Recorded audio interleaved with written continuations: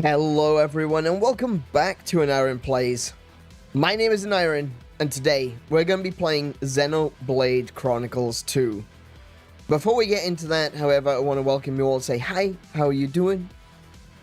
What have you been up to? How's things going in your world? And the reason I ask those questions is because that opens me up to the possibility of telling you all the shit that's going on in mine. It's an exchange, an equivalent exchange. You get an opportunity to bitch and moan, I get an opportunity to bitch and moan, because that's what people come to streams for. They don't come to streams to watch me play video games. They come here to listen to me complain. You sound so chipper. Wood chipper, maybe. I don't know. I tried to turn that into a joke. It wasn't one. It didn't work. It didn't land. I don't know. You gotta keep laughing until the laughter's real, you know? That sort of thing, I guess. I'm also surprised you're playing the exact game you said you were cutting down on. I'm cutting down on it. That doesn't mean I'm gonna be not playing. I'm not going to be playing it. I'm not even going to try to play it 3 times a week. That was the point. I think that there's been a lot of pressure on me, or not from you guys, not from anyone else, purely pressure that I've been putting on myself to play this game. And you know what? We'll get into that. We'll get into that in a moment. We'll talk about that in a moment. Before we do, though, yeah. OJ was asking if I'm doing alright. I'm not. Honestly. Not sleeping very well is starting to really get to me. I'm not in a... I'm in a particularly bad mood most of today. And, I'm tired. I'm just tired. I'm exhausted. And it's, I want to try to explain this one because I know that, some people don't understand what I'm talking about. I tried to make a separation, you know, between tired and sleepy. And the reason I make the separation is because I don't sleep. I've got terrible sleep schedule. I don't sleep. There are literally 2 ways that I can fall asleep, right? 1, medicated. 2, I go for about 3 days of no sleep. And I am so exhausted that my body just turns off. So I take melatonin to help me sleep. But, I've kind of reached a point where I'm just very, very tired. But I'm still not sleeping very well. Even with the melatonin, I'm considering upping my dosage. My doctor has told me that I can take up to 2 of the melatonin tablets. And I've been using just 1 recently. The reason I've been using 1 is because, 1, I can't necessarily afford that much medication, but also the fact that, you know, if I don't need it, I'm not going to take it. And I have been falling asleep, but I get very little rest from that sleep, shall we say. So I think I think it's time for me to up my dose a bit. Hey, Roncini, welcome to the stream. How you doing today? Wild's Master Rank confirmed. Yeah, I saw that. I saw that earlier. I posted it to the Discord.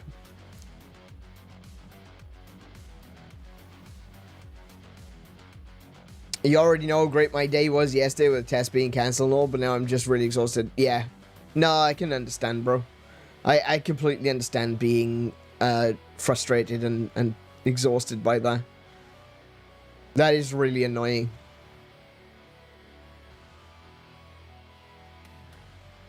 I did pass my 911 dispatcher test from weeks ago, and now I need to pass a typing efficiency test. Ooh.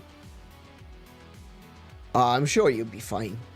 I'm sure you'll be fine. Well done on passing, by the way. Maybe I missed that. I didn't. Maybe I didn't click. I don't think it registered with me that you what the test was for. But like, congratulations. Well done on passing the test. I hope you do well in the typing efficiency. I'm sure you'll be fine. I'm sure you'll be fine. They'll teach you all kinds of really cool shorthand as well, I imagine.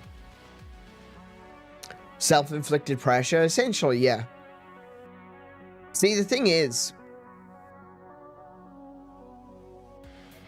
And I don't want to spend too much time on this. I actually started that off as a little bit of a joke, but I kind of resulted in having to explain it. I didn't mean to start like this. But,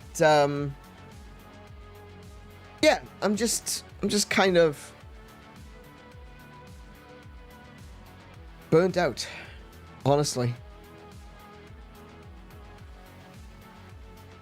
And I'm not burnt out on streaming. That's not it. Like, everyone always seems to associate streaming with me being burnt out. That's not it. It's not streaming, honestly. Aside from Xenoblade Chronicles 2.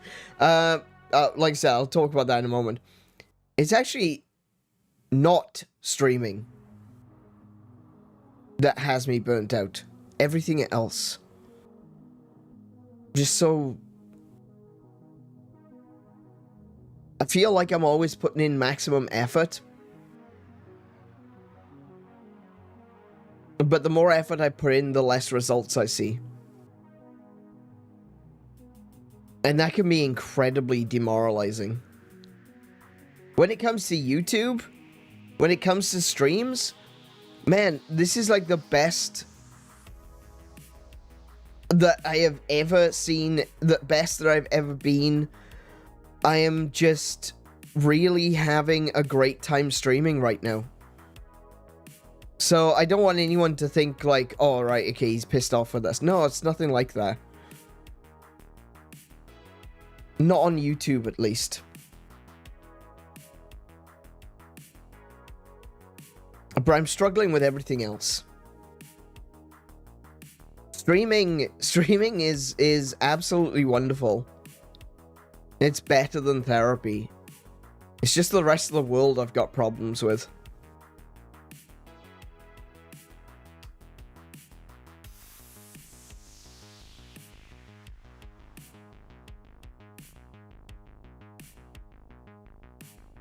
But, you know, that's why, well, I think that's the reason why I can keep going, you know?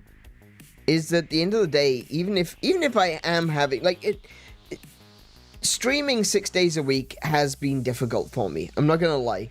But the problem hasn't necessarily been the streaming. I've streamed 6 times a week in the past, and that's not been an issue. Like I said, it's literally everything else. And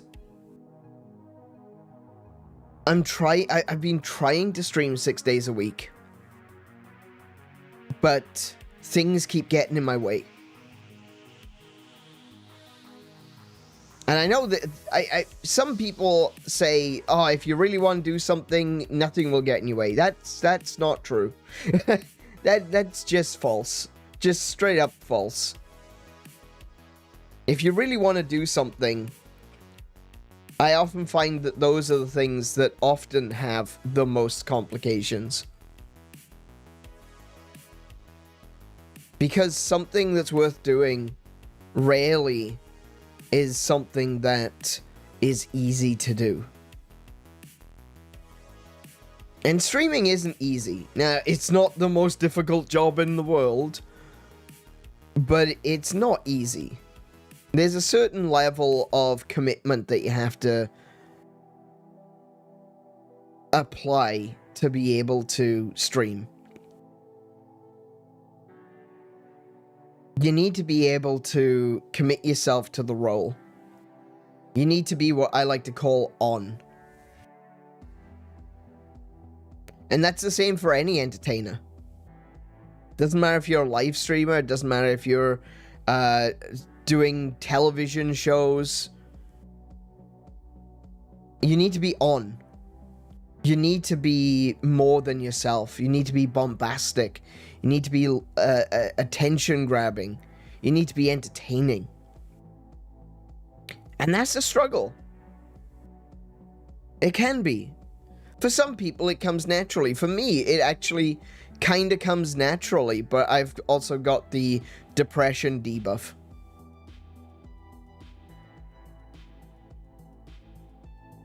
So, yeah.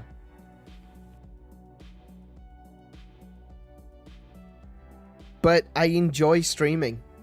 It's one of those things that I can always find time to do. Even if I can't do it every day of the week, and I wouldn't want to do it every day of the week, because even things that you enjoy doing get tiresome after a while.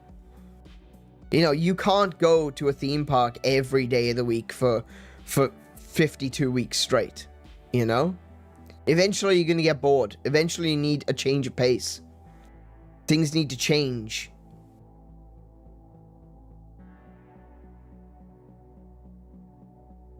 So, you know, I love streaming.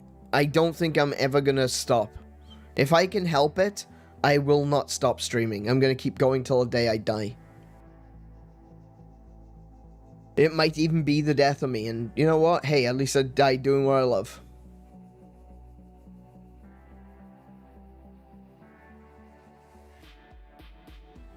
But it's everything else that's getting to me.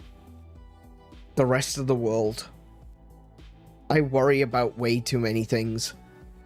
I'm not going to use this as a platform to talk about politics or anything like that, but bloody hell, some of the shit that's going on out there today is just getting to me.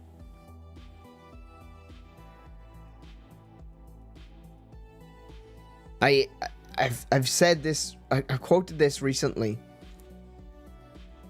and it's John Jones, the Martian Manhunter, from Justice League New Frontier,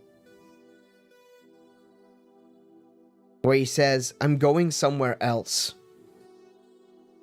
There's too much hatred here. Too much mindless conformity."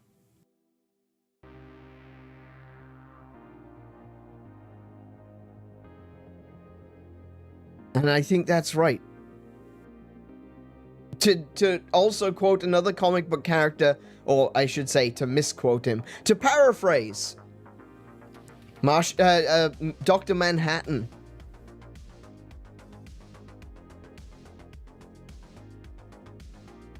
My virtual world means more to me than your real one.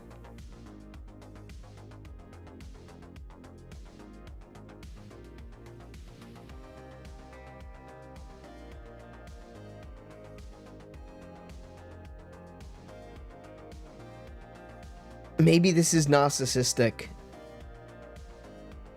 but it's not narcissistic because it's not just me. I don't think the world deserves us.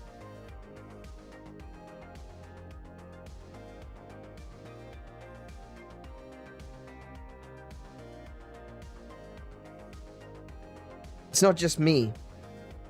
I'm not saying that, like, oh, I'm better than everyone else. That's not the point. I think that there's something fundamentally broken with the world that we live in, and people like us.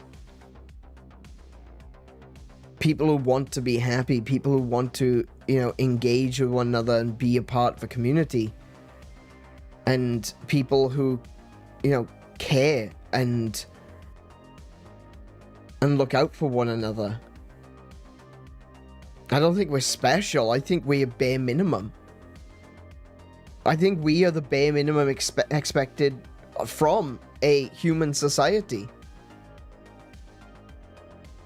And yet no one else can seem to keep up with us. And that's kind of scary.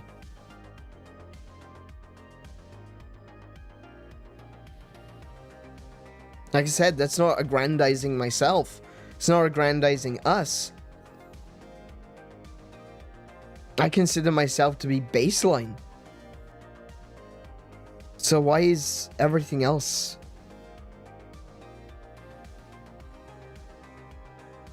not even living up to that.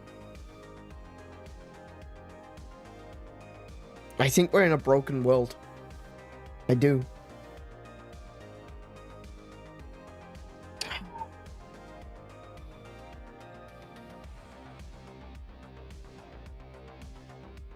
But I'm going to take solace in the fact that you guys are you.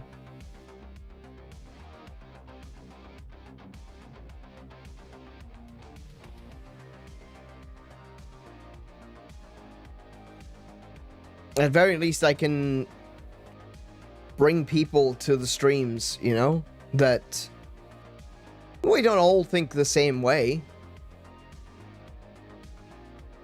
I think a lot of us probably, if we were to have big, long conversations about intricacies of life, the universe, and everything, that we would find a lot of things that we disagree about. But that's fine. I think that's okay. I don't think we have to agree with everything. Sorry, agree on everything to be a community.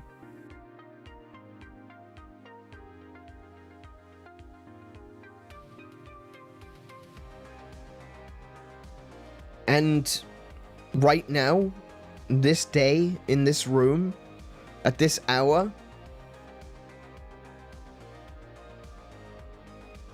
I want to thank you all for being here.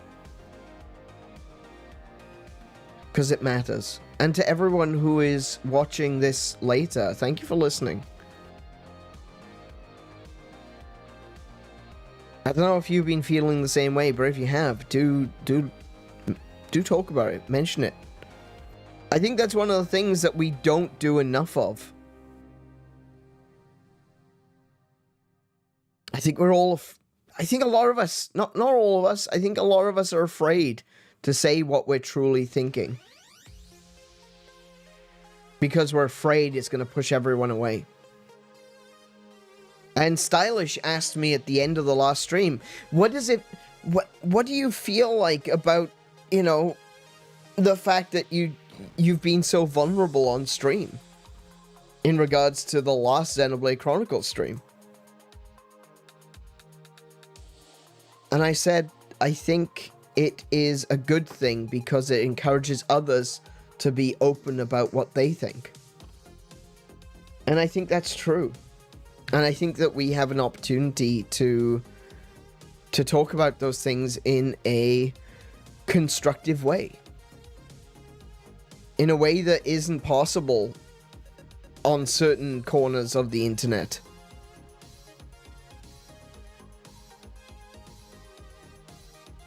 If anyone wants to come along and just spew hate and anger and shout and say, oh, you're just a bad person, or you're a wuss, or you're whatever, I don't know, I'm weak,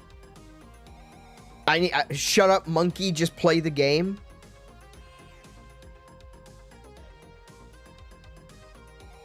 Well, we know the people that we don't have to listen to. You know? I'm having a hard time right now. I am. I've always been a warrior. My mother actually, a while ago now, said to me we were talking on the phone, and she said to me, when you were in school, did you always, like, worry about things? And I said, that depends. What are you talking about?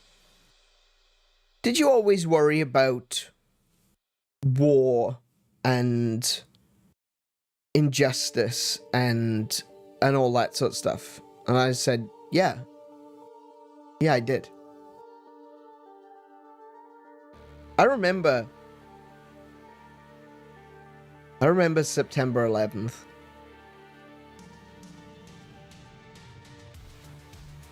I remember going to school, and there was already, like, people often say, like, I see this a lot today, that people say that Donald Trump ruined the image of America across the world. No, he didn't. No, he didn't.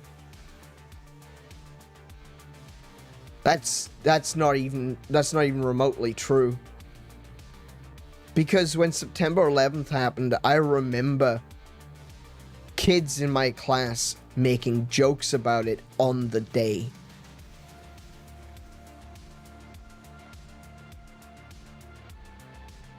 The day it happened, kids were making jokes about it.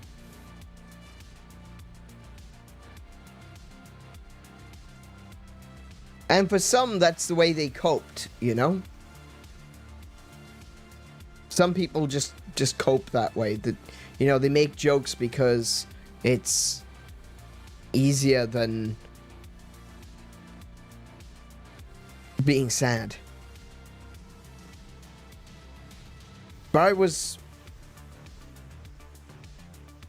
confused. I remember going to school that day being incredibly confused. Like, what did those people do that warranted their death? And why are so many people making fun of them?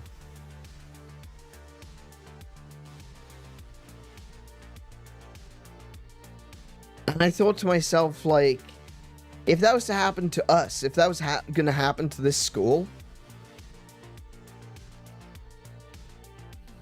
do you think that people across the world are going to be laughing at us? And that made me feel very uncomfortable.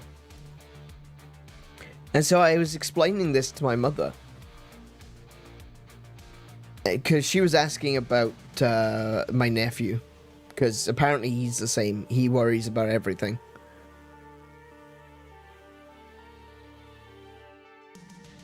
And yeah, she didn't understand. Like, she didn't get that I was always worried about something stupid, you know?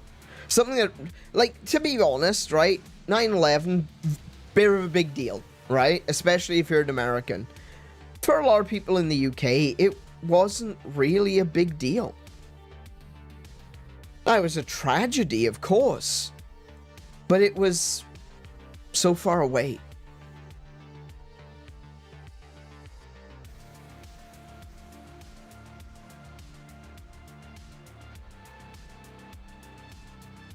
It was strange, but I couldn't stop thinking about it. Like I said, kids were making jokes about it. People stopped talking about it. I still thought about it for a very long time.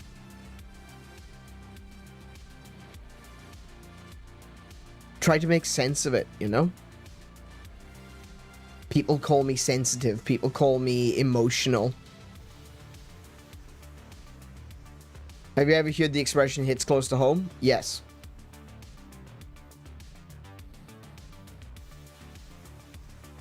I know what that means, yeah.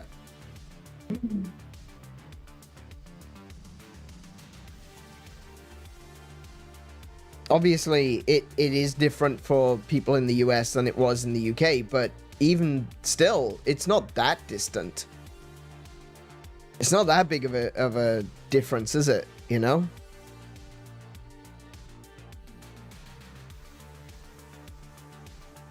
And years later would actually show that while we never got anything quite like September 11th in the UK, we did get a lot of well, what the internet affectionately calls trucks of peace. We got a lot of those.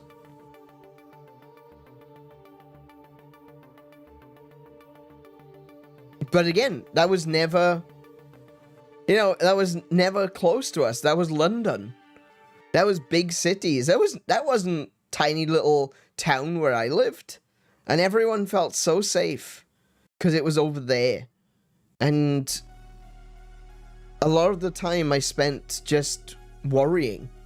Not worrying that I was going to be hurt. I gotta be honest, that was never a worry of mine.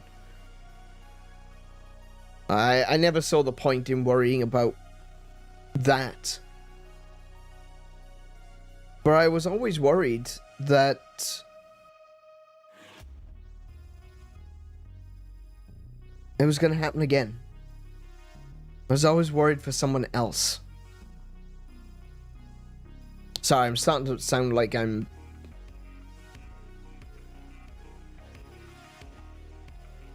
not trying to brag. But I was always a worrier. And that hasn't really changed. And now I see, you know, some of the heinous things that are coming to light now. Things that I think for a long time we knew about, but didn't really do anything about it. And, I'm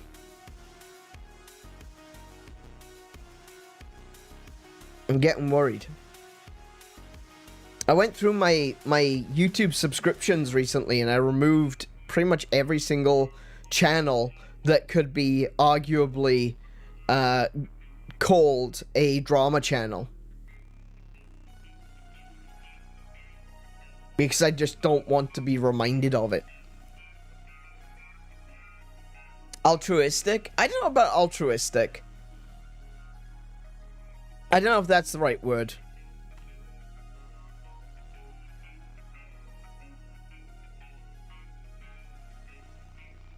I mean, I think that maybe I would say that perhaps I am.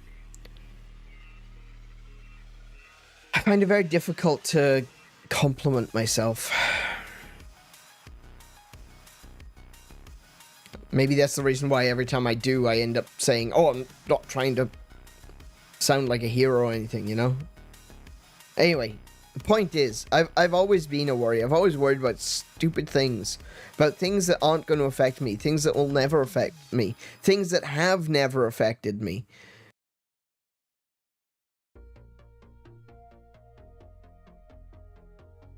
And I'm just kind of...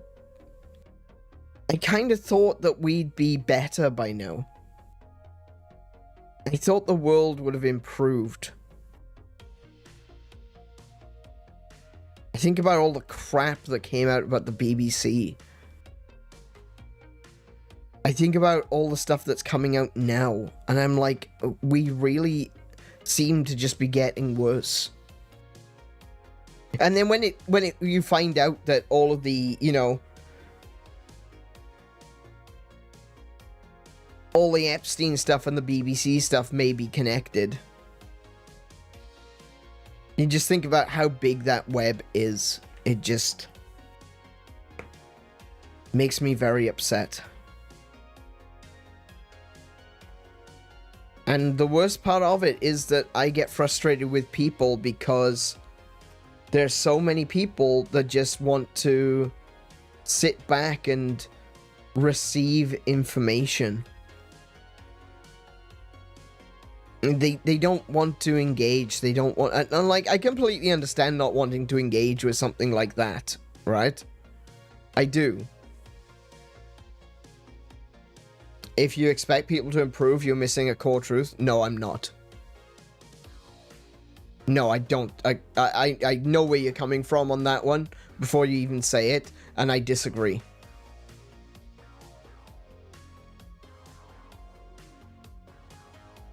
I'm not missing a core truth. People should be better. There are evil people in this world that do evil things. But the biggest evil is complacency. Someone who does something dramatic and evil and hurts people, they are genuinely evil, but I think a lot of people are just complacent. They're willing to let the AI take over. They're willing to let evil slide. And I know that there's a lot of people that aren't. And some people are doing their absolute best to stop evil. But I don't think that we are lost.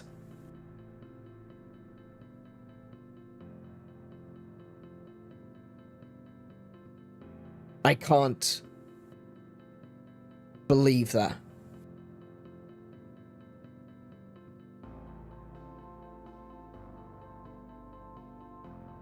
I can't believe that.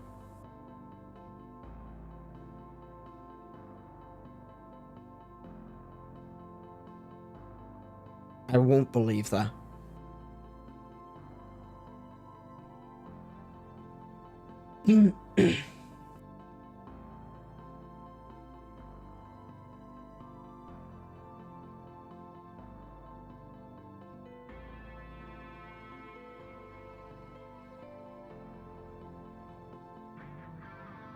Anyway, as I was saying,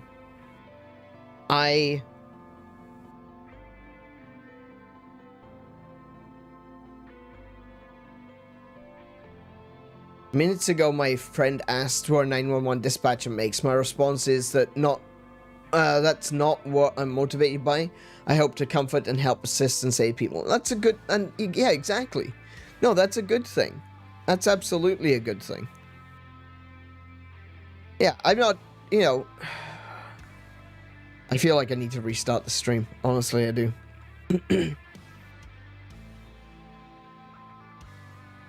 I feel like this has gone in an absolutely very, very dark direction, and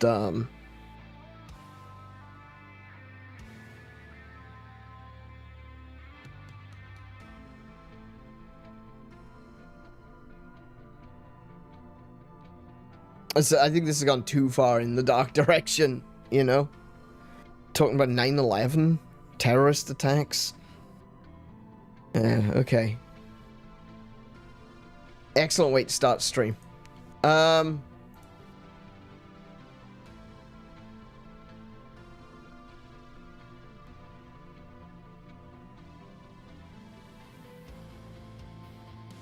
just having some difficulty at the moment, okay? I'm a worrier. I'm worrying.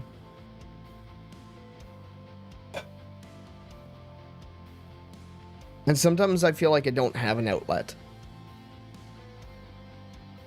Because I don't want to bring this evil to other people. And I think about things in a very different way than a lot of people. Maybe I overthink things, but whatever I do it, and it's never good for me. And I often feel like I can't talk to a lot of people because of it.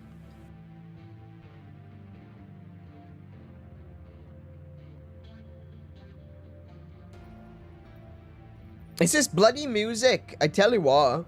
It's this Xenoblade Chronicles 2 music. Every time I start a stream and this music is playing, I get so introspective.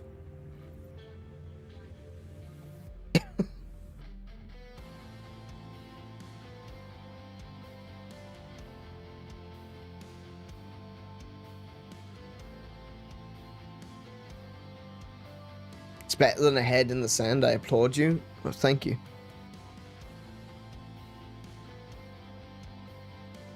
It is better than a head in the sand, but the problem is that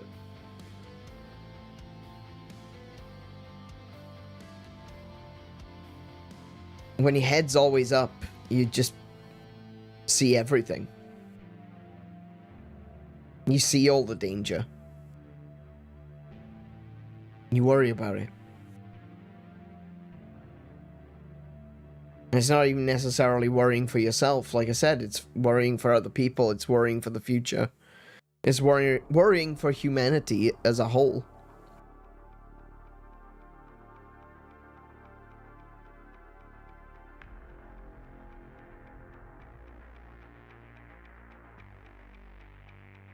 It's a worry that people are going down a path and they are willingly going down that path.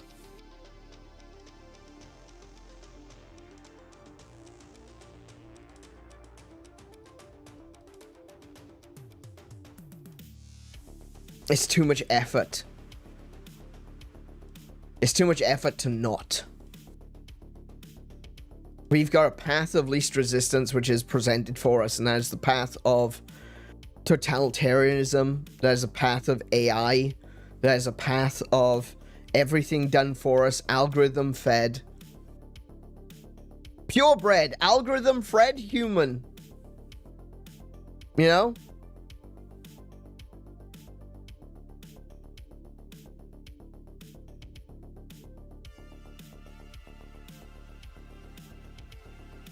And it's just too easy to go along with it rather than saying, no, I'm going to do things my way. I feel like so many people are on consume mode and are too afraid to engage with anything.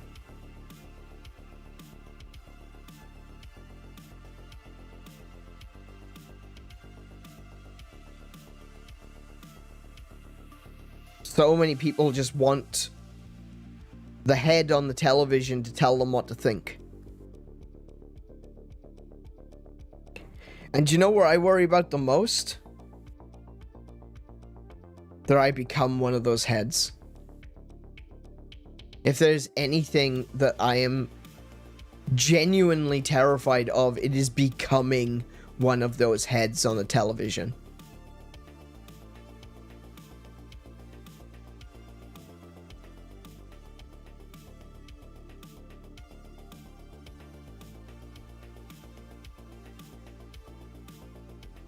Max Headroom. Do you remember Max Headroom? And I don't just mean when he went full corpo Coca-Cola. That was actually kind of funny though, because that was actually brilliant. Max Headroom was supposed to have been a parody of what we call today cyberpunk. You know? That was the whole thing with Max Headroom, was he was like the prototype in a way to cyberpunk. Hang on, I did something silly. The arm of my chair has moved. There we go.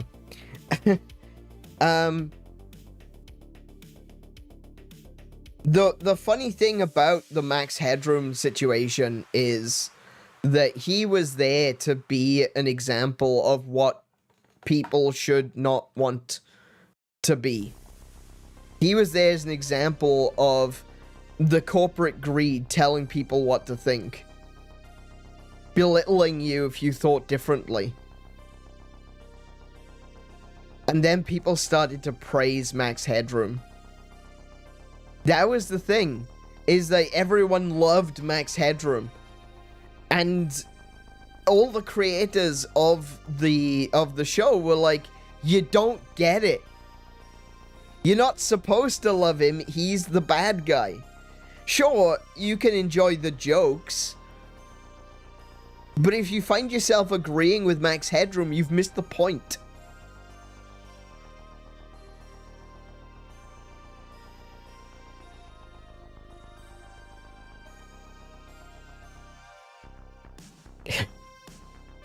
And now people see Max Headroom as like a symbol of rebellion. And it's like, how did we get here? He's not a symbol of rebellion. He was a symbol of paid corporate opposition. That was his deal. That was the joke. He was the corporate shill, and the only time that he didn't advocate for the corporations was because he was being a paid opposition. He was being a straw man intentionally. And people don't get that anymore.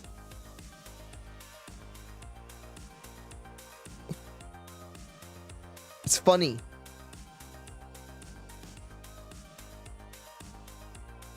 It's a difficult line to walk because we're honest about how we feel here, but as Aneurin often says, the point of these streams is to entertain and give relief. Yeah. Yeah, exactly. I think that's true. Hi, Stylish. How are you doing today? Welcome to the stream. Sorry, you've caught us in the middle of maybe a little bit too much of a deep conversation.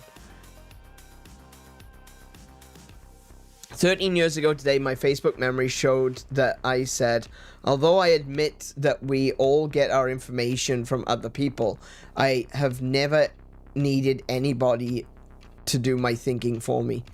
Yeah, I think that's exactly how we should be. I think that it's just become too easy to not think.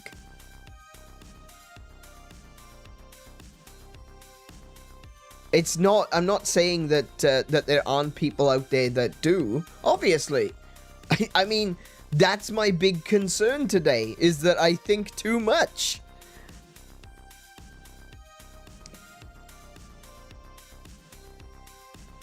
But I think it's becoming too easy to not think.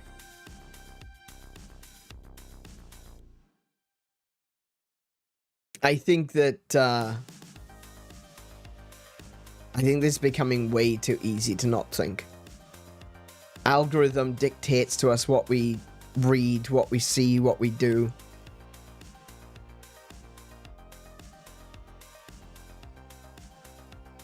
How many people actually go looking for new videos on YouTube? Do you just watch what's on your subscription feed?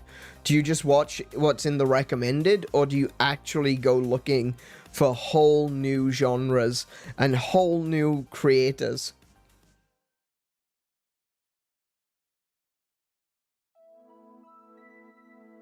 And that's not a question, that's a rhetorical question, okay? That's something to ask yourself. But, I actually responded. There was a really good video that I found. I posted it on Discord. It's a video about the situation with Nickelback. Why Nickelback went from being an overnight success to being ridiculed for years on the internet. It's a really good in-depth video of crowd mentality and the way people were very clearly guided to think a certain way. Whether we realized it or not, we were kind of being manipulated into thinking a particular way. And when this person puts all of the information out, it really makes a lot of sense. And it's weird because I actually like Nickelback, but I hate them at the same time. And I've had it so in my head, it's been so conflicting, you know? Is like I equally dislike Nickelback, but actually really like their music. And I'm thinking to myself, what is causing this? Why do I have this sort of dichotomy, this cognitive dissonance in my mind? Why does one half of my brain like Nickelback, the other half says that they suck? And this video really did a good job of explaining it. That there were people in positions of power, gatekeepers. They were critics, reviewers, and stuff like that. The critics hated Nickelback because the music that you were supposed to like at that time were bands like the White Stripes, the Strokes, the Ramones were coming back into vogue at that point as well, you know? It was all about these really cool, eccentric sorts of artists, you know, the real artists of music. And there were a lot of people whose, you know, a lot of these critics were like, you can't like Nickelback. Nickelback is bad. Why is Nickelback bad? Because they're not artists.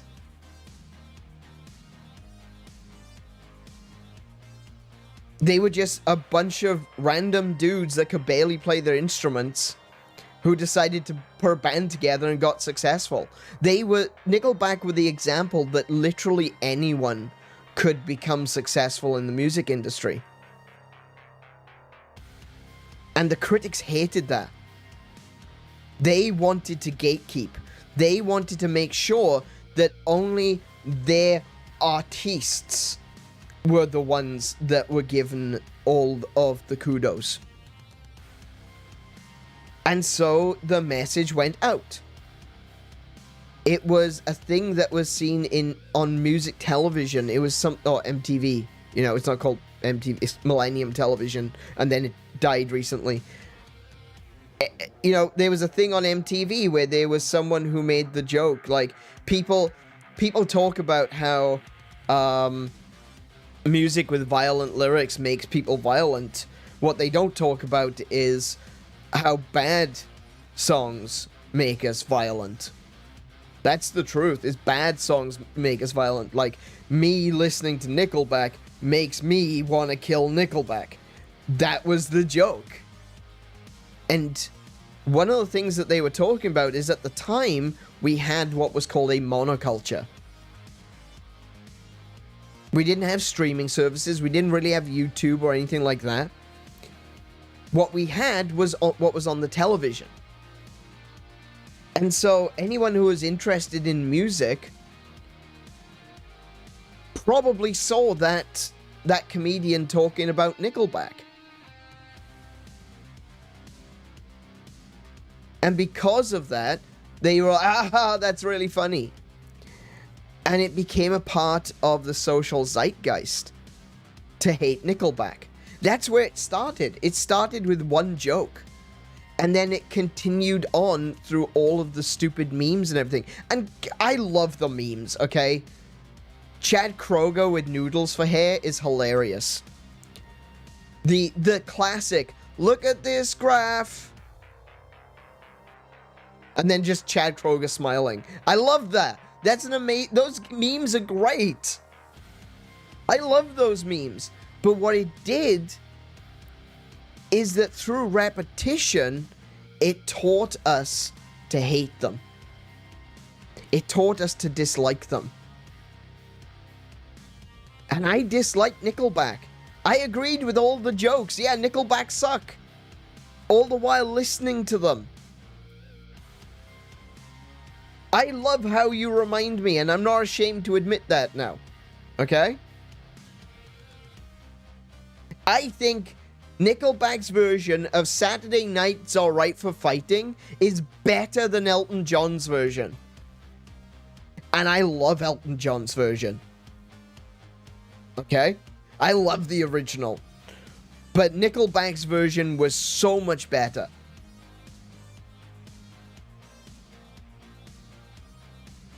And this is something that we see today in the video games industry.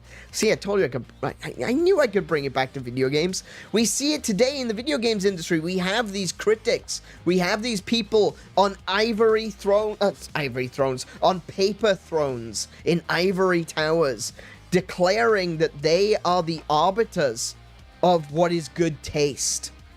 That they are the moral superiors to tell us what we should be thinking.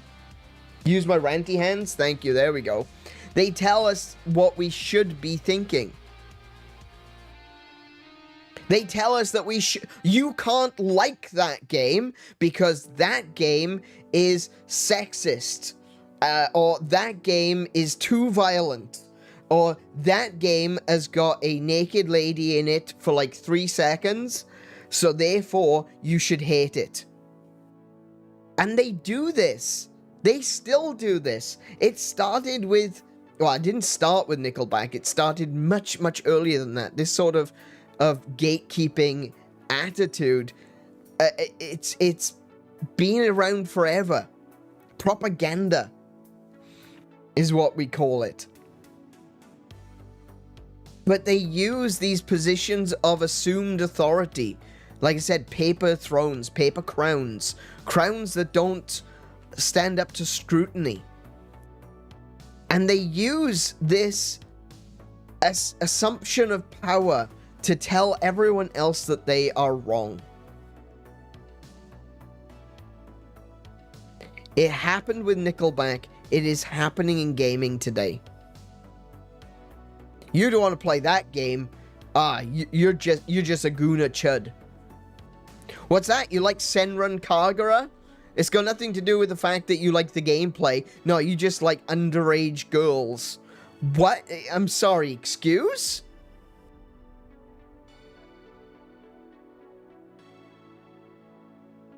It's these people that think that they have the right to tell people that they are morally incorrect, that they are the judge of true morality, that the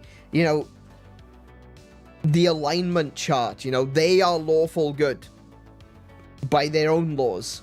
And they tell you that you're wrong for liking things that they tell you not to like. And if you disagree with them, you're just a game of chud. You're just a game of chud. You're disgusting anyway.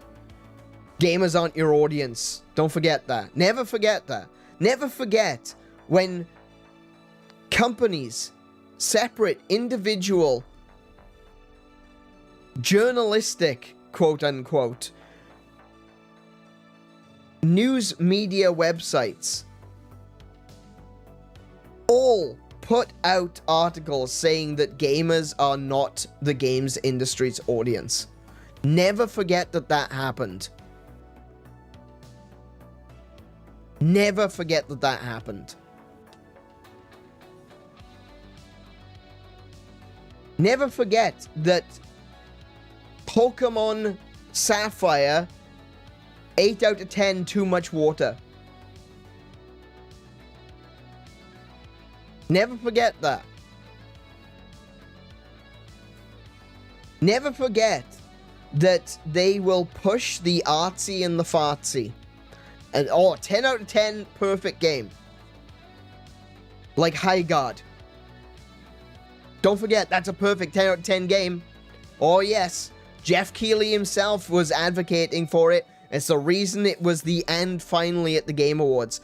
Hytale, the absolutely most perfectest game ever. Sorry, how many people playing it? Less than 100?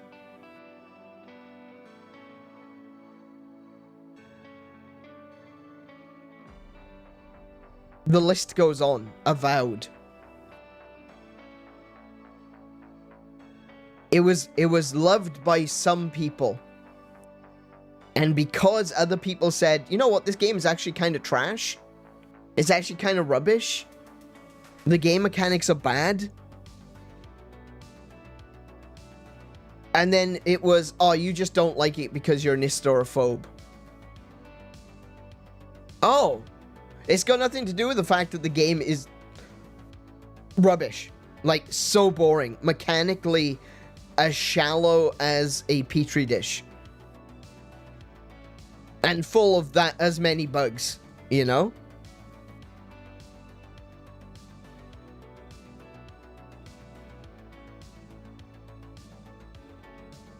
It's got nothing to do with that. It's because you're an istonophobe. Oh, okay, fair enough then. Why is that? Why would people say that? Why would people do that? It's because they are gatekeeping the industry. It's because they are trying to call you the worst thing that they can think of to call you because you disagree with them.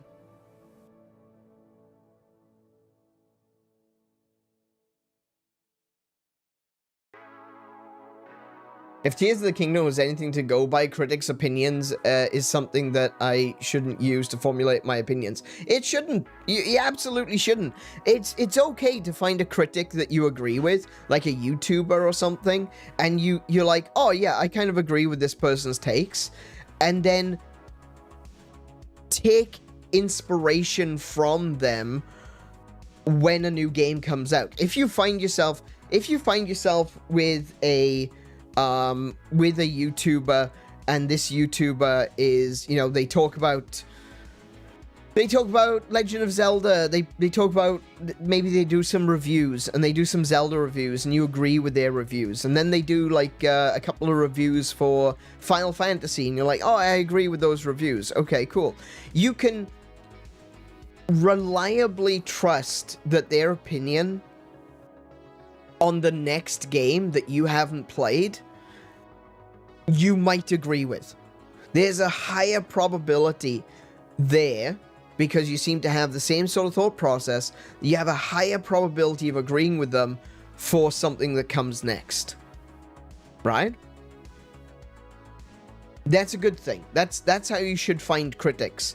But the way that it used to be, because we had this thing, like I said, called a monoculture, where there were only a few channels, and there were only a few people on those few channels, and the few people that were on those few channels were basically owned by the network, the people that run the network, and so they were basically just mouthpieces for the network. It meant that ultimately you only got really one opinion per channel, and obviously I know you can already make parallels to politics, but it isn't just politics, right? It is the same with gaming, and it's the same with music, and it was so easy back then to inject an opinion into the social zeitgeist.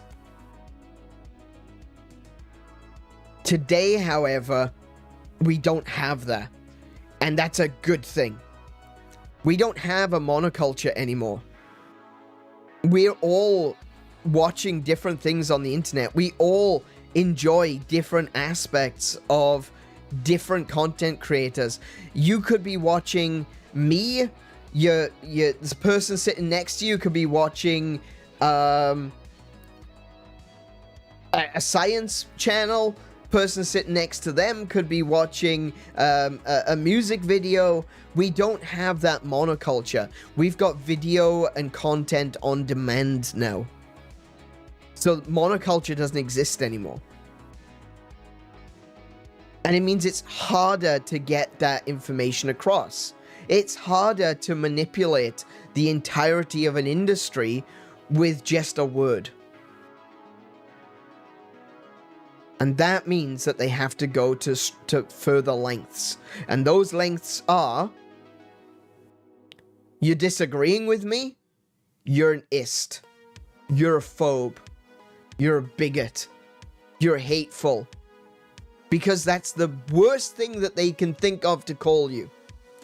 It's probably not the worst thing they can think of to call you. They could probably think of a few other things, but it would be bad for them to call you that.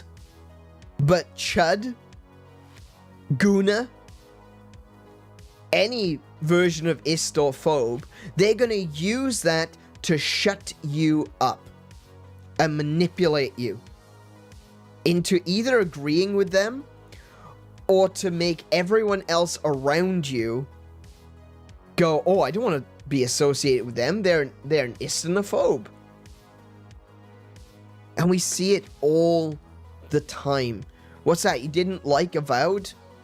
You're probably an ist or a phobe.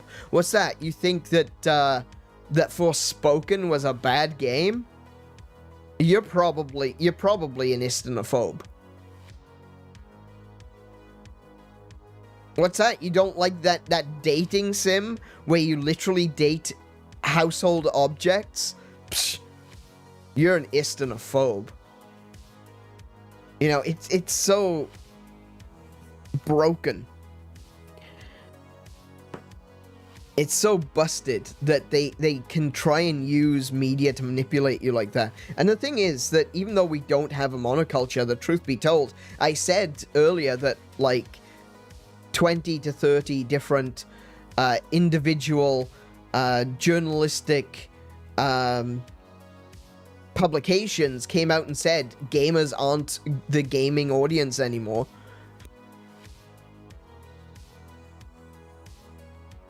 They weren't individual.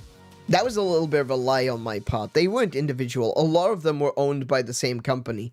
A lot of the same people were editors across multiple outlets. It was all planned. It was all organized.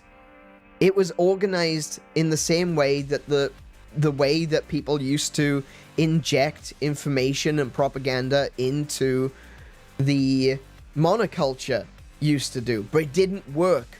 And people were like, no, this isn't true. You're just making shit up now. Oh my goodness, my chat's doing stupid things again. You meant Highguard, not Hightail? Oh, sorry, did I say Hightail? I didn't mean that. I meant Highguard. Yeah, I did. Sorry, Highguard. Yeah. Highguard is absolutely the best game that's ever released ever. Ever. Hytale is actually amazing. High God is sarcastically the best game that's ever been made.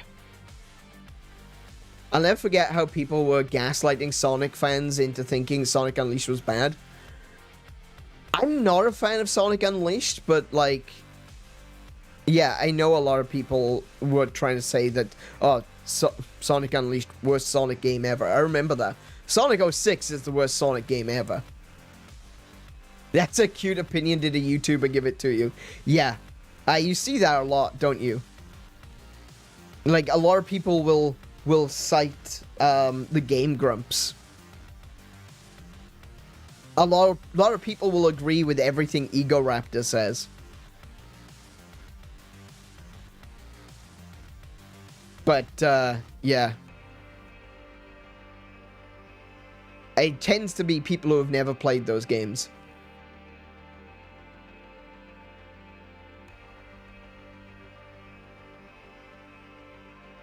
I cash apped $1 to someone for their birthday yesterday. We're not on good terms, but I did want her to know I remembered. She left my life solely over opinions and beliefs of a politician. Yeah, and that's what I mean. Making people silent. That's exactly it. They try to silence you, but they don't try to silence you by making you shut up necessarily. They try to silence you by like wrapping you in cotton wool so that your opinions can't get out. It's very difficult to silence someone who has something to say, but it's very easy to try and create like a buffer zone so no one can hear it. Unfair block game slander, how dare. I'm sorry. I didn't mean to. Hytale is actually a good game. High God was the one that was the problem. It was even worse when critics were paid to be told to say things. Like Kane and Lynch. Yeah. Kane and Lynch was a great example of that. Where, you know, someone actually got fired over that. Someone gave Kane and Lynch an actual proper review. And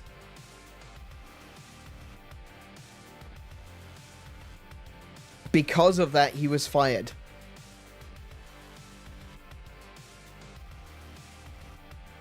I find that despicable.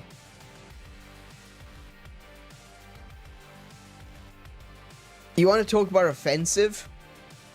That's offensive. That is genuinely offensive to me. That pisses me off.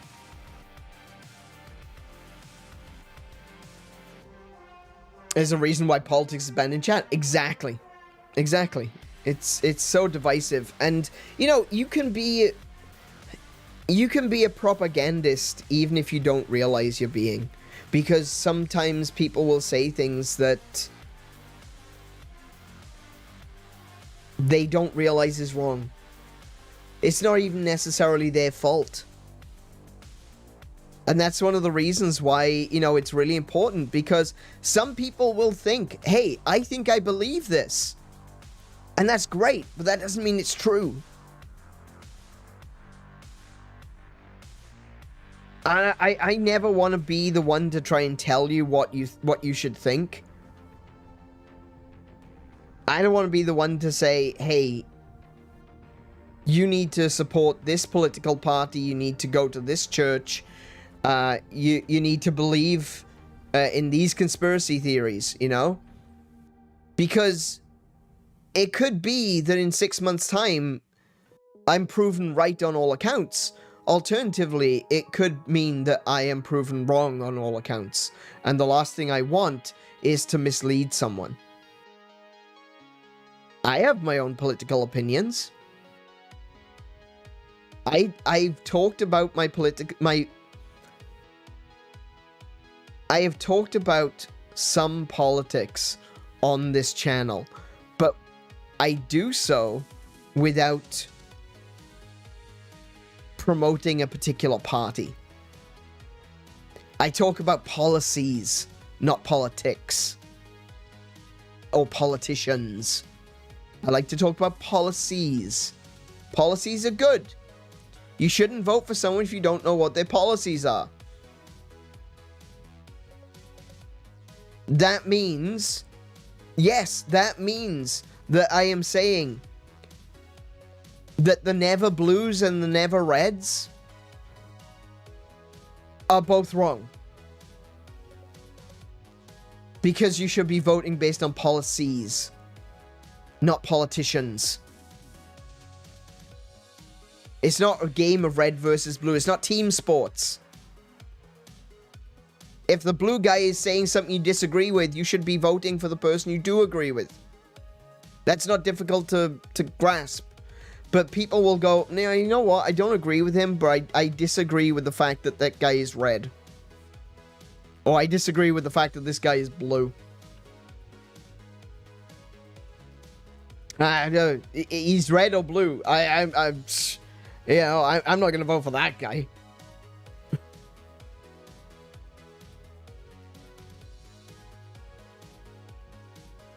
That's about as far as I go, though. I talk about policies, not politics or politicians or parties or anything like that. You know? And usually I try to limit it to when it's, you know, where it connects to gaming.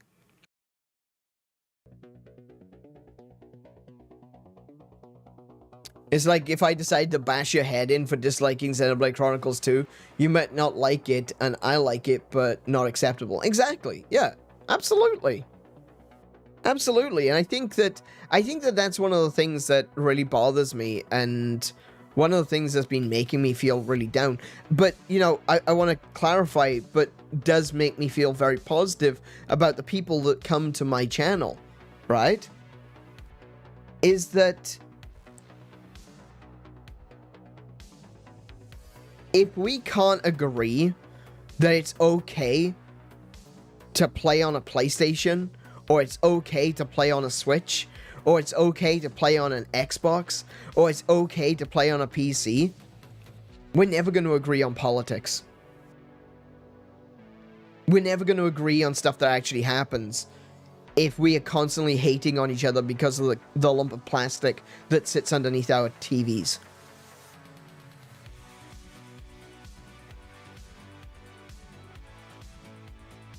It'll never work. It can't work. It can't work.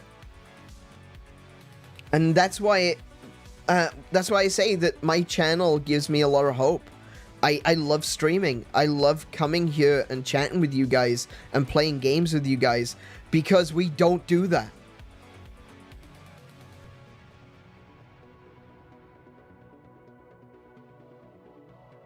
We've had some people come through and say stupid shit like, oh my goodness, you're playing this on Switch? And I go, yes, I am. But that shouldn't matter because I'm enjoying the game. And you know what? There's a phrase, kill them with kindness.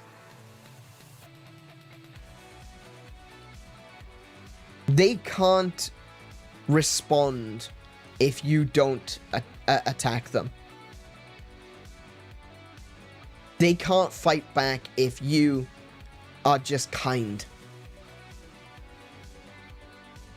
They can try throwing insults, but what good can they do? What good does insults do when someone's going, huh, okay.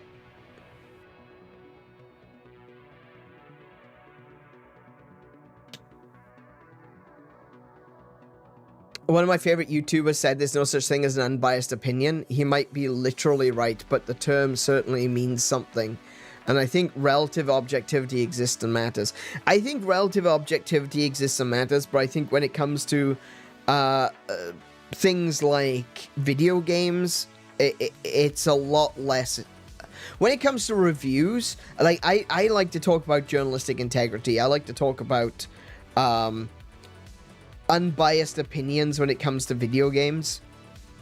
And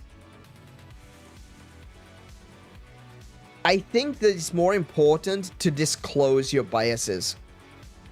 I think that's more important.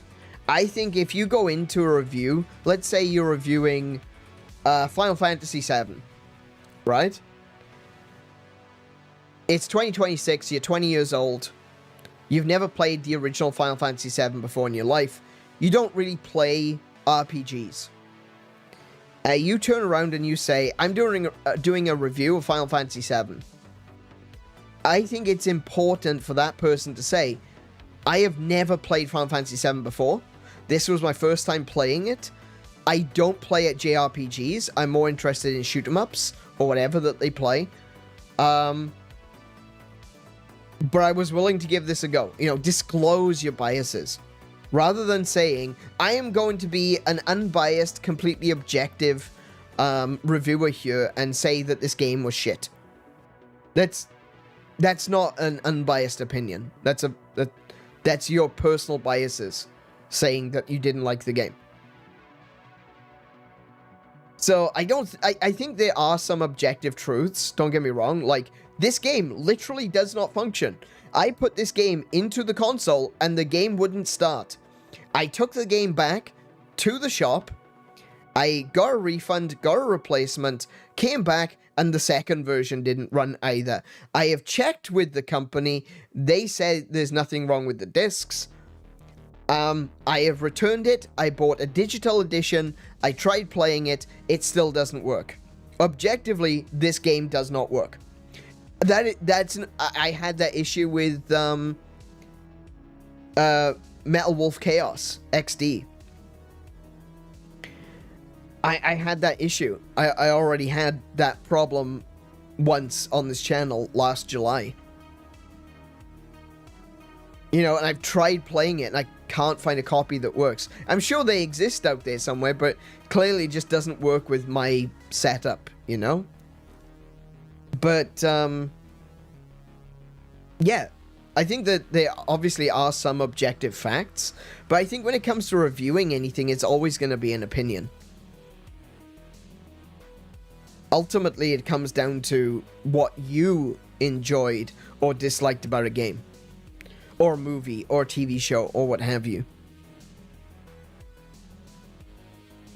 I think the people who claim to be unbiased are just liars.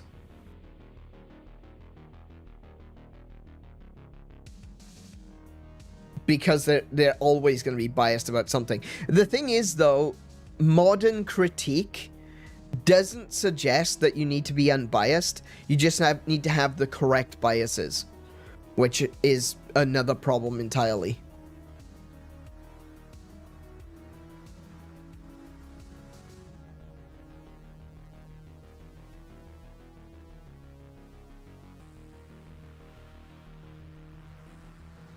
Are you one of those all emulation is theft guys? I assume not, but you always play or appears to be official original hardware. I was for a long time, actually. For a long time, I not emulation is theft, but hardline piracy is bad. I tried to play everything on original hardware or on hardware that it is officially available for. But that doesn't mean that I won't go out my way to get other versions of things. One of the things that I've been wanting to do for a long time is to play 3DS games on stream. And I will be trying to figure out a way to do that sometime this year. I'm gonna be doing that through an emulator. What I do believe is, if you own a copy of the game, you have the right to emulate it. That's my opinion, right? If you have bought a copy of the game, then you have bought a license to be able to play that game. And that means, as according to the law, depends on where you come from, but according to UK law, according to American law and Australian law, you are allowed to make personal backups of any media that you buy. That is allowed under the law. You are allowed to make a copy. You're allowed to make a backup. So if you buy a CD and that CD, you can copy that CD to your PC. If that CD gets scratched, you can burn a copy and you can use the burnt copy instead. That is allowed under the law. And that law does extend to other forms of physical media as well, including video games. So, if you buy a video game, you have every right to back up a personal copy of that video game. I do not approve of distributing it. I don't like that. I think at the end of the day, there's a lot of studies that go in different directions with this. Some people will say there's no evidence that piracy negatively affects the industry, and that I don't fully agree with. And then there are people that say, like, oh, piracy absolutely destroys the gaming industry. I'm sorry, the gaming industry is the most profitable entertainment industry in the world today, and there's absolutely no way that piracy is destroying the industry. So, as always, there's nuance, you know, there's a middle ground somewhere. And so, I don't like to say there's absolutely no good reason to pirate. I can't condone piracy, but I also won't condemn piracy in the correct circumstances. One of the other things as well is, and people keep saying this, is if purchasing isn't owning, then piracy isn't stealing. And the more I see companies saying that you don't own your games, you don't own the games that you've bought from us, the more I agree with that sentiment. Especially when you've got stuff like, companies like Ubisoft and Blizzard that have the games that you've bought bound to a particular login platform thing, like Ubisoft Connect, like Battle.net or Blizzard Network or whatever they call it now, where they can just take games away from you. If they can take games away from you, it means you don't own them. And if you don't own them, and you've bought them, then I'm not going to turn around and say you were wrong for pirating if you pirate a copy. One of the best examples of this, and I will forever hold this against them until the day that the company goes bankrupt, when Blizzard took away people's ability to play Warcraft. And they said you had to buy the new War Mastered Edition. That was absolutely disgusting. To take away access to a game that some people had for decades and say, no, you have to buy the most recent version. That's disgusting. And I would approve of people pirating the original Warcraft. I think it was Warcraft 3, actually. I might be wrong about that. I'm not really sure. I'm not up to speed on exactly which game it was. I just remember it happening. And the same thing with Square Enix. I'm dead against what Square Enix did. When they released the pixel remasters of Final Fantasy 1 through 6, they removed Final Fantasy 1 through 6 from every platform. The original ones. They completely removed the originals. And that is absolutely disgusting. I am dead against that. Because frankly, yes, Final Fantasy 1 had a lot of issues. It did. It really did. But there's a lot of things in the pixel remastered version I don't agree with. Some changes which don't make any sense. One of those examples is you can't tell if an enemy has been silenced, or if an enemy is asleep, or an enemy has been blinded. You can't see that. It doesn't show it, even though the original game does. And the other thing as well is, like, the air temple, the wind temple at the end, right? The final temple, for anyone who has played the original Final Fantasy, I would recommend playing the Renaissance, Final Fantasy Renaissance. Play that one. Minor spoilers for the end. the Wind Temple turns out to be a space station. That's really cool. And it's a space station filled with technology. It's not just magic. It's technology. And what did they do in Pixel Remaster? They took it literally. They literally made it a castle in the sky. And that was so disappointing.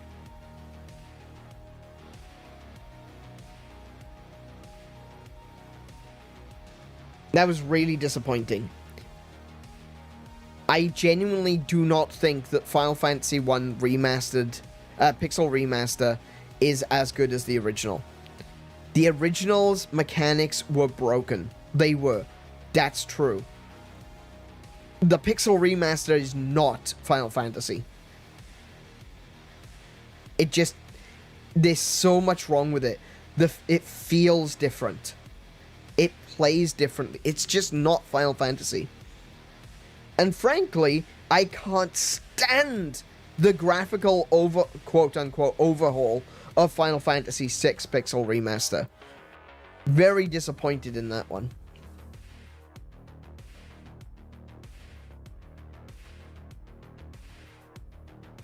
But yeah, that generally speaking, I think that there are good reasons sometimes to pirate. And I think that there are also bad reasons to pirate. I don't think people should if there are other options to them. But if there's absolutely no other option, I'm not necessarily going to be the one to tell you that you're wrong. Let's call it, let's put it that way. I can't condone it, but I can't fully condemn it either. I try not to play third-party games on Switch, but I won't call you stupid for doing that. I think that there's... it really depends. I think that the Switch offers a different experience.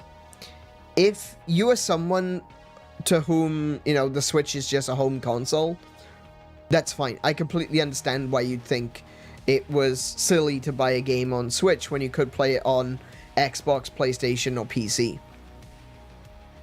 For me, the reason I play third-party games on Switch is because I'm rarely playing games. I only ever play games at my PC when I'm streaming. Which is something which I realized recently, is that there's a lot of games that I really enjoy, which I don't play anymore. And the reason I don't play them isn't because I don't have them or I've lost interest. It's because they're on PC.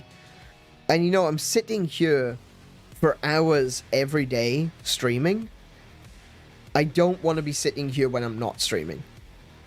And so the benefit of the Switch is I can literally just pick it up, take it to the couch, and I can play a game in my lap while I've got something on the TV. With an Xbox, my Xbox is attached to my PC. Obviously, my PC is my PC. I could always plug my Xbox into the main television in the living room, but I do prefer to just sit bundled up, you know, in my little corner with my Switch on while listening to the television, whether I'm listening to music, whether I'm listening to like a documentary or something, or if I might be watching someone streaming the same game that I'm playing. There's definitely a different... The Switch has a very different experience to it, and so I can definitely see the benefits of playing on Switch. But again, like I said, if you've literally just got your Switch connected to a TV in your bedroom or in your office or what have you, and it never moves, yeah, get an Xbox or a PlayStation. You're going to have a better experience. If you do use it for its portable functionality, the Switch is the way to go. And the fact that the Switch 2 is as powerful as an Xbox Series S.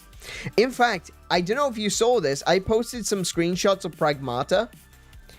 Pragmata looks better on Switch 2 than it does on Xbox Series S. I was blown away by that. It actually looks better on Switch, which is insane. The things that people are able to do with this console is just blowing people away. And it goes to show, this is something which I've talked about a lot, is that the Switch 2 is not as powerful as an Xbox Series S. It's close, but it's not more powerful. But the way that the power is utilized is very, very different. And the Switch 2 seems to be utilizing power better than the Series X, which is allowing them to make games look better on the Switch 2 than on an Xbox. It's insane, and I love it.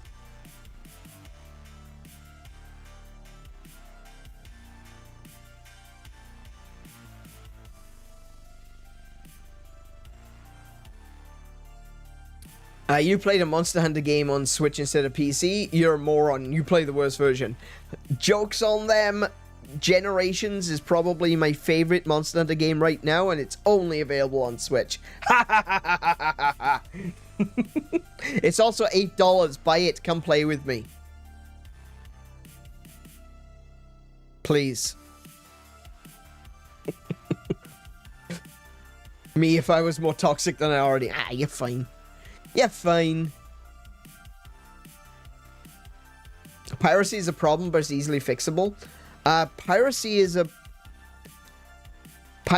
service issue. Piracy is always a service issue. Basically, if someone doesn't have access to a service, they'll pirate. If you can provide a better service than the pirates, then people will never need to pirate. It can also be a greed issue. Some people just don't want to pay money. Whatever. At that point, it's like, nothing I can really say or do to that. The Crew 2. The Crew is a massive situation, which is going to take another 3 hours of the stream if I get into it. But yeah, you're absolutely right. Sorry, my chat is doing stupid thing again where it just jumps around instead of scrolling smoothly. Are you careful on what you're saying? Encouraging piracy is illegal to... Yeah, it's illegal to encourage piracy. It's definitely definitely something you shouldn't do on YouTube, which is why I say very categorically, I neither condone nor condemn piracy, because I think that there is some good... especially emulation. I'm fine with emulation. But, like, yeah, I think that sometimes piracy, there is a good reason for it. And that usually comes down to, like I said, service issue. As someone who happened to have worked at BlizzCon and someone who heavily watched Overwatch, I don't like Blizzard. Me neither. I haven't liked them in a long time. Okay, so we're at 7:30 now. That was 10 minutes ago. Amazing. Just let you know. No worries. I'm kind of semi-keeping track of the time. I'm just trying to catch up with chat now. I have a rule for playing games. Is the game on PC? Then I will play it there. I can use my Steam Deck to play on the go. Exactly. That's a good example. Yeah, absolutely. One of the things that I will say is that the Steam Deck... I think the Switch is actually the way it utilizes power. Again, big if there. The Steam Deck is actually slightly weaker than the Switch 2 in terms of fidelity. But you can fiddle with the Steam Deck a bit more. And when I'm saying that, I'm also referring to the Steam Deck of the same price as the Switch 2. Obviously, if you buy the super expensive over-the-top version, then that one's going to be more powerful, which it is. And people are talking about the Steam Deck 2 is going to be more powerful than the Switch 2. Yeah, probably, but it's also going to be like twice the price. Yeah.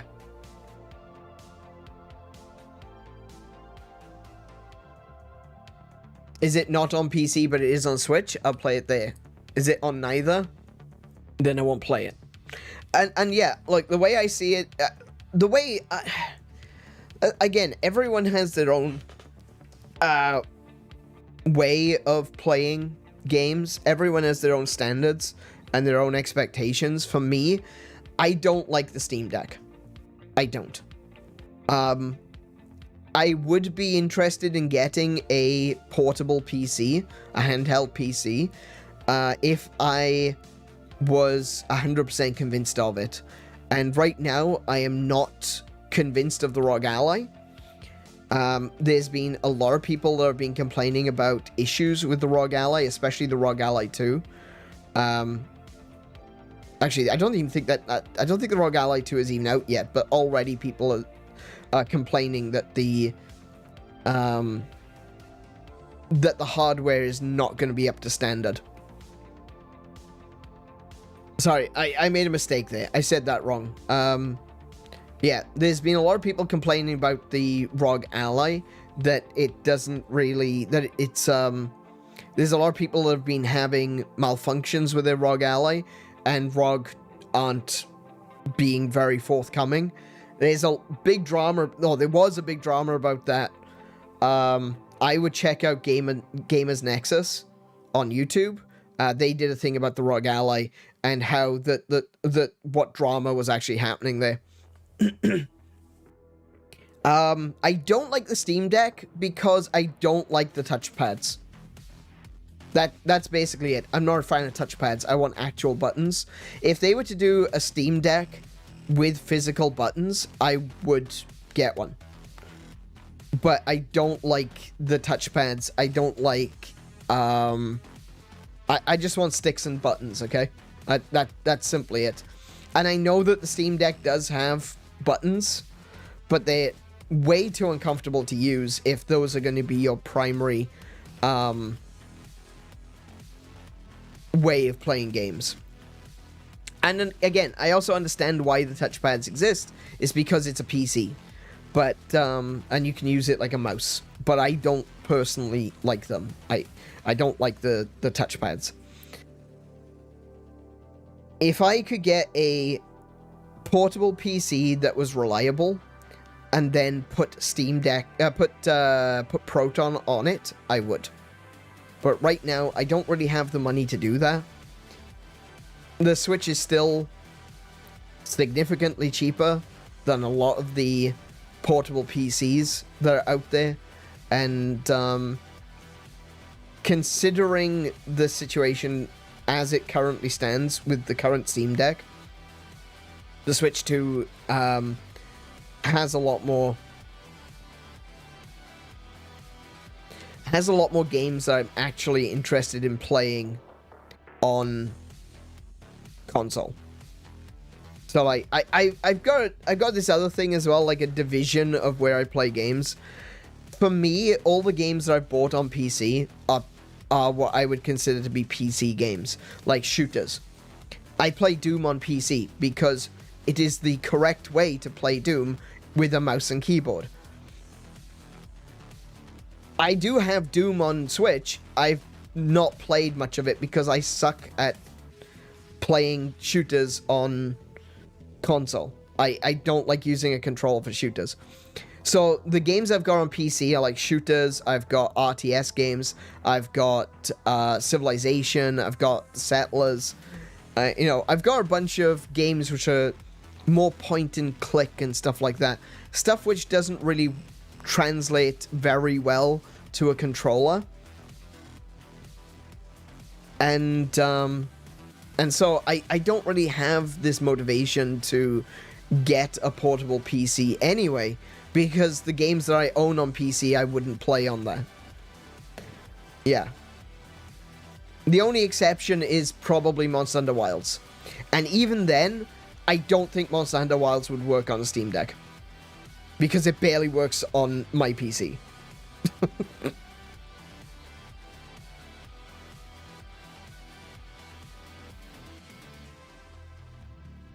Only when you stream is a lot. Also, don't forget, everything is an Xbox, apparently. That's true, yeah, everything's an Xbox. I do stream a lot. I stream 5 days a week, and, you know, that's, but that's exactly what I mean, is that because I spend all of my time in my office every day of the week, when I actually want to relax and play games for myself, I don't want to be in my office.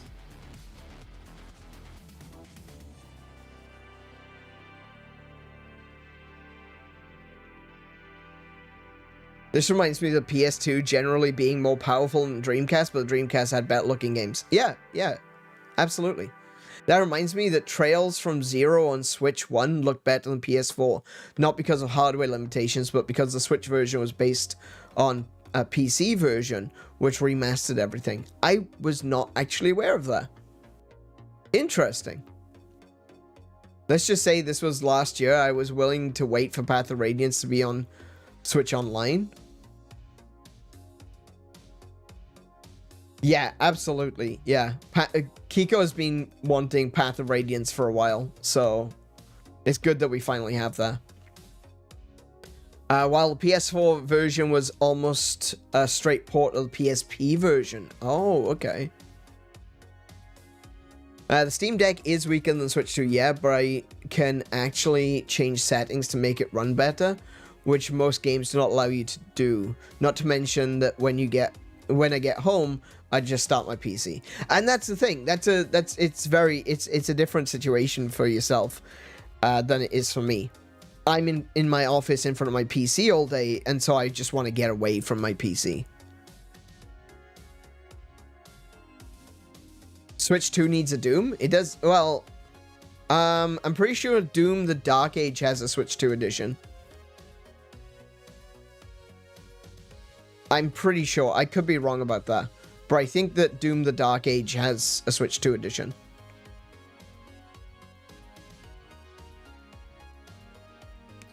When I was in the last year of university, my laptop basically self-destructed. Fire. Oh, yeah. Yeah. I had to resort to use my Steam Deck for writing class. No way. Without a keyboard, that was awful. Oh, no.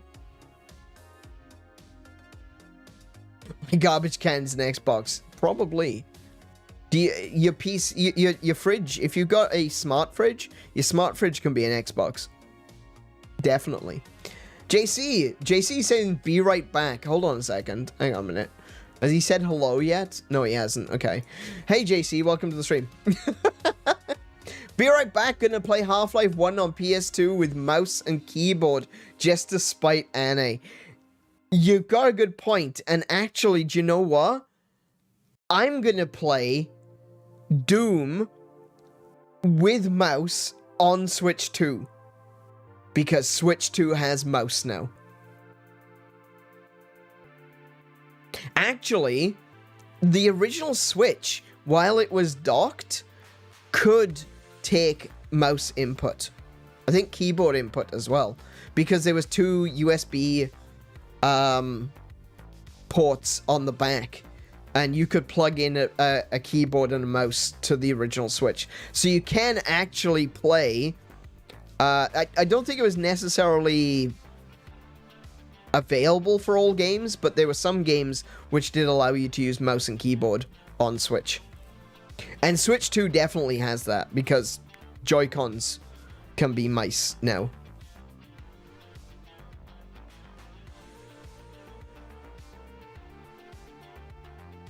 Oh, I can play awesome Xbox exclusives on my fridge, like, What Xbox exclusives? Do you know that even though the Xbox doesn't have any exclusives, technically, because they're going to be releasing a lot of them on other systems, they still have more exclusives than PlayStation?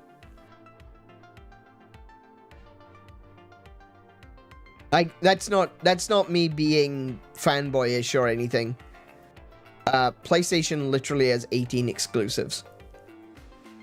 Oh, actually, you know, it's probably 20 by now because some of them probably released. There were a couple of others which were unreleased. So, yeah. PlayStation only has, like, PlayStation 5 only has 20 exclusives. In fact, I can, let me go to the wiki. Let me go to Wikipedia. PlayStation 5 exclusives. It was on Wikipedia. There you go. PlayStation 5 only games. There are currently 1, 2, 3, 4, 5, 6, 7, 8, 9, 10, 11, 12, 13, 14, 15, 16, 17, 18. There are currently 19. 19.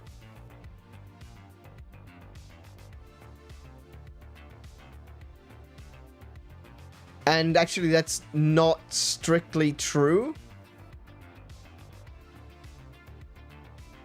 Yeah, that's not strictly true because some of these are not actually exclusives. What? Hang on.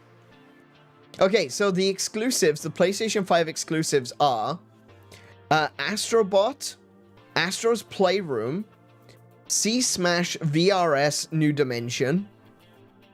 I bet you no one has even heard of that one. Code Violet.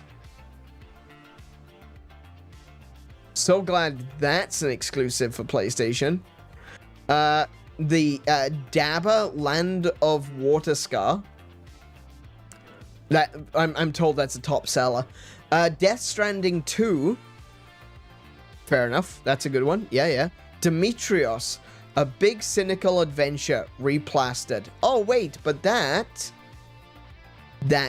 not exclusive because the remaster technically is exclusive,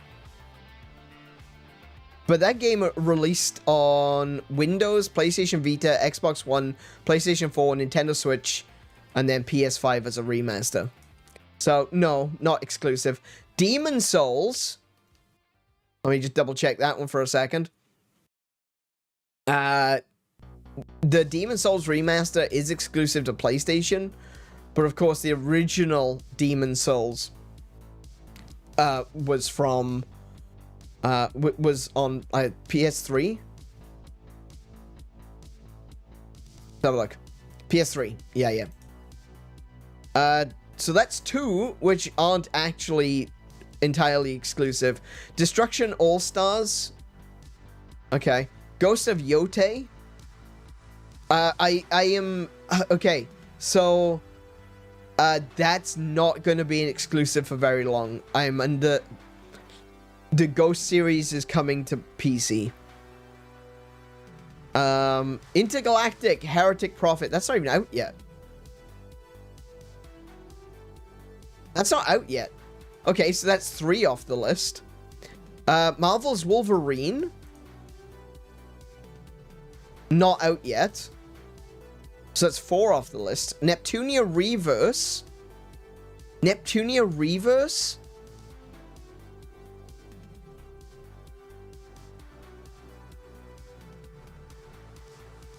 That's a remake of Hyperdimension Neptunia 1.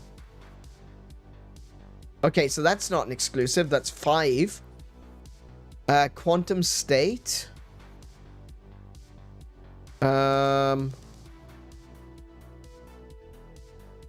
Yeah, okay, Quantum State.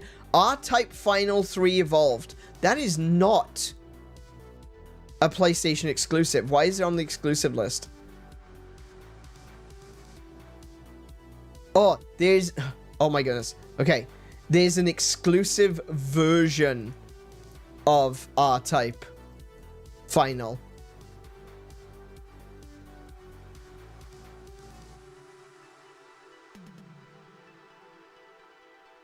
Okay. Alright, so that's 6. That's not actually. Saros, that just released. Silent Hill Short Message, that came out in 2024. Winds Rising. What is this one? I don't even know what this one is. It's in development. That's 7. Okay, so out of the 19 games that are labeled as being exclusive to PS5, 7 of them are not actually exclusive or aren't out.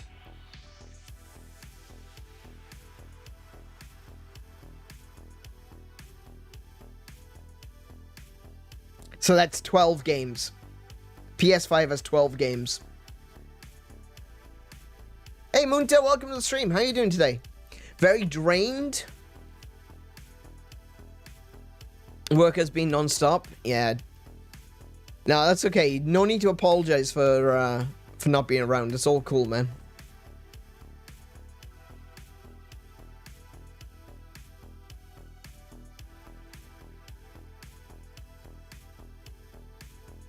Halo campaign devolved. Yeah, no, that's right.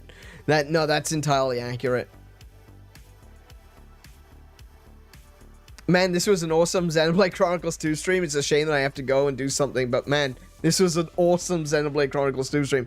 Probably been the best one so far for me. But you do make a point. I probably should start... Probably should start playing the game, shouldn't I? Just come back later to style. It should be fine. I'll be playing it then. I promise. So you were stalling. I am not saying I can neither confirm nor deny. I plead the fifth. And all that jazz. What are we moaning about today then? Oh my goodness, Mooncha, I'm gonna shake you, man. Today I was moaning about how the fact that life is just getting a bit too much for me. But it did kind of turn into PlayStation has no games. Has 12 games. 12. Righto.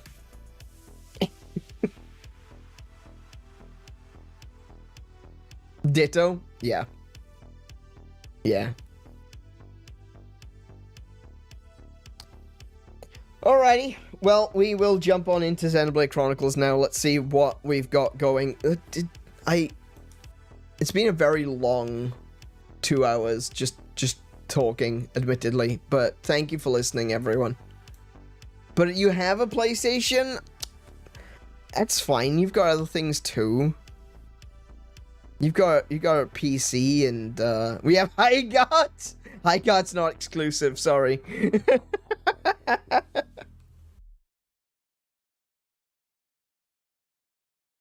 Oh. Oh, Muta, no. Oh, Muta, no.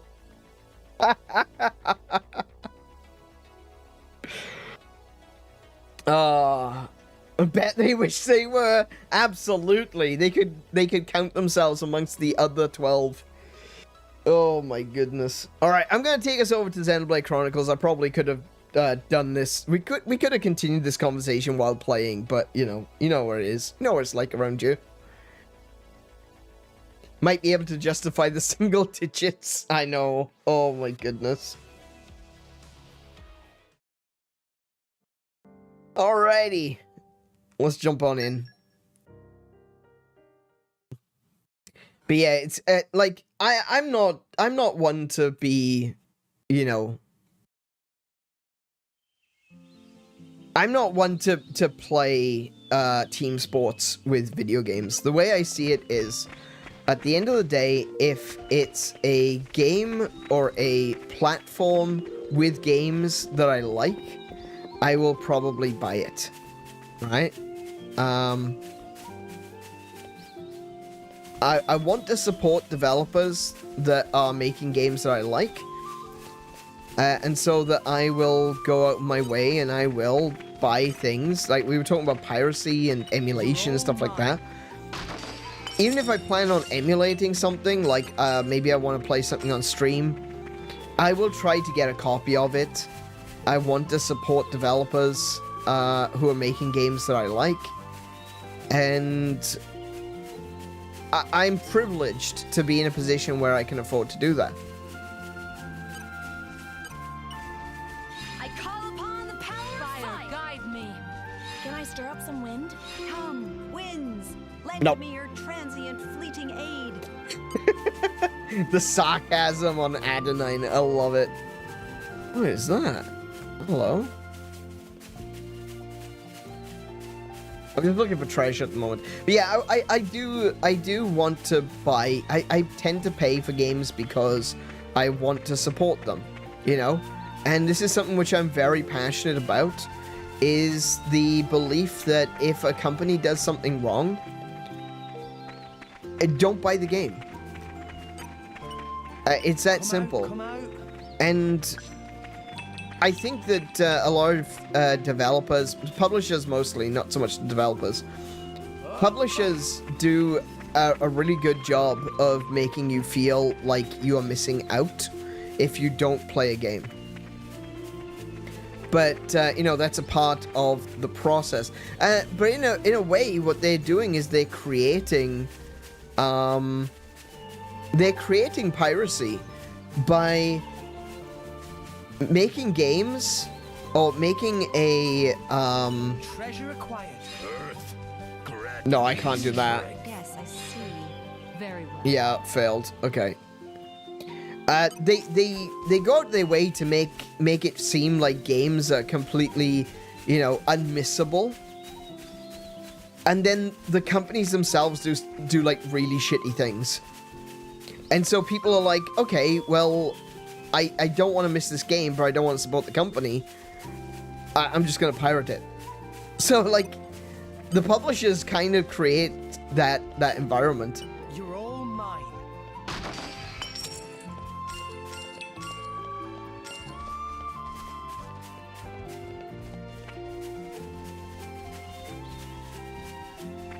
If only they stopped being shitty people. I know that's too much to ask, though, isn't it?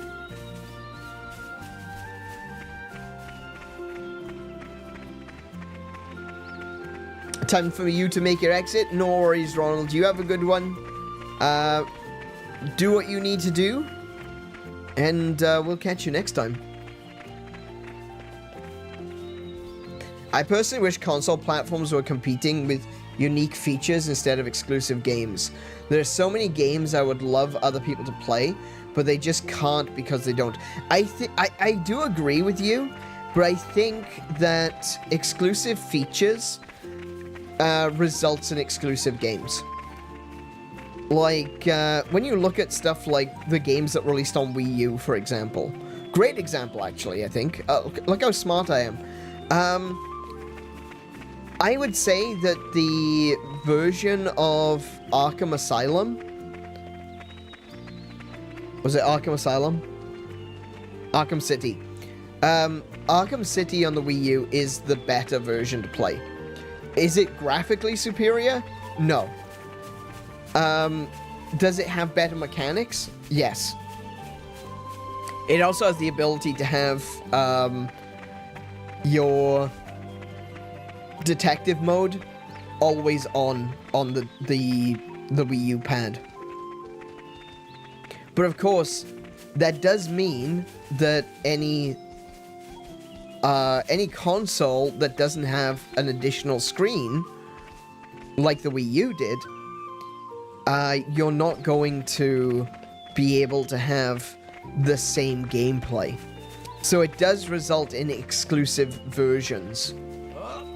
Which I'm sure some people might argue it's not the same. It's better to have exclusive versions than exclusive games. I really would love for every game to be available on every system. But realistically, that's not that's not going to work. From a development perspective as well, you know? Sometimes it's just too much to release a game on everything.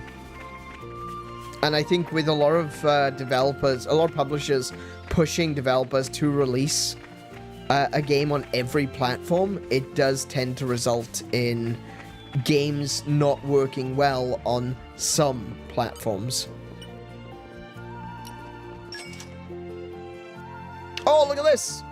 Level ups. Look at all them level ups. Oh my goodness. See, Gramps? I'm getting better. Really? I'm still getting stronger. Oh, wow. Whoa. Do you know what? We'll just pull it to 40, okay? There is still much to learn. We'll just pull them to 40, okay? More strong now. More I can level up even higher, but I want to try and keep the, you know, keep them balanced.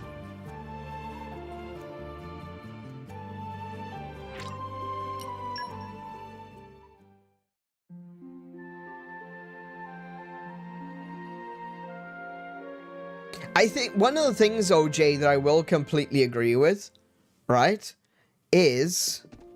You certainly seem well rested. Good morning. And yes, I'm very well rested. Brilliant. Good, Morag. Gosh, she's stunning. Okay. One thing I will agree with is that, while I will never call... well, I do not call myself a developer. I am not a developer. I have never actually developed a video game. I do a lot of research and study into development so I can understand games better. It's something that I am passionate about. It's something that I read a lot on. I watch a lot of documentaries about it. One thing I will say that I find very frustrating is the knowledge that there are so many games out there that can be, that can have crossplay, but don't just because. It's so annoying. Like, when you look at stuff like Monster Hunter Wilds is being praised and held up. Oh my goodness, look at this game, it's got crossplay. It doesn't matter if you're playing on PC, Xbox, or PlayStation. You can play this and we can play together, and isn't that great? And I'm looking at it going, you can literally turn that on for every other game that you've released. Because at the end of the day, what's happening is data... You see that the characters running around on the screen here, right? You see that I'm running around. You can see the monsters walking around here. You can see all the trees and everything like this. This is all being generated on my Switch, right? I almost said PC then. This is being generated on my Switch. None of this gets sent... If this was a multiplayer game, the only information that would be sent to your system would be where my character is currently standing, how much damage I'm dealing, like the speed that I'm moving, you know, stuff like that. Like directions, coordinates, damage, stuff like that. That's the sort of thing. And that sort of data is insignificant when it comes to size, right? And the ability to do crossplay, all that you are doing is... I'm walking away from... Okay, bring it Oh, on. hello.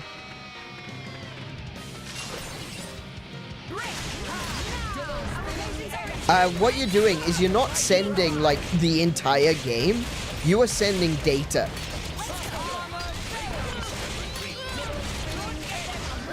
And when you send data like that, right, all you need is what's referred to as a translation layer. So the data is read and utilized differently on different systems. This is true.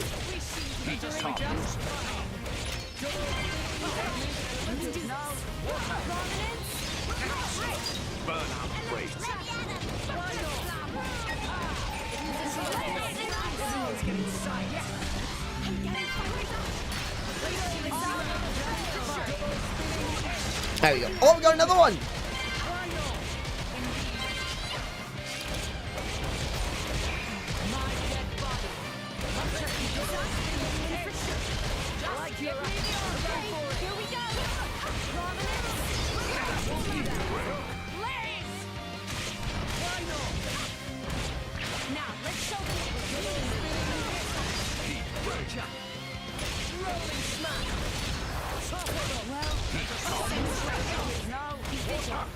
Sorry, I'm just concentrating on finishing this fight.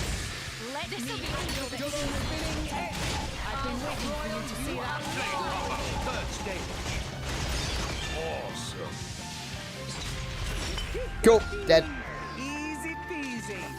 What was that? Come on, stop wasting our time. Cool. There was a guy walking through that was like level 40 something. I was just trying to keep an eye on him. Anyway, yeah, sorry, as I was saying, basically what you need is, you need the game to send data. You need it to go to a server. Oh, he's there, look. Oh, he's level 39. Oh, I misread it. I thought you said 40 something. Alright.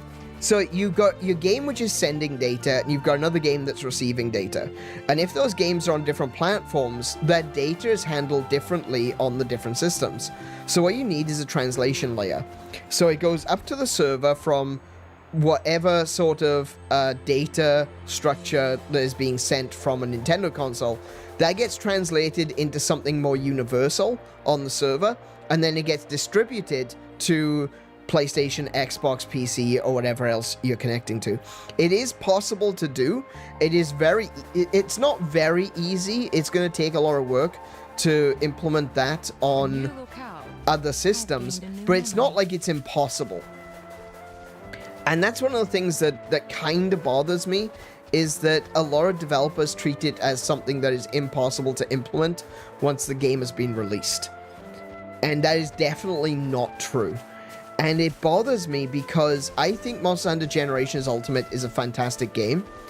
I'm fine with it being on Switch on account of the fact that I do own a Switch 2 and that I can play it, and I can play it with everyone else that plays Switch 2. And it does make it easier to find other people that play it on Switch 2. But if it was available on PlayStation and Xbox and PC with crossplay enabled, it wouldn't matter. Unlike Monster Hunter Rise, which there is a Switch version and a PC version, but they can't play together. Or Monster Hunter World, where there's a PlayStation version, an Xbox version, a PC version, and none of them can play together. It's really annoying. And very, very frustrating, because that can be fixed. That can be solved. Oh, there you are.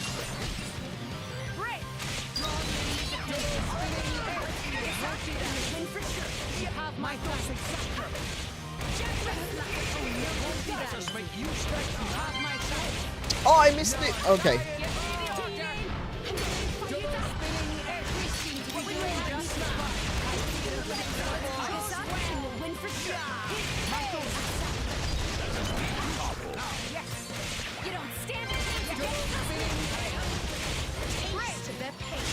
Taste the rainbow.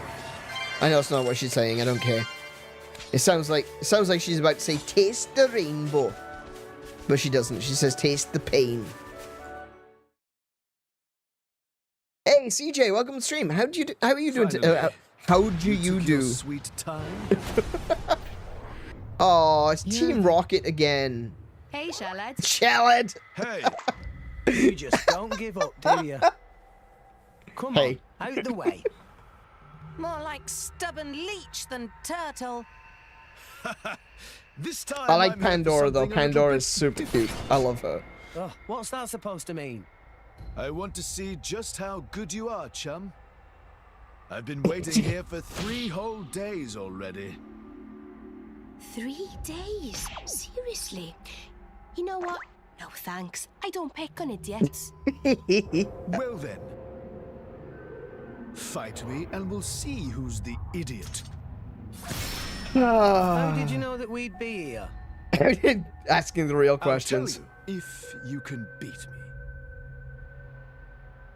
You want to join the fun too? No. You all go ahead. What? Huh? Why? What a shame. No. Looks like the illustrious Flamebringer won't be helping you this time. Thanks for the concern and all, but maybe you should be worrying about yourself. They're not related, are they? Is that like her right, brother or big something? rock to your left and a cliff right behind you. Which one's gonna get you this time, eh? Not today, furry ears. Check this.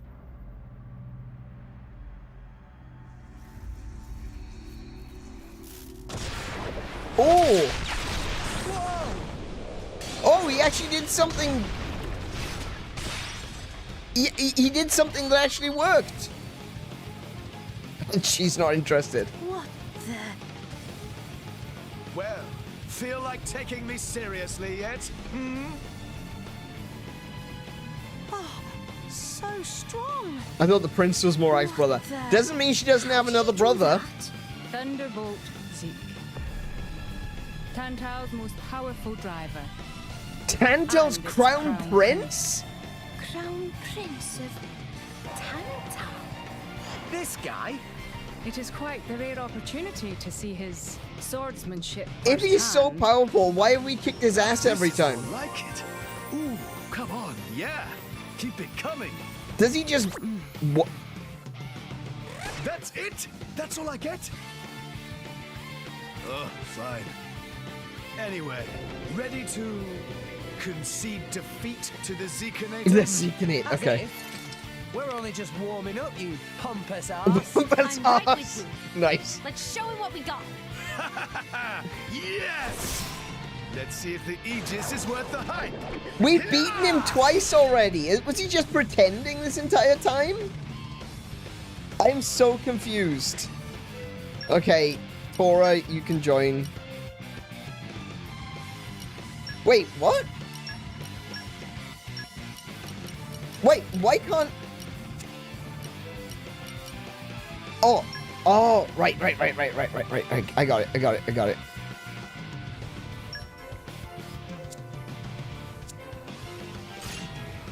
This will be a war.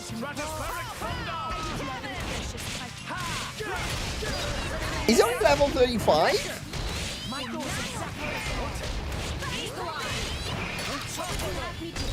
On your back, son. It's not a very good position for Prince to be in, you know? On his back.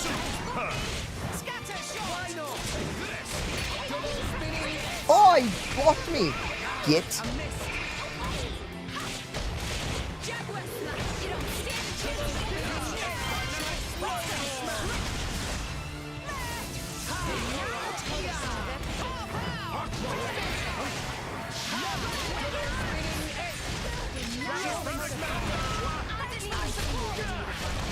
Hey, Nia, darling, do you wanna hit a break for me, please?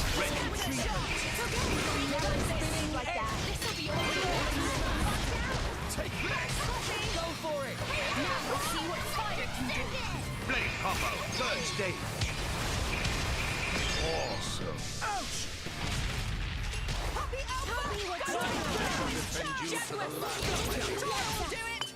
Why not? Rolling smack. Dynamic spark sword. Damn it, I'm gonna have to use this so I can get some healing. Oh, wow, okay, that was actually decent. Get up.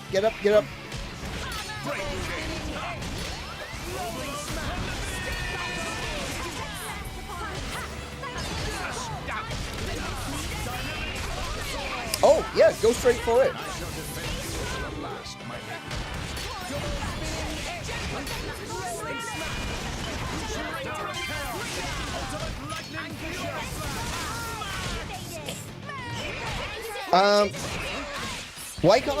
Why can't I get...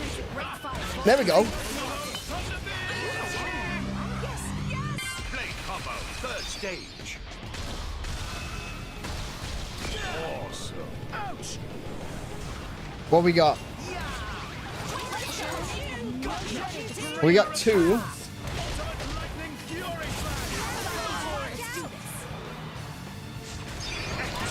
Well, we got fire and wind?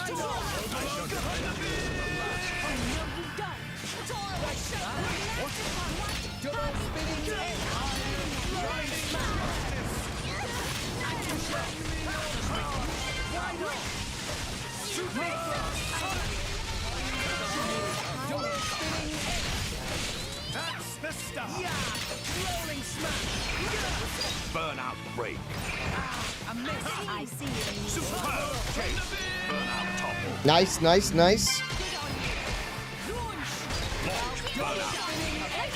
There we go. Blade combo, third stage. Awesome. Alright. Now we've got 3 orbs. Tora's down. Oh my goodness, why? Oh, now we gotta build up that affinity meter again.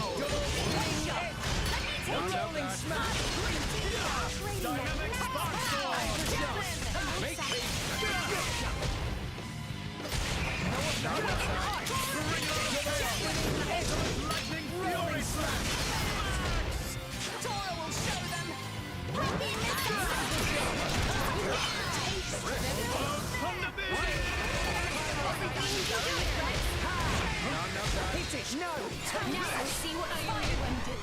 Blade combo, third stage. Awesome. Oh, I'm not gonna need to do it, no. But you know what? That's alright. That's fine. I know, Tora just got completely wiped. I was getting ready to do the, Not bad, chum. to do Right, the Impressive. thingy Didn't combo think I'd ever see thingy. another driver and blade on Morag Bridges level. You're still holding And then back? Tora died. Where's the Aegis's true power? Mithra's power is only for fighting bad guys. Oh, that's so sweet. So I'm a good guy now, is that it? Am I wrong? More of a dumb guy, but yeah, sure.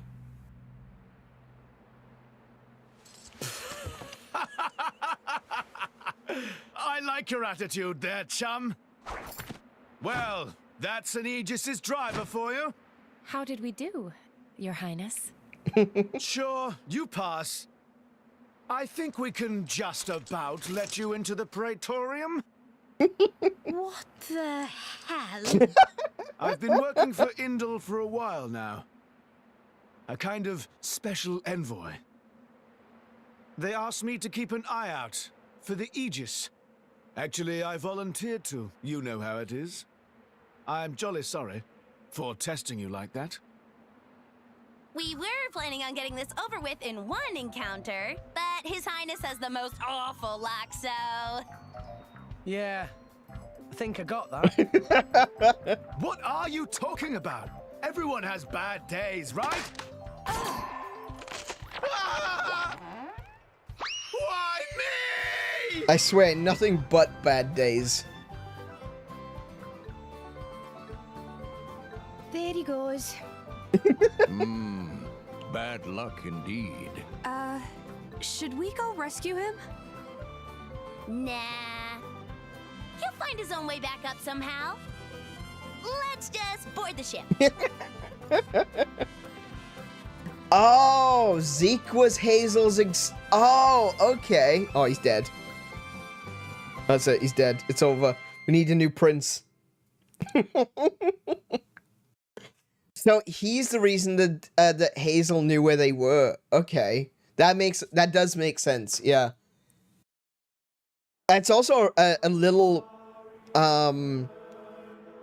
that's a little piece of information I think a lot of people would easily miss. I can see why people thought that that was a plot hole. Pretty. Amazing. Whoa. It's so grand. Sure, because they're trying too hard. You don't have to be like that. Did you say something? Oh, no, nothing. Your audience with the Praetor is scheduled for tomorrow. Before Just that, Hayes, not Hazel. Oh, maybe right, you'd all okay. like to have a look around? Sure. Sure thing. See the sights of Indol? Her name's Sounds like Fan. a pretty rare opportunity. Yeah! Let's look around city. Tora want to see everything. What are we, tourists? Yes. There's no harm in that, is there? This would be a first for me, too.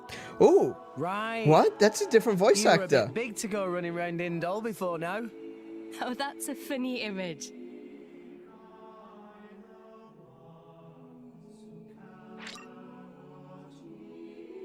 Gramps' voice actor was different for that line.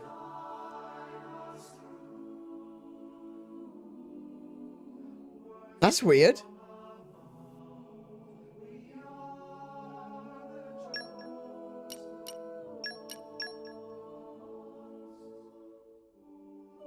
Sorry, Tora, but, yeah. Oh, yeah, that sounded completely different. I recognize the voice actor, Gramps' voice actor, because he does other things. Like, he does a lot of, like, kindly old men voice actors. Sorry, the voice actor does a lot of voices for kindly old men. That was a different voice actor, unquestionably, in my mind. It sounded completely different. It sounded like someone that was trying to do an impression of him. It probably wouldn't be credited either. Now that I think about it, It could have been that they just missed a line and they needed someone to fill in. Sandrin. Hello? How can I help you, is what I'd like to say, but I'm afraid we only do business with salvagers of rank D or higher at this establishment. Do you at least know about salvager ranks, I hope? Oh, sorry, you do at least know about salvager ranks, I hope. If you don't, then this definitely isn't the place for you. Alright, fine. Bugger off then. I climb up there. I'll climb up that. There's a barrel up there I want to get to. How do I can't jump across there, can I? Oh. Oh my goodness, what is with the jumping in this game is so weird. Oh, that's not gonna work, is it? There we go. Can I actually jump across to that though? I don't think I can. Yeah, I can't get up there though. Oh! I gotcha. I gotcha. You're all mine. Oh, what? Whoa! Focus 3? Calm your mind. Focus. Oh, I got enough. Structural analysis in progress. Excellent. There. That should do it. A common core crystal. Is that really what? A common core crystal. That huge super strength 3 and focus 3 requirement for a common core crystal. Wow. Game, you're too generous.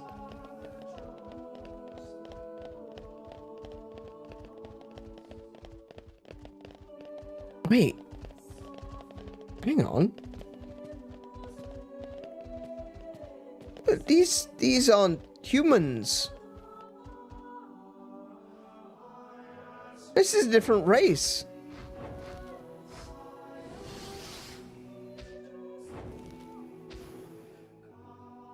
I guess it might be, maybe it's like in Xenoblade Chronicles, you got Bionis and Mechonis, and Bionis gave rise to the biological races, and Mechonis obviously gave rise to the Mechon races.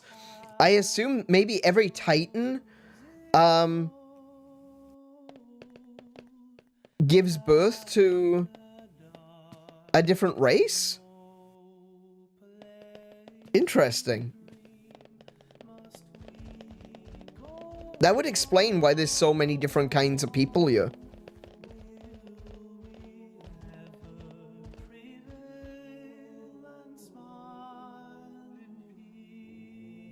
This song is sung by Anuna, the Irish music group. I've seen them perform live in the Netherlands over winter break. It was really cool. Oh, nice. That is awesome. I know of them. I think I've seen... I think I've listened to some of their stuff on YouTube.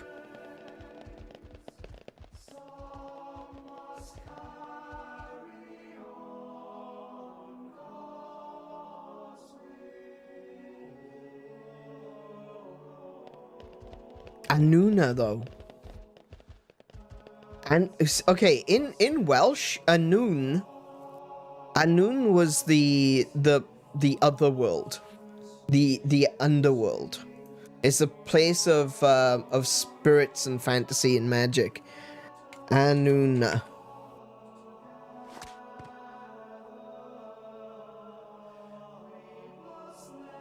Meaning.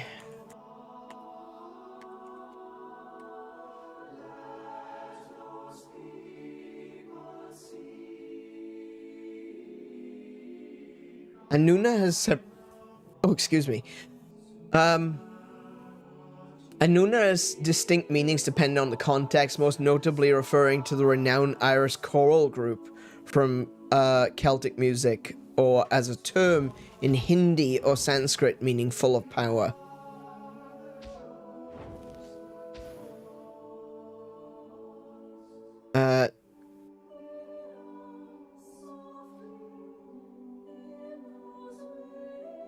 Anuane. AneurynPlays. Okay. So it's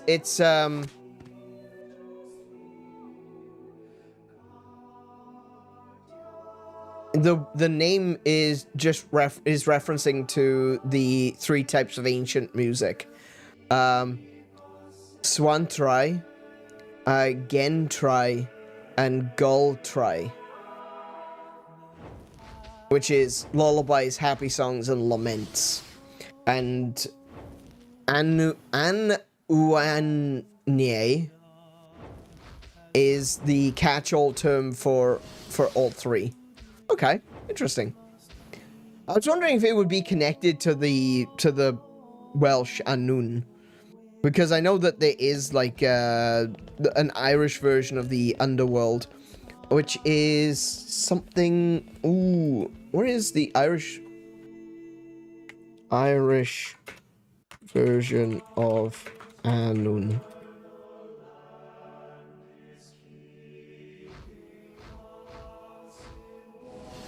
Oh yeah, in Irish is Tirnanog. It's the dawn of a new day. Let me read you the agenda for today. Oh, Tirnanog is one of them. Magmel is another one. They're different Irish realms in the Celtic Otherworld, in the Irish version of the Celtic Otherworld.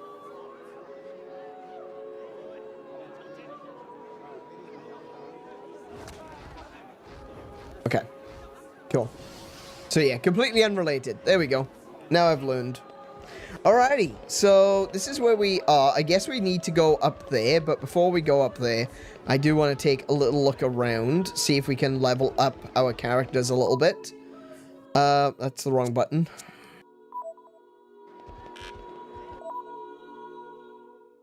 See what we got.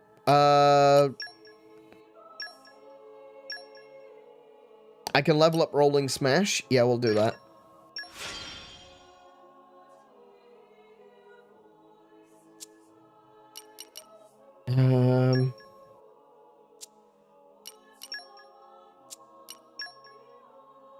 Oh, Feral Spin. I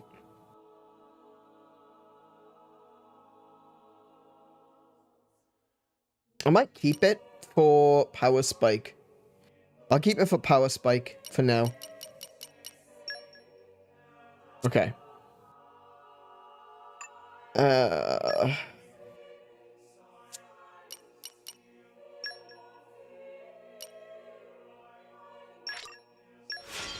Cool.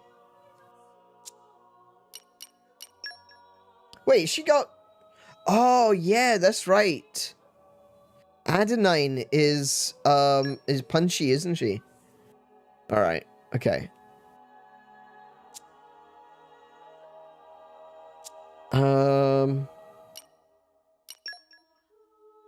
407. Yeah, no, sorry, it's 476. Definitely don't have space there. Let's take a look at 800. 1000. Okay. Chain whip. Nope. Spear. Spiral uppercut. No,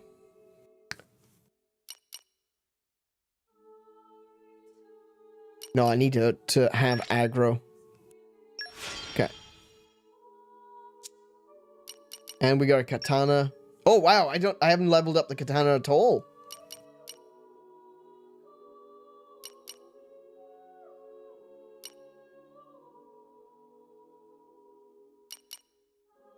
Oh, okay.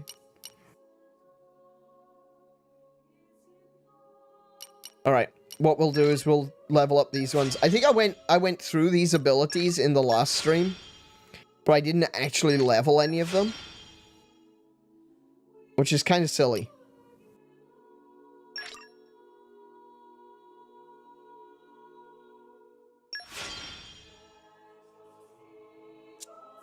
Okay. Torah. Yeah, I haven't really been using Torah, so I don't,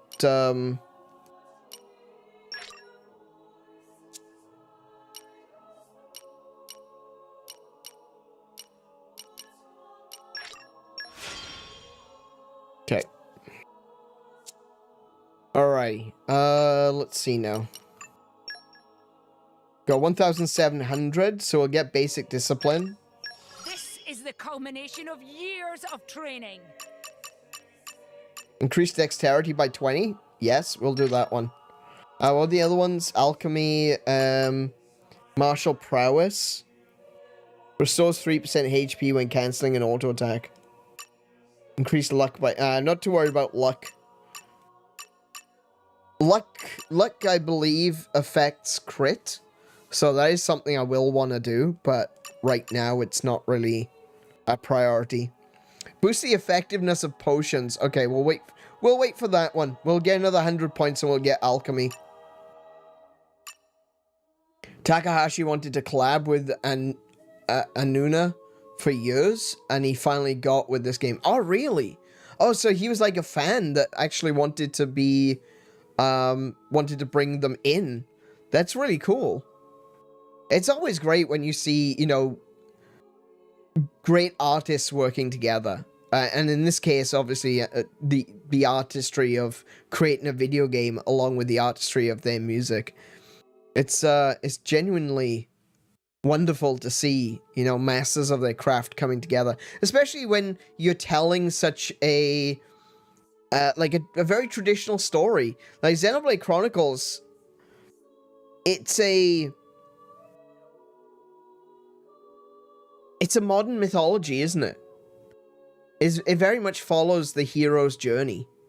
It's a story about going out on a quest, the unsuspecting hero, the nobody who's just got caught up in the middle of it. It's the same as Lord of the Rings, you know? It's someone who was just caught up and didn't mean to be a part, didn't look for adventure, but found it.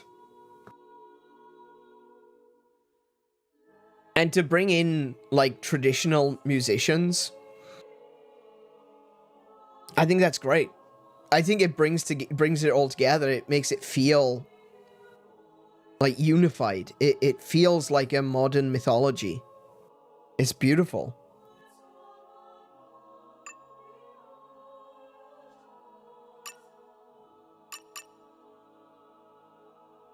Oh, wait, not using HP potions. Oh, that one is HP potions. Okay.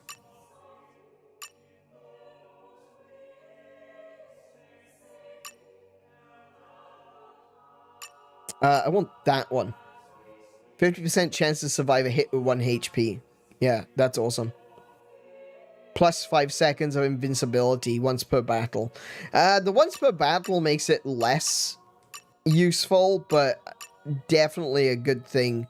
You know, a coin toss to survive a killing blow gives you an opportunity to heal. So, we could wait for that one. Or...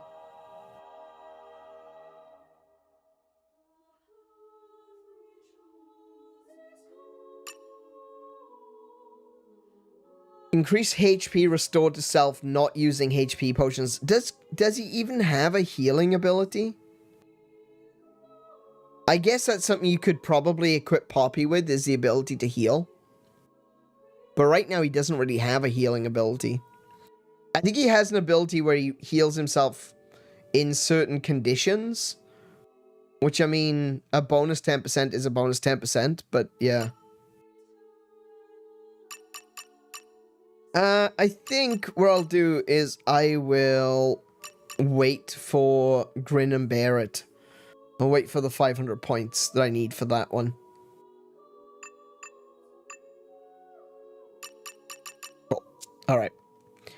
Accessories. We'll do this very quickly. We've got increases auto attack damage by 50%. Boosts maximum HP by 24%.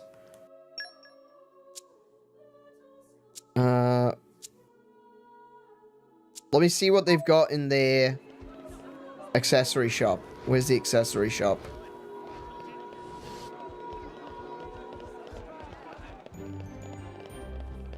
Quarter Street.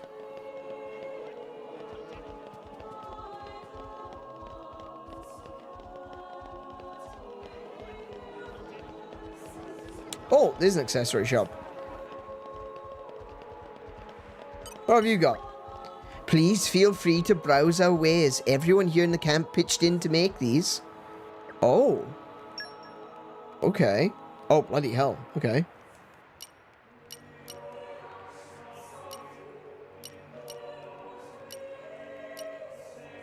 Start each battle with aggro medium effect. That's pretty good. It's better than the one we got.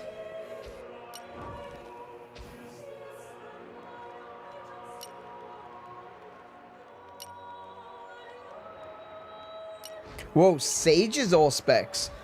Hang on. Boost driver shackle resistance by 90%. Might want to grab those and sell the princess auspices.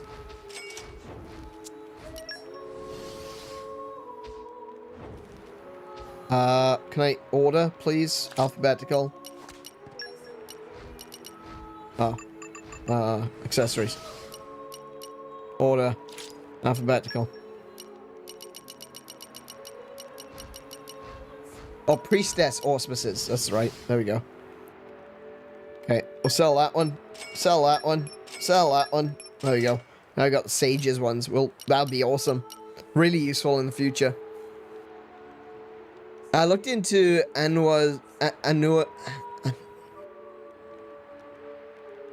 Come on, Evans. I looked into Anuna's other works. It seems like they're a religious choir group. I learned that when the game was coming out and was so excited. Oh, okay.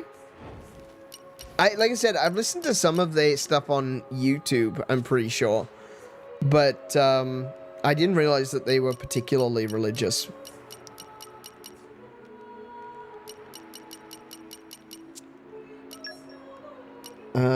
What we got? Knuckles attached love thread. Increases resistance to stench.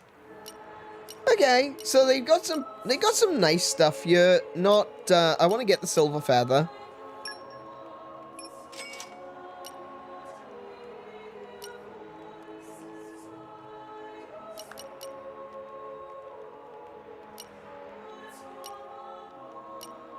I was looking for something that would maybe boost HP, but I guess they don't have anything. I mean, it seems that they, you know, this is a refugee camp, look.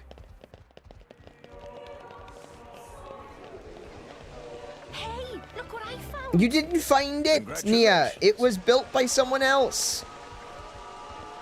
You just walked past it.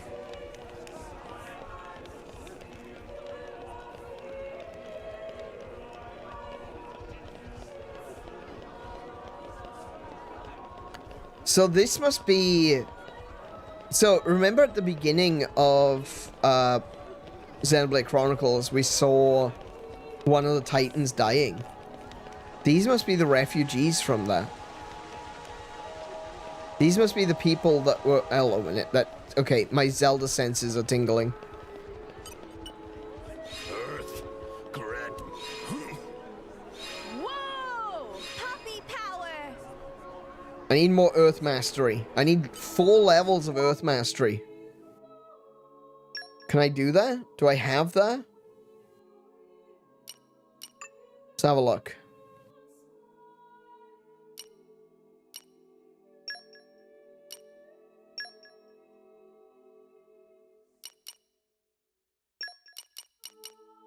Hey. So that's 2.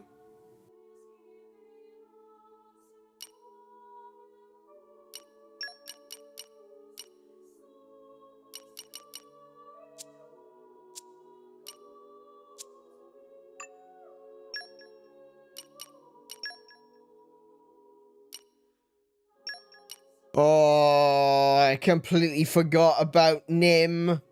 I'm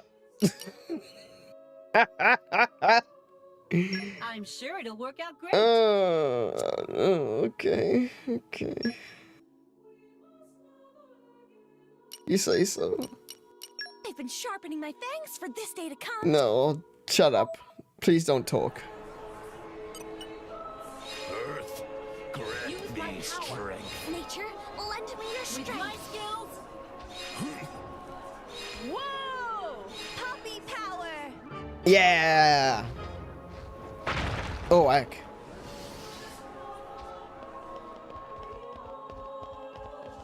It's just collection points.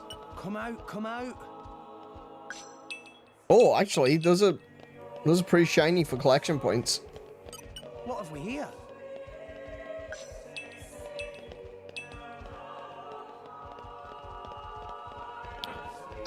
Sorry we broke that. But we broke it so neatly. Look, you can turn that into a door, I'm sure. You can keep stuff in there. It's fine. It's like storage. Don't worry about it. Don't ask about it. It's fine. Don't worry about it. Nim's still creep. Yeah, Nym is just weird, man. I don't know. That's yeah. Yeah, not a fan of that one. I gotta be honest. You know, I cannot tell a lie. Let's sock it to him. I'm not a fan. Not a fan. What I have? I had was it Orca? Oh my goodness, who did I have?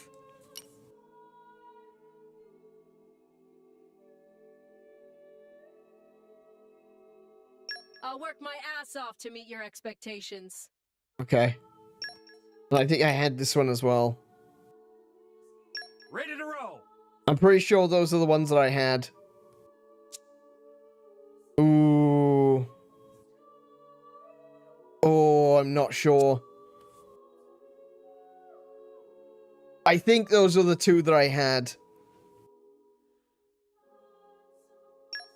Oh.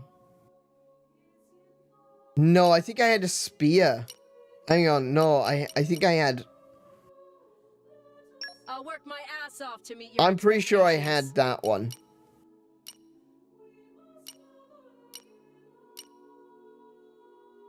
That's the one I think I had.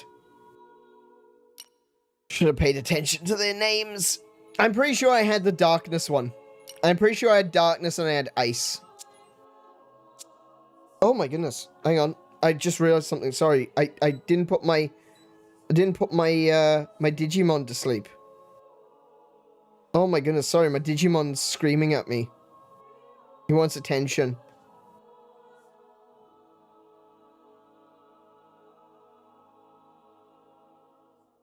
Sorry, Digimon break. I need to play with him.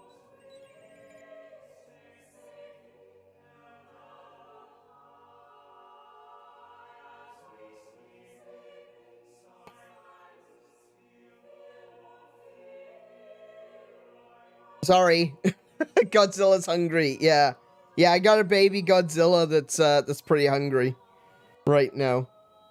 I can just play with him twice and feed him twice and then put him in the fridge.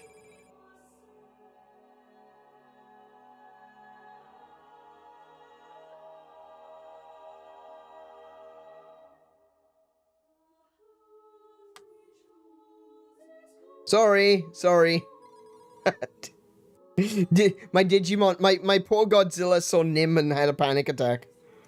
That's what happened.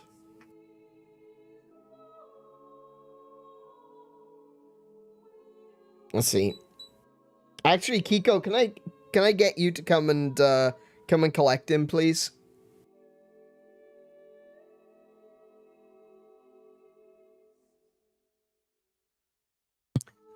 Can you come and collect my Godzilla and play with him and feed him? He needs some attention. Maybe let him play with your Rathalos.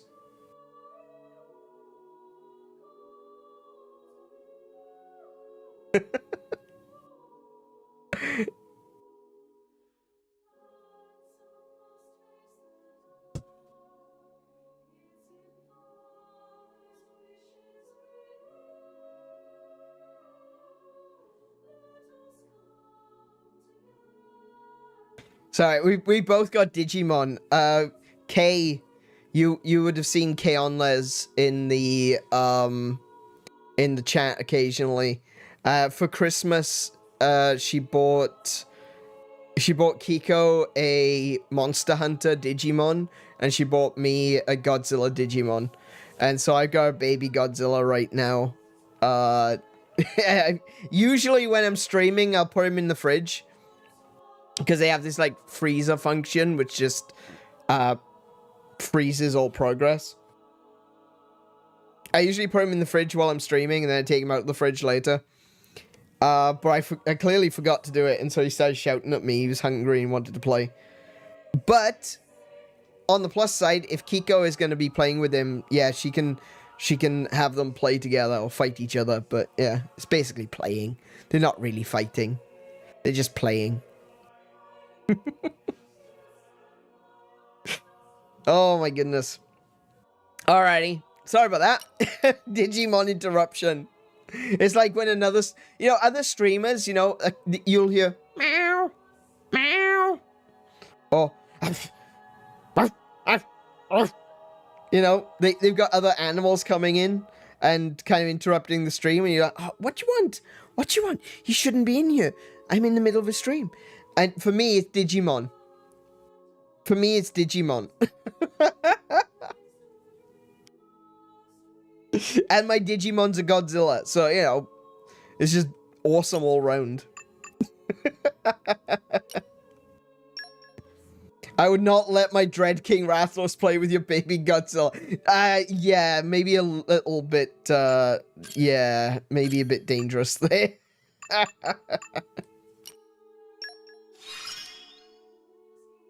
Yeah, that's a huge power imbalance. There is still much to learn. So what I get? What I learn? Increases critical damage by 30%. Okay, cool. Wulfric still hasn't learned anything. Why is that? Unlocks, oh, hang on. Increased trust. I guess I suppose I don't really use Wulfric very often, to be fair. So I should probably use him more often. Zenobia as well? Complete the Merc mission Zenobia enemy one. Oh! Oh, wait. Zenobia requires me to do a Merc mission with her. Alright. Alright. Well, I'll take a look at that. I read about this art in a book. Offense is the best defense, it read. At 70% chance of dealing a guard annulling attack. Oh, hells yeah. A guard break? Yes, please. What's that mean? Okay, I just got fooled by that again. Hold on a second. That's the second time that's fooled me. So, if I go up here, look. You see this? Oh, you can't see it, it's behind the chat. There's a little thing here that's got a little symbol. It says idea, then there's a symbol, and then there's a little plus next to it.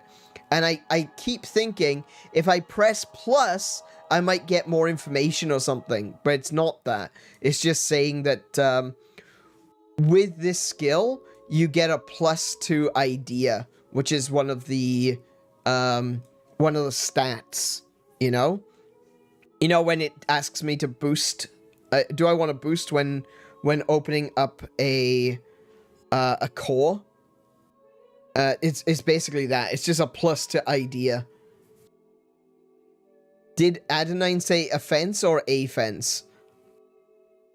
I mean,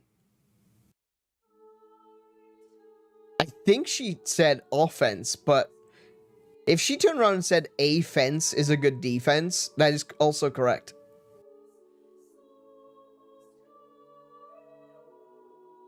Yeah.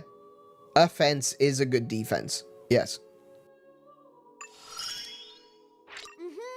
Got it! Increases aggro every second. That is bad. I don't want... Oh, no. I don't want that. I don't want her to increase aggro. Oh, increases block rate by 12%. That's okay, then. That's okay, then. I think Nia's block rate with Electra is pretty high. So, yeah. Oh, wow. A new trick up my sleeve. My thirst for knowledge is endless. She must have gained one on this level. I didn't see which one she awakened, though.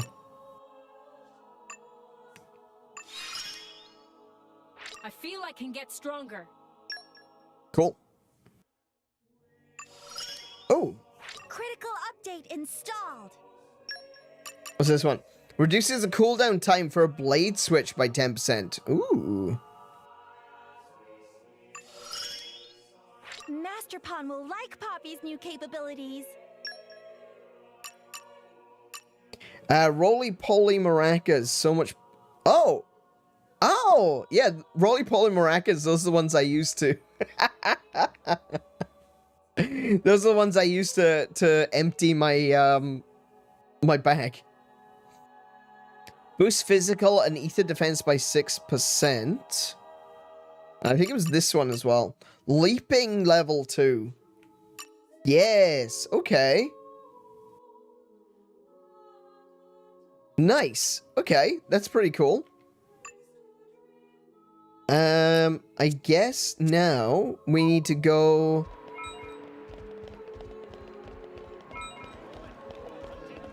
I guess now we gotta go and get, take a look at some chips. See what we got available to us and see what's available in the shop here. Let's have a look.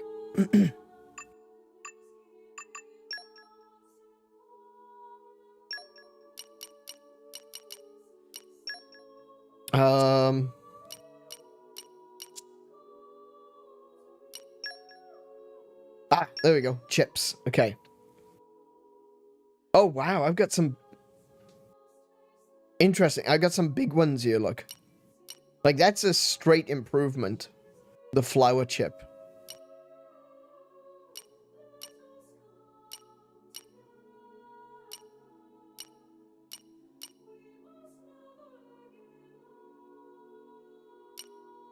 That's a huge improvement to auto attack and crit rate. But that block rate is awful.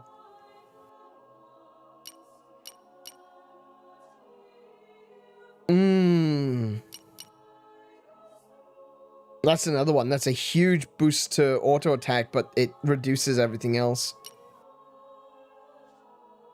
Whoa! Wait, that block rate from 10% to 3%. Hell no! I can see why it's called a glass chip.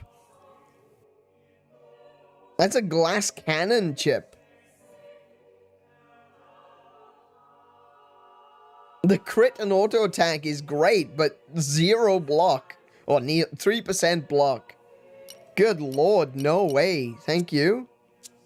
Before I use the flower chip, let's see what they've got on sale. Tri-chip and rhombus chip.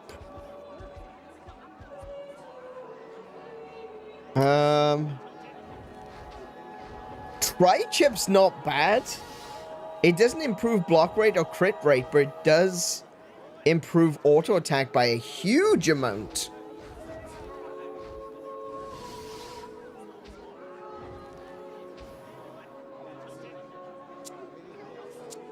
I think I want to give Pyra the flower chip though. Because that's like a general boost across the board. Block rate, crit rate, and auto attack.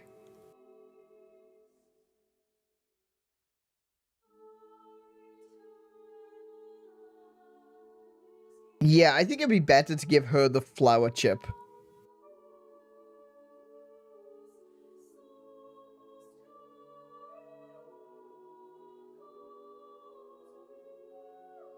Yeah, I'll give her the flower chip.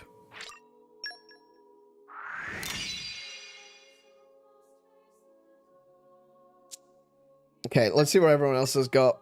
Wood chip. Wood chip's not terrible. Crit is pretty good.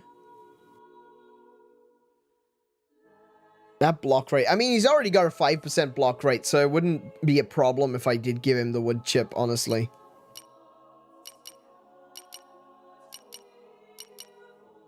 Glass chip might suit him, though.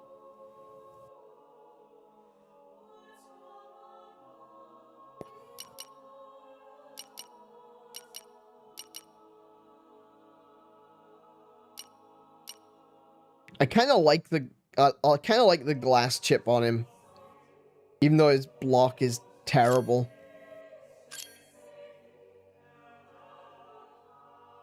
All right, we'll think about that glass chip for Wulfric. Options. Nah, glass chip. I think glass chip. Also, keep in mind the Mythra doesn't share core chips. Oh, she doesn't? Wait, really?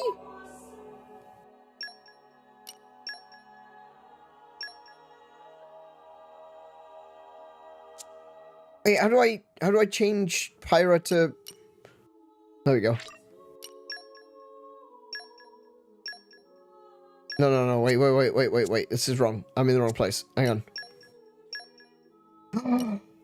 Oh, you're right. Oh my goodness, I didn't know that. I had no idea that was a thing.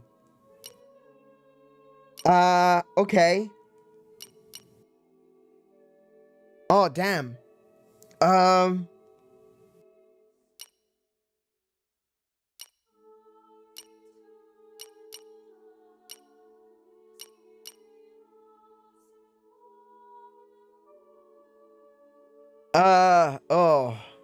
Shit.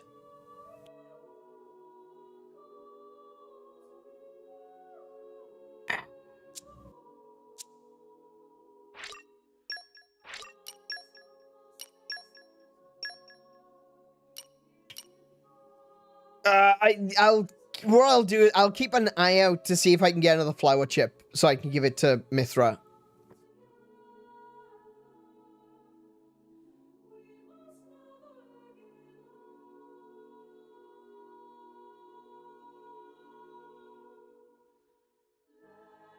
They are counted as completely separate blades in the game. Okay.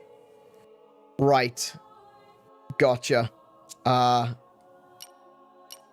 So that means I also need to go to... change to Mythra.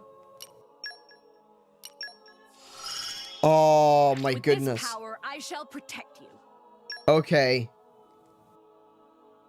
Right. Ooh, increases damage dealt to toppled enemies. Nice. Increases accuracy and evasion rate of team by... Accuracy and evasion of team by 35%. At max affinity... Oh, wow.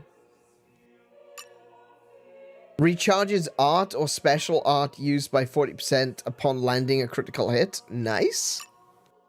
Increases crit hit rate by 7%.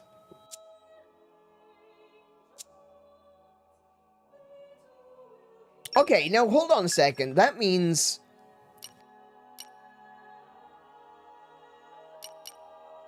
Mythra and Pyra are different. Like, their stats are different as well. But, like, it's not just because I've given them different chips. It looks like, based on her affinity chart, Mythra is more of a crit hitter than Pyra is. So maybe she could go for a glass chip as well? She's currently using a magnet chip. What's her... She's got an ether mod. Okay.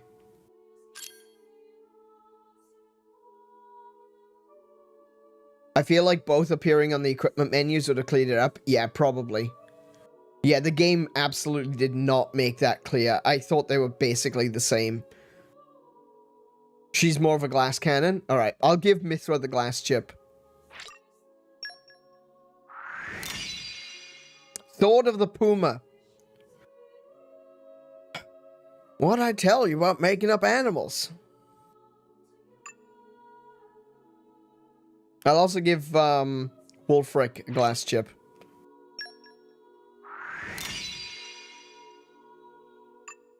Okay, Zenobia.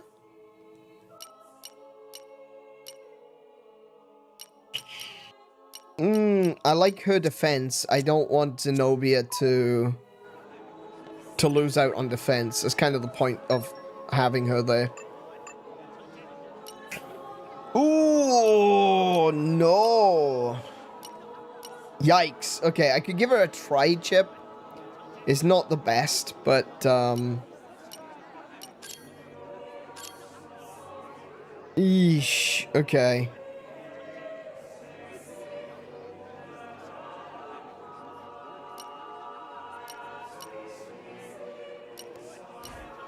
Honestly, it might be better to give her the tri-chip.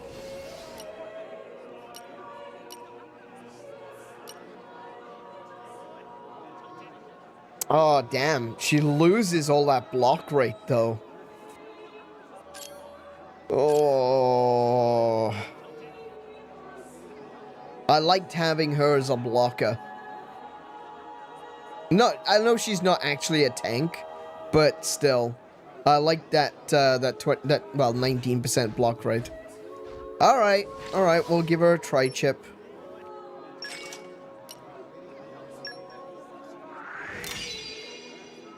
What else we got? No. No. Definitely not.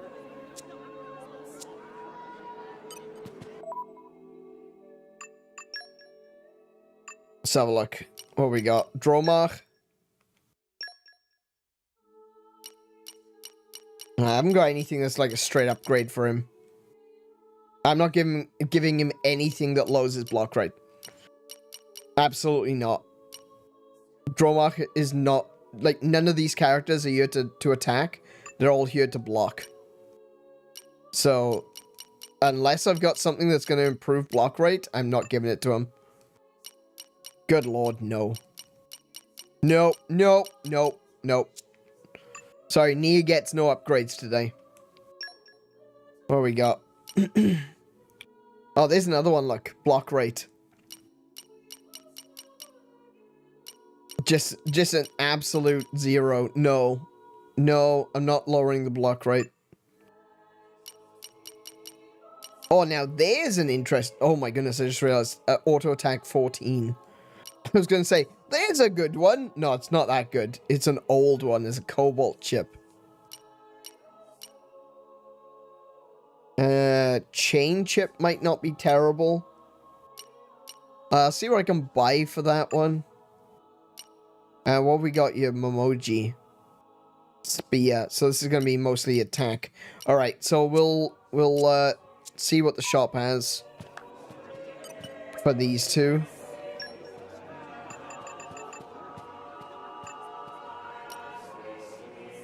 Okay, this one's not bad. Hang on.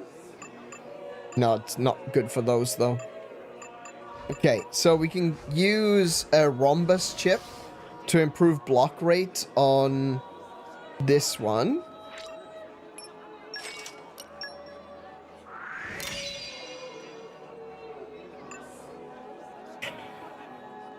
Yeah. I can definitely push attack on this one.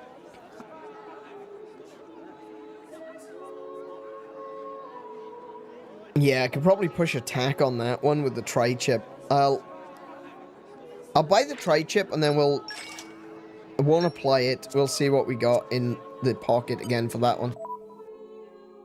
Oh.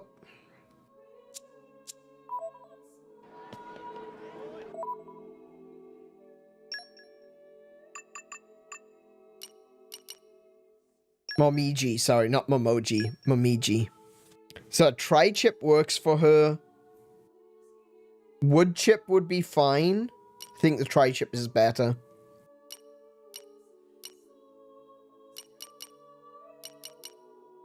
Hey, I tell you what, the magnet chip's not bad, though. 30% crit, right?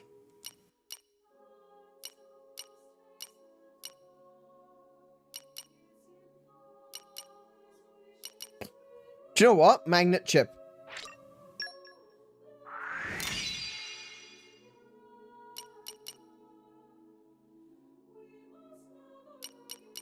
That crit rate.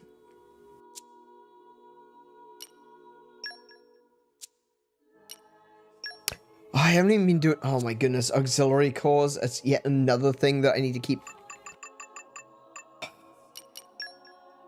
No one has got auxiliary cores. Oh my goodness. Why is everything in different menus?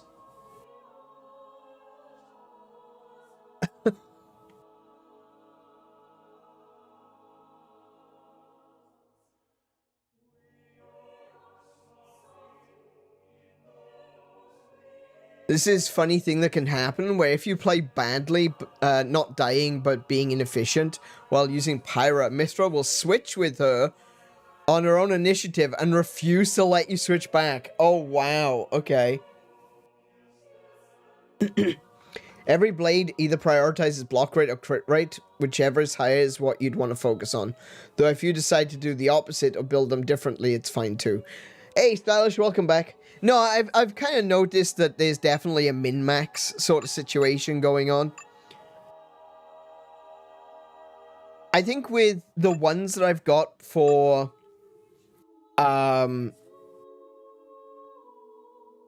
Nia, I still want to prioritize block rate because, you know, I don't want Nia to die.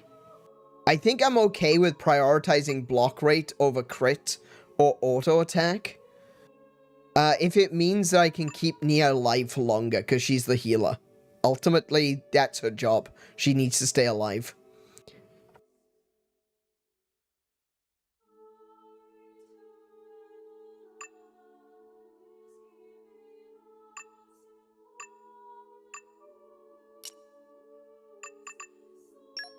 Oh, I pressed the wrong button, didn't I? Back.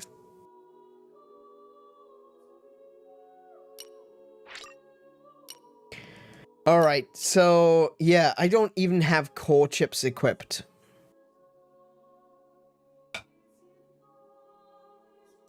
There's way too much to keep track of in this. Like, I could spend an entire stream, like, literally hours, just adjusting, like, character setups, and then as soon as I get to the next town, I can spend another 3 hours just adjusting character setups. It's a little much.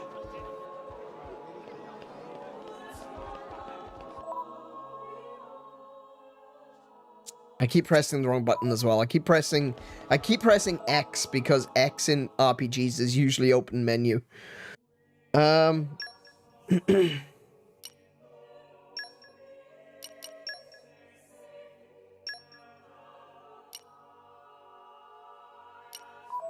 no, I didn't mean to. Oh, for goodness sake.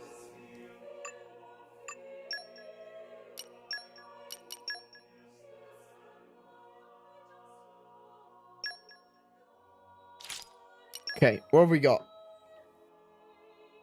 Aggro boost, arts aggro boost, no. Don't want any of those. Critical up. Am I using Muso anymore? I don't think I'm using Muso anymore. I can buffer crit rate.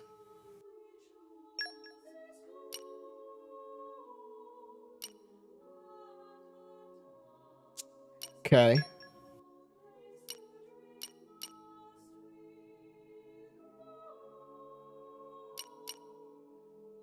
Boost block rate by 15% when HP is 30% or lower.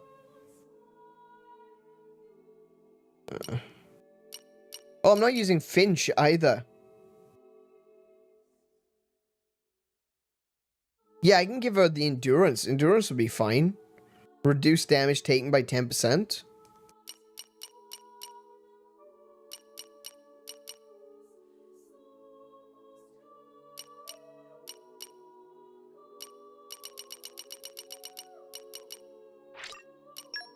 I'll do.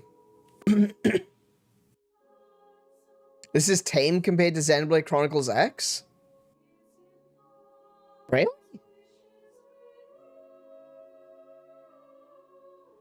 I don't remember there being this, like, so many different things to keep track of in Xenoblade Chronicles X.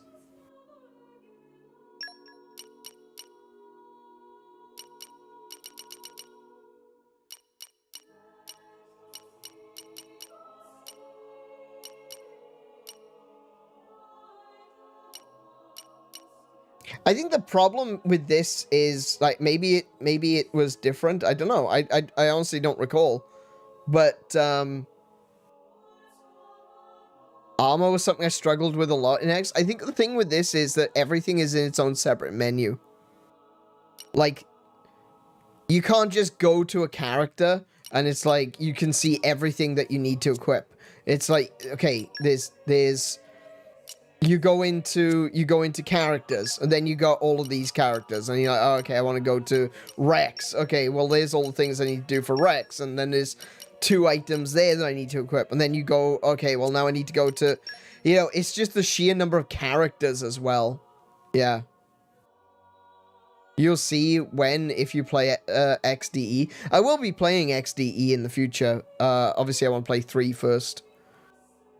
Menu sucked as well? I actually don't recall that. But alright, if you say so. I just don't recall ever having issues with it in X.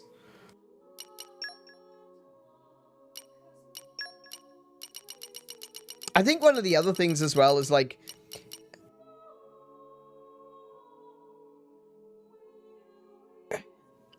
maybe this was the same in X, I'm not sure. I think one of the other things as well is that in most RPGs, you get, like, a drop, right? Or the menus suck for 2. I see, yeah.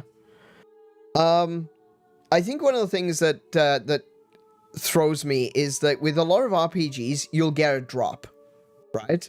And the drop will be, oh, you can equip this thing and it'll make you stronger.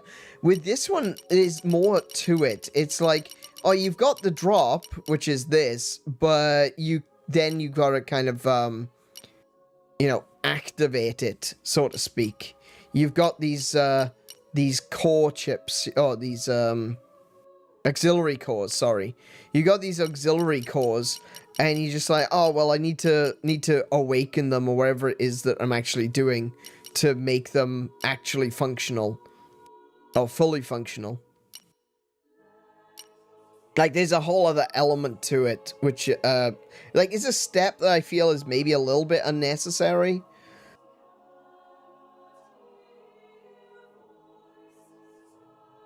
Oh, crit up, too. Yes, we'll use... It's unrefined. Of course it is.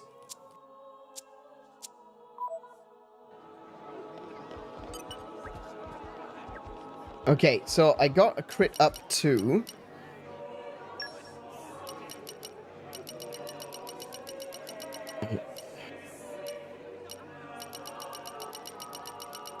So we got 28 of those. We can use those.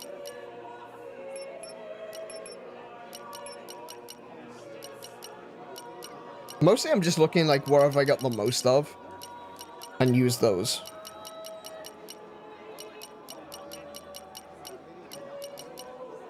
Six.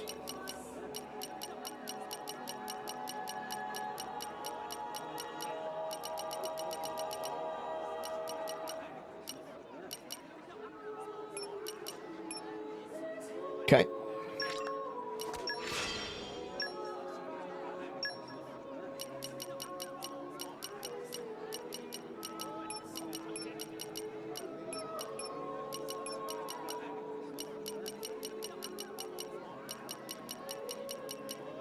Nope. No, wrong one. That one.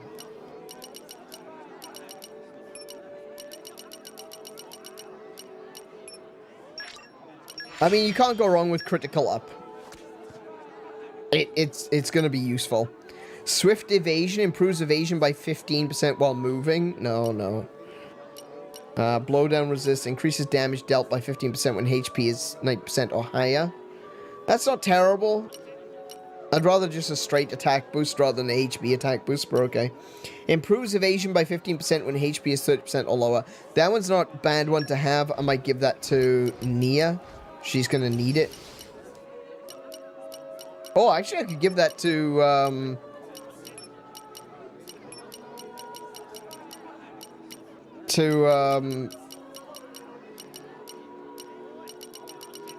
Morag as well.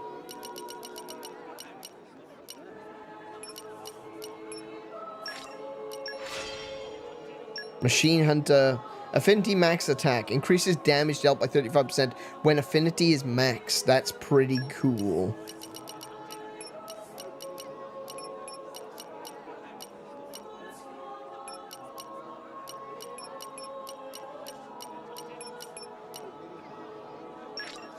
We'll do one of those.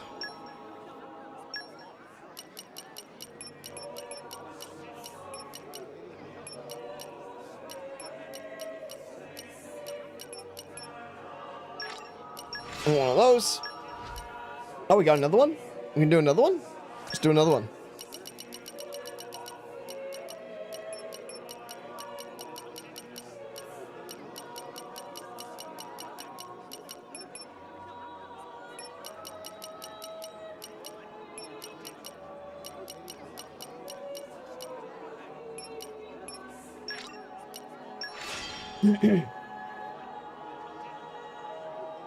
I think my issue with Xenoblade Chronicles 2's menus is that they lack snap.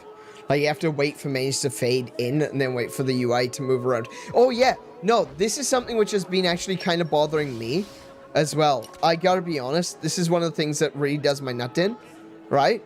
Is like, I press, let's say now I press X.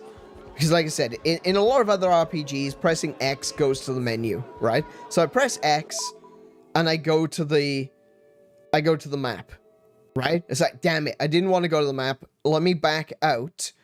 And so I back out, but I can't press plus straight away. Let me just, let me turn the volume up a second. I want you to hear this. I know that people who played this game probably already know. But see if you can hear this. All right?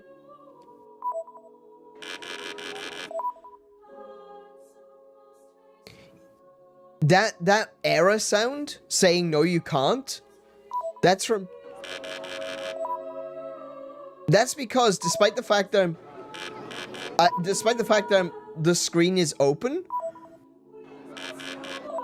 I can't open up the menu again. That is actually telling me no, you can't open the menu. So basically, you see this in the corner here, it says blade switch. You cannot open another menu until blade switch reappears. Watch. Watch down the bottom left of the screen. Okay? I'll back out, and blade switch won't be down there, right? And if you listen to the error sound, it'll go into the menu as soon as blade switch appears. Watch.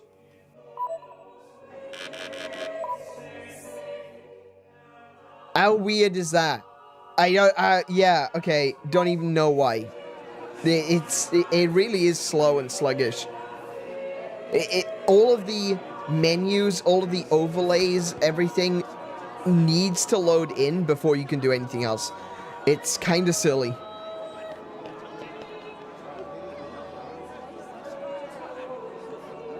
I have a sneaking suspicion that Monolith Soft is just not very good at creating tutorials. In Xenoblade 3, they overcorrect, where it seems like they think you're a complete idiot, not understanding basic game concepts, so they force you to do it in the guide. Oh, okay, wow. Yeah, it is very possible that they just don't understand how to make tutorials, how to explain themselves. That does seem to be an issue in this game. Is that it just feels like... Yeah, well, I mean, we were all here in the last episode.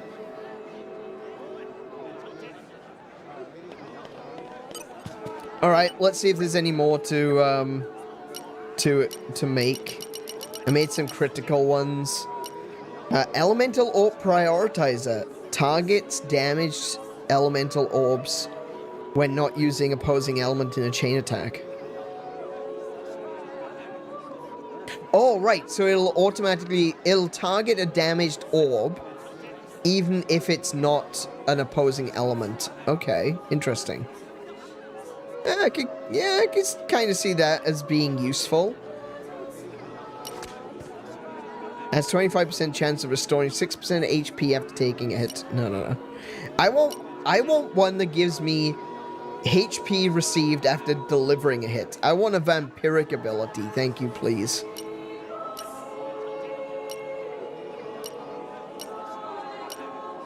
Hunter's Chemistry increases affinity by 175 when starting a battle with initiative. Oh.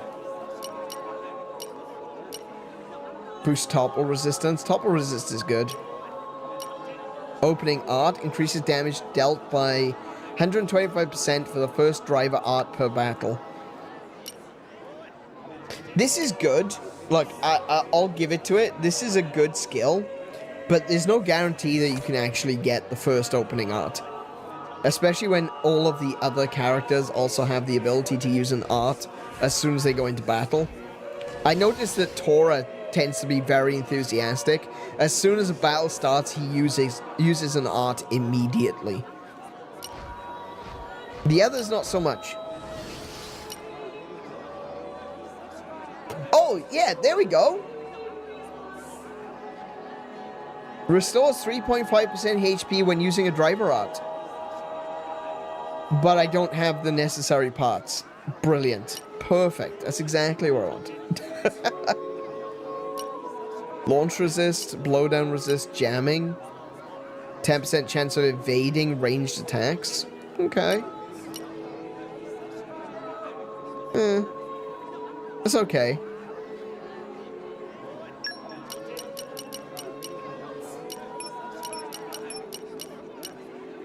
We'll activate that one.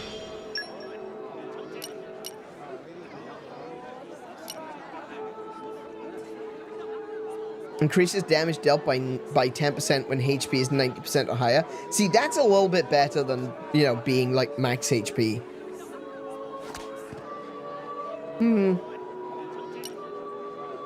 Boost fusion combo, ambush boost, affinity max evade. It increases evasion rate by 8% when affinity is maxed. Okay.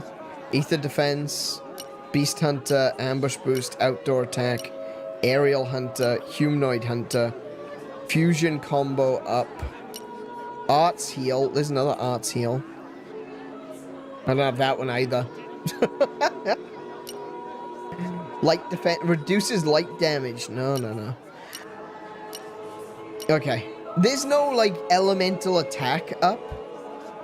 There's no, like, you deal more fire damage or more earth damage. It's all defensive. Like, a lot of these cores, they seem to be very defensive, as opposed to very few of them give you bonuses to attack damage.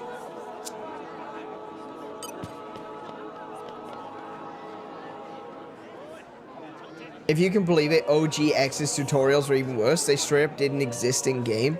They include digital manual, you know, the kind that... Yeah, I remember that. That was in the Wii version. They did improve it for the 3DS, I'm pretty sure. I think the 3DS version had in-game tutorials.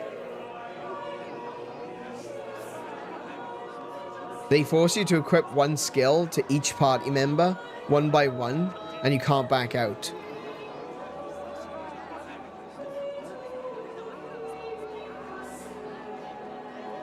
If you don't get it after the first time you do... Oh, wow, okay.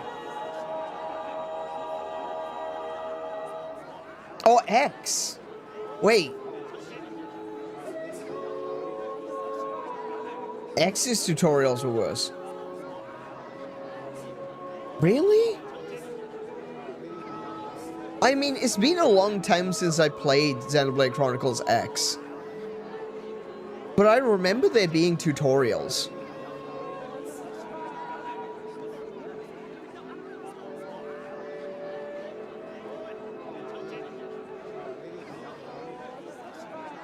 In fact, I can almost remember being frustrated by one of them because it just told me in the middle of nowhere something so randomly basic, like equipping stuff.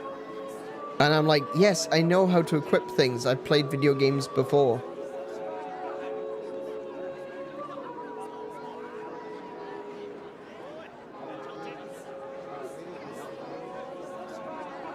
Alright, I'm gonna have to... I'm gonna take your word for it, because,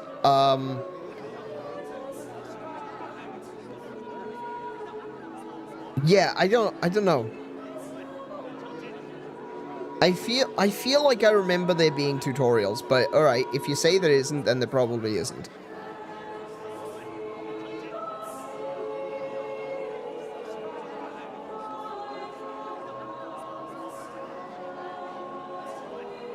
Okay. I trust you. I believe you. I've got no reason to doubt you. I have a lot of reason to doubt my own memory. So, yeah. You're telling me now that XDE is much better than this? Cool. I'm really looking forward to playing XDE because I enjoyed X. I never finished it, but I really enjoyed where I played. And I really wanted to play more. I just never got round to it. Right, what do I got? I got crit up, and I've got reduced damage taken by 10 when HP is, by 10% when HP is 30% or lower. Let's see what else we got. Increases damage dealt by 35% when affinity is maxed. We can chuck one of those in. There we go. Let's have Mithra doing some damage. Let's see what Pyra's got to offer as well. So we've got critical up 2. Nice. And we got special level 3 plus. Increases level 3 special damage by 20%. Okay, cool. That's fine. We'll keep those. Those are good. Alright. Now we've got Wulfric. Wulfric is attack and crit rate with a strength mod. Let's see what we got. Critical up 2. We can hit a critical up 2. There we go. And we can chuck in... I want to keep that one for... I want to keep evasion focus for Morag. Let's see now. We can probably chuck in...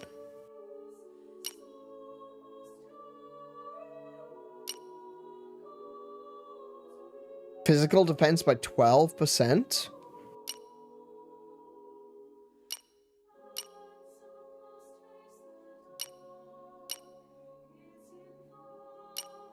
Reduced damage taken by 10% when HP is 30% or lower.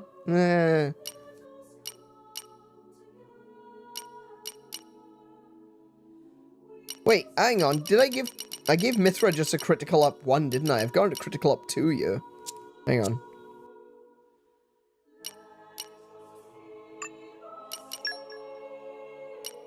Oh, I'm on Pyro. Damn it. Okay, Mithra.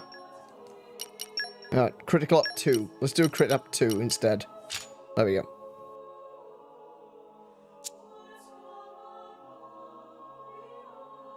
Okay. So he's got a crit up 2. And I think... considering he's an attacker as well, we'll use affinity attack. Zenobia. I actually kind of wish she's got 3 slots.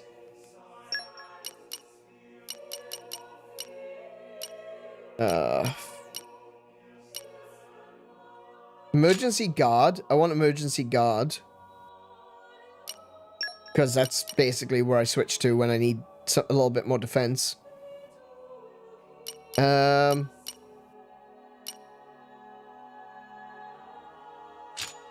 Endurance. I'll just stick it with the 2 for now. So Drawmarker's got emergency guard 1 and helping hand. Yep, okay, we'll keep those. Those are good. I like those. Damage heal 1 and endurance. Do I have damage heal 2? No, I've only got damage heal 1. Okay. And endurance 1. Yeah, okay. This one's knockback resist. That's fine. Actually, that's fine. Knockback resist. Do I have a maybe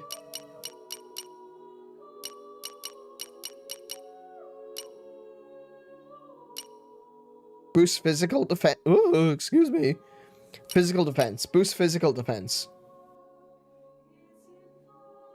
Yeah. That would work too. Yeah, we'll lose that one instead. Okay. Block rate and evasion.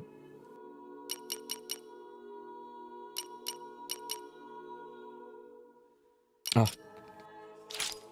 Oh, it is in the correct order. Never mind. Improves evasion by 15% when HP is 30% or lower. Yes.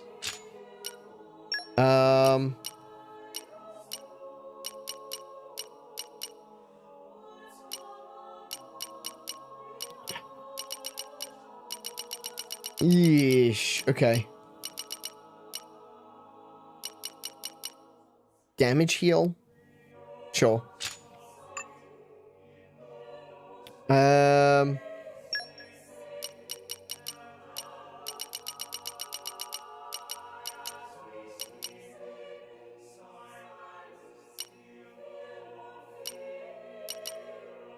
You get knockback, resist, and you get...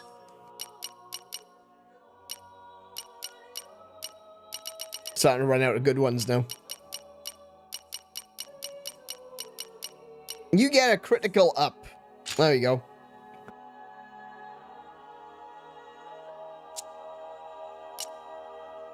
Cool. Everyone's equipped. Do you know what I'm going to do right now? I'm going to save. Because the last thing I want is to cock it up and have to redo all of that again. I guess one of the plus sides is a lot of the stuff like the auxiliary cores, there are a lot of things that you can set and forget, you know? Generally, if you've got a good one on a character, then it's going to be good at the beginning of the game, and it's going to be good at the end of the game. If you get an improved one, like go for crit 1 to crit 2, or if there is a crit 3 or crit 4, you know, you can improve it over time. But for the most part, if it's a good one now, it's going to be a good one later. So it's kind of a... You kind of do have a set and forget sort of mentality when it comes to the auxiliary cores.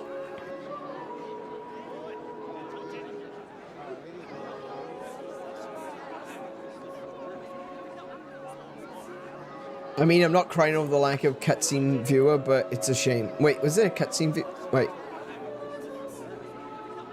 XD is really good, but it misses some baffling things over other Xenoblade games, like cutscene viewer. Really? There's not a cutscene viewer in XDE? Wow, okay. Yeah, I would agree. I'm not crying over it, but that is still surprising. I find it annoying because it makes watching cutscenes harder. And it's just weirdly inconsistent. Every other Switch Xenoblade game has it, including the ability to change weather. Yeah, it does. And you know what? It also makes it easier for taking screenshots for thumbnails. So that's gonna be an issue when I get to X. I lost 3 hours of progress because my game soft locked. No, I hate it when that happens. Oh man, that really sucks. I know a lot of people struggle with this game, but I've never seen someone struggle as much as you do. This is not a slight on your fault. We forget that people learn differently. I don't learn. That's the thing. I got a broken brain.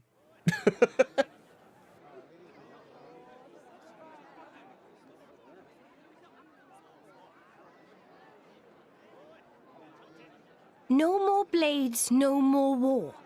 What does that mean? What it says. That, my fuzzy-eared friend, is an anti-blade protest. The refugees have really been going at it since last year or so. Whoa, where do you come from? What did you do? Swim, yeah? Did blades do something wrong? The Praetorium is single-handedly responsible for doling out core crystals to other countries. Though sometimes the likes of Dougal and Banna grab a piece of the pie. Therefore, Indol has the power to control war itself? That's one way of looking at it. At least. But war is about much more than just blades and drivers. I know that, and you know that, but that doesn't mean they're gonna accept it. I guess so. There's a lot of 𝗦𝘄𝗶𝘁𝗰 here. They fled the 𝗦𝘄𝗶𝘁𝗰 War 10 years ago. But here they are, refugees still. Yes, they're a funny old lot, you know. We feed them, we water them, and this is the thanks we get. Don't these ruffians know that manners cost nothing? I swear, you lend these people a hand and they want the whole bloody arm. It's easy to disregard things beyond your control and direct your anger at targets closer to hand. Do you have something to say? Not really. Out with it, Rex. I think they both kind of right in a way. Morordain's Titan. It's dying, and everybody knows it.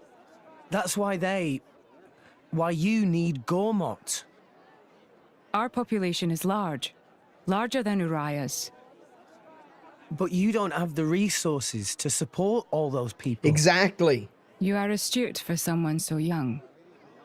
Those salvagers pick up more than just artifacts. I'm not daft. I know fine words alone won't change reality. So you seek Elysium? Is that wrong? No. I was just reminded how young you are. Still, if it's Rex, or people who harp on about justice with no solutions, I'm betting on Rex. Yeah, I must agree. admit, I do respect the boy's drive. I'm just stumbling my way forward. Yeah. Yeah, I think I gotta be honest, I do think that they're right. I think Rex has got a really good point. I think that although it's not very well put, I think that 𝗦𝘂𝗏𝗏 does definitely have a point. Is that at the end of the day, if the war ended 10 years ago, why are they still here? They're not really refugees anymore, are they? You know? It's one of those complex realities. At the end of the day, is that a lot of people will turn around and they'll say, oh yeah, you know, our country is really rich and really prosperous. We can take refugees. But the thing is, the reason that a country being rich doesn't necessarily mean you can support more than the people that you already have. It's a fine balance. And when you start to see a large number of refugees flooding across a border, you start to realize how little, you know, how much does it take before it tips over in the other direction, and now suddenly you are the poor country. It's a really rough situation, and obviously we could connect this to real world international politics, but to just keep it to the limits of the game for now, because I'm sure we can unpack this into whatever we want. I think the reality is that sometimes we need to look after ourselves first, because if we don't look after ourselves, then there's absolutely no chance that we can look after others.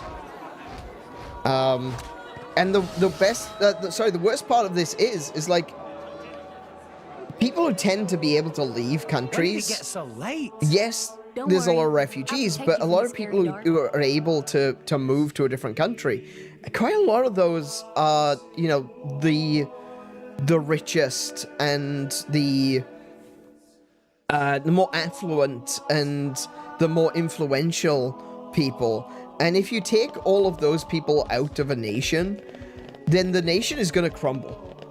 Because all you've got then is like unskilled workers and politicians. You're setting yourself up to create a slave state. which is disgusting, but it happens, and we've seen it happening. In recent years, we have seen it happening in the world.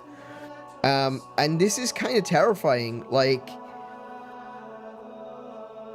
the thing is that everyone obviously is going to be looking out for number one, and they absolutely should. That's their right. They need to look out for number one.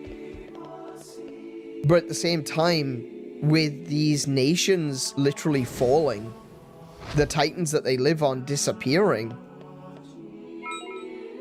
Oh my goodness, the 𝗬𝗏𝗄𝗁 jelly refilled again.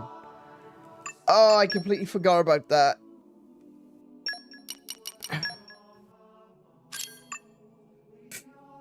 Let me turn that one off. Yeah, have a roly-poly maraca. Hey, I love this! What have you got? Nothing. Okay, you got roly-poly maracas. Cool. I think I'm just gonna give a roly-poly maraca, even though I've just wasted a 𝗬𝗏𝗄𝗁 jelly. Just to stop it from continuing. Because I'll forget about it in an hour.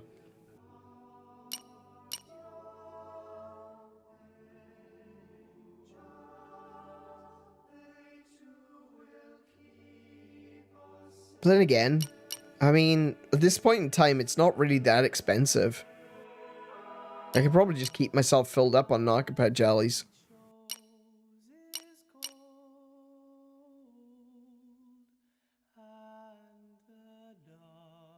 Yeah, no, don't worry about it.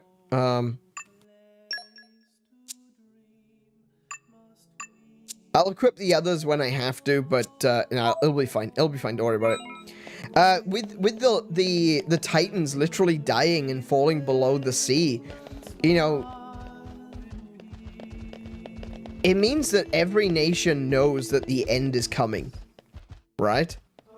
And you know, if the various titans, right? You got Uriah, you've got 𝗏𝗏𝗁𝗏, 𝗦𝘄𝗶𝗁𝗏, 𝗦𝘂𝗓𝗏, 𝗦𝘂𝗓𝗏, even the Argentum Trade Guild. They all know that eventually their titans will die as well. But the thing is that if you moved everyone, let's say for example, you moved everyone from 𝗏𝗏𝗁𝗏 to Uriah. Then Uriah dies. And you move everyone in Uriah and everyone from 𝗏𝗏𝗁𝗏 to 𝗦𝘂𝗓𝗏. And then 𝗦𝘓𝗓 dies. And then you move the entire population of 𝗏𝗏𝗁𝗏, Uriah, and 𝗦𝘓𝗓 to 𝗦𝘂𝗓𝗏. And then the 𝗦𝘂𝗓𝗏 Titan dies. And so you gotta move all of 𝗏𝗏𝗁𝗏, Uriah, 𝗦𝘓𝗓, and 𝗦𝘂𝗓𝗏 to 𝗦𝘓𝗓𝗏 Archipelago. And then the 𝗦𝘓𝗓𝗏 Archipelago dies. You know, it's not something... This is not an answer. This is not a way of solving the problem. Everyone is going to die. And while it's not going to be... While it may not be politically correct to say that sacrifices have to be made, sacrifices will have to be made. You can't save everyone.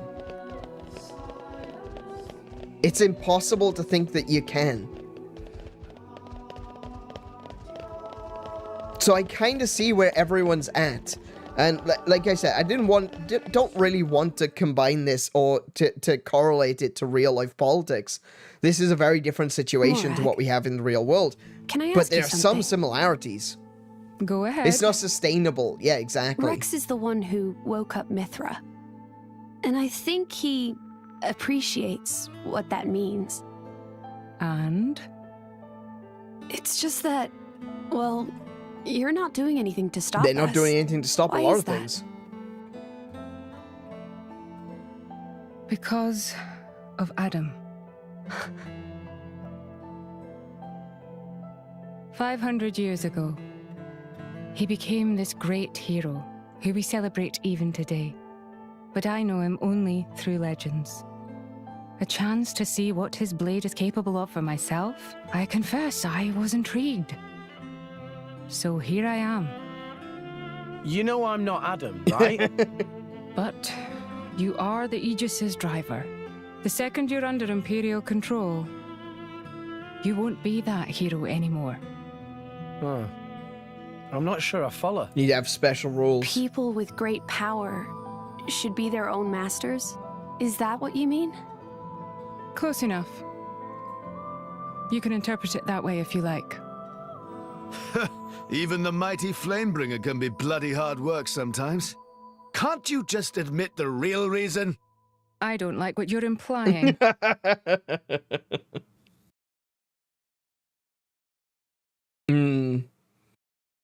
She's clearly holding back.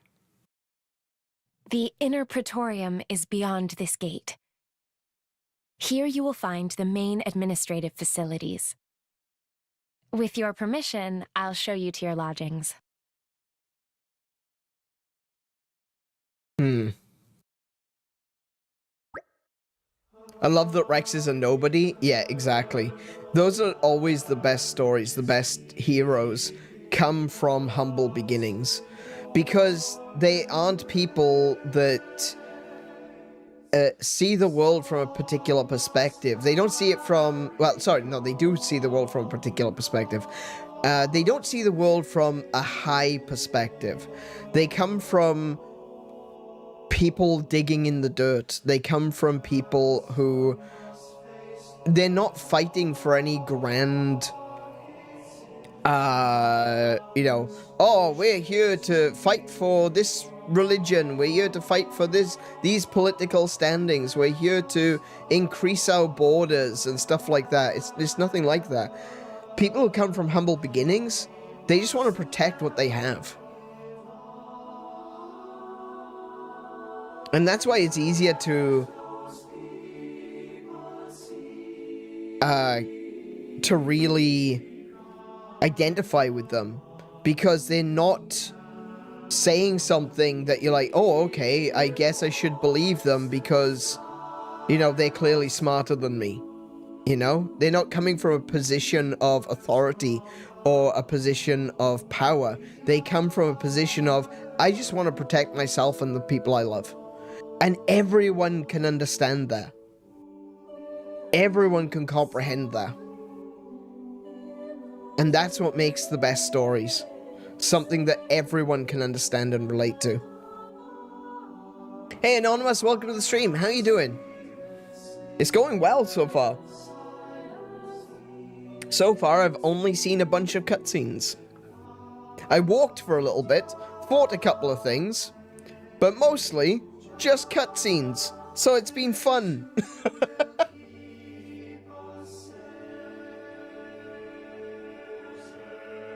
Much the same is true for most real-world heroes. Look up some of the legendary folks from World War II, and you won't see a backstory of someone who grew up with money and comfort. No, you never do. Because that's the other thing as well, you know? Someone with money and comfort will be able to afford to buy someone to do the job for them. The people with money and comfort are the people that need heroes.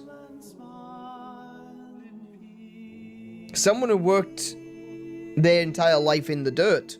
Someone who digs holes for a living. People who, a farmer who sees or understands the importance of his land. It's like, this land isn't just for me. All this food that I'm growing is going to be, is going to be sold to other people. It's going to keep them alive.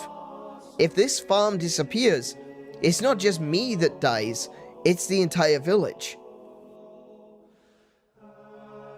So the importance of protecting what you have echoes. It goes out, it expands, it grows. And when you're in what is often considered to be a lowly position, a farmer is never, like these days, I think that there's a bit, not entirely, but there is some more respect for farmers. I think that there's a lot of technology and science that goes into farming, and I think more people do start to understand that farming isn't just simply a case of let the cows grow on the land, let the carrots grow and then pick them. You know, it's not that simple. There's stuff like soil acidity, there's sustainable agriculture, there's sustainable farming, sustainable cattle grazing, making sure that you've got the right nutrients and such in the soils, and so much that I don't know about agricultural science. And I don't know a lot, you know? The majority I've learned comes from playing Stardew Valley. But there's a lot that you need to know. There's a lot that you need to understand, which is different from what farmers used to be hundreds of years ago, you know? But it doesn't change the fact that one thing hasn't changed, and that is that if the farmers disappear, if the manual labor workers disappear, then it's going to affect everyone.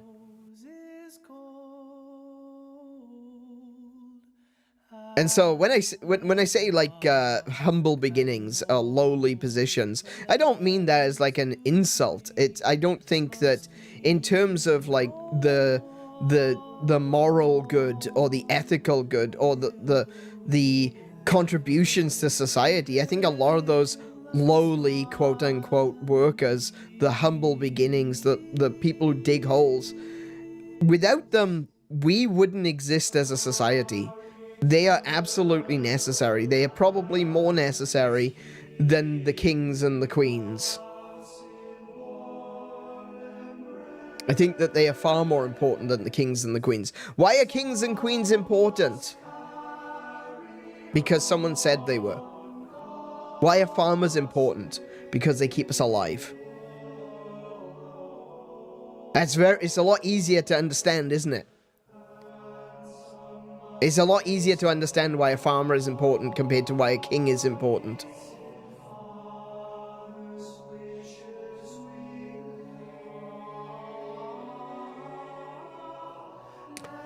You get to enjoy the music and comfort? Yeah, the music is really good here. Alrighty, Fan Lenore. This is Seoris Plaza. Wow, it's pretty huge. Busy too. I dare say many people gather here on religious pilgrimages. Precisely correct. Many people arrive in Indal with each coming day. And the building you see ahead is the Elysium Sanctum.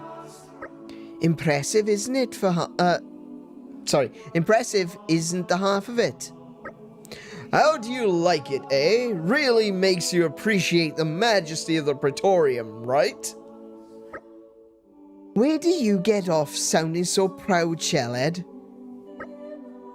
It is magnificent, truly magnificent. Rooms have already been made ready for you. You'll find them to the left as you enter the sanctum. We get to stay in big fancy building? You are our honored guest here, after all. Quite amazing.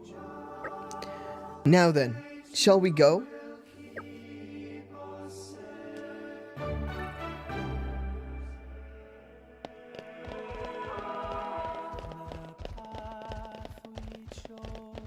Okay, I want to correct myself. This definitely feels more like, I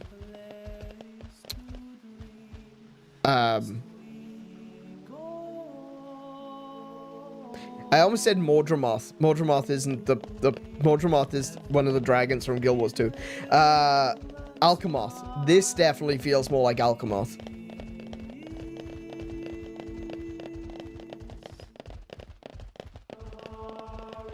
Yeah, this reminds me of going into, you know, when there's the stone carving, the relief at the far end of the corridor. Yeah, this reminds me of Alchemist. And arrived. Oh, this is where we were going.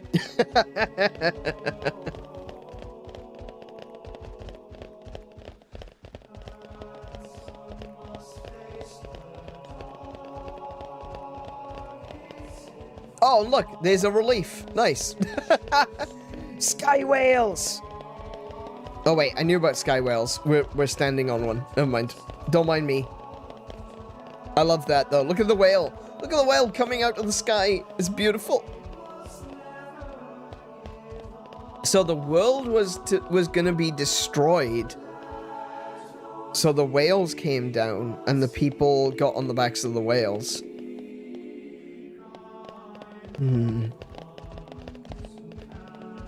I'm really curious how this ties in, if it ties in with Xenoblade Chronicles. I know it kind of does. I'm already aware of that. But I am very curious now. There's so much that feels like it shouldn't connect. Look alive! Wait, I'm going further away. Hold on. Wait. I'm going the wrong way.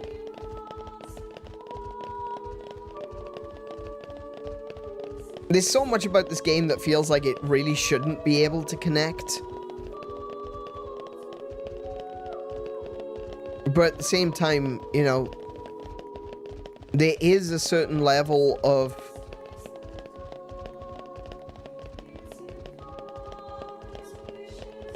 Everything is different, but everything feels familiar.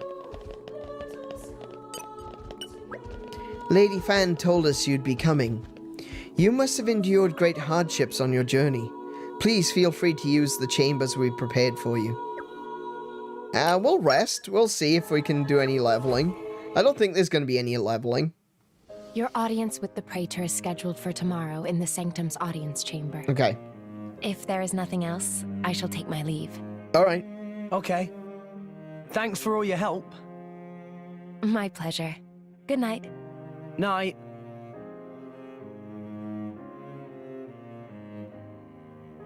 Wow, a sequel has connections to the previous entry? Mind Hey, blown. Pyra. Have you ever So, played Adam, Final what Fantasy, kind of a sir? person was he? Should I ask Mithra? No, it's fine. I was just wondering. He was incredible. Incredible. In Don't Mithra's get jealous, memories, Rex. I Chill. mean, I knew him only very briefly before to sleep.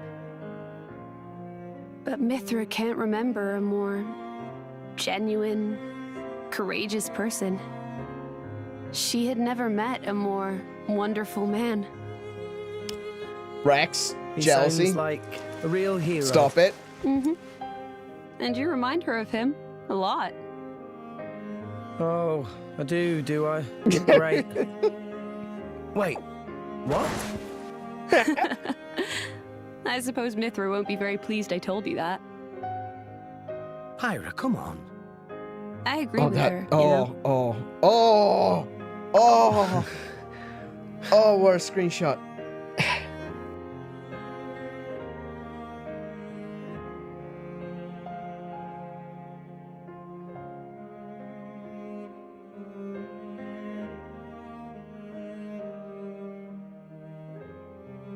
I'm just thinking, do you know what? It's cold this morning. I was just thinking, you know that the meme, Miss is Fan. there someone you forgot to ask? I was just thinking, like, you got Pyra and Rex, yes. Pyra says yes, Rex says yes. Is there someone you forgot to ask? Mithra, no. Nia, what are you doing here? Early riser. Always have been. Oh, I see how it is here. I wonder what Pyra and Mithra would think. Hey, no. You got the wrong... Just... Jess, what? Go on. I don't know. I thought she looked... sad. Oh, good morning, you two. There's still I don't some think it is time before your possible for these audience. models to look sad. Sorry, we just woke up really early. Ah, I see. That's a pretty nice mural. Very That's to the waifu list. grand. Pyro was already on It it. depicts the creation of Alrest. They say this mural was painted long ago, when the nation of Indol was still new. Oh, you've been looking at it for a while? They're missing. What do you mean by they? Oh. My memories. Oh. I know Oh. that I must have been around since this mural was first painted, or even earlier, but I don't remember that time at all. Well, you are a blade. I don't know who I was, or what I did. And I'd really like to. Mithra's lived for an awful long time. Maybe she'll know something about you. Mithra called me Hayes earlier. Could it be possible that she met me somewhere before? Sometime in the past? Do you want to ask her later? Could I? Thank you very much. No need to thank me. You helped us too. Look at you going all red. I'll tell Pyra, I swear. What? I told you it's not like that. We'll see.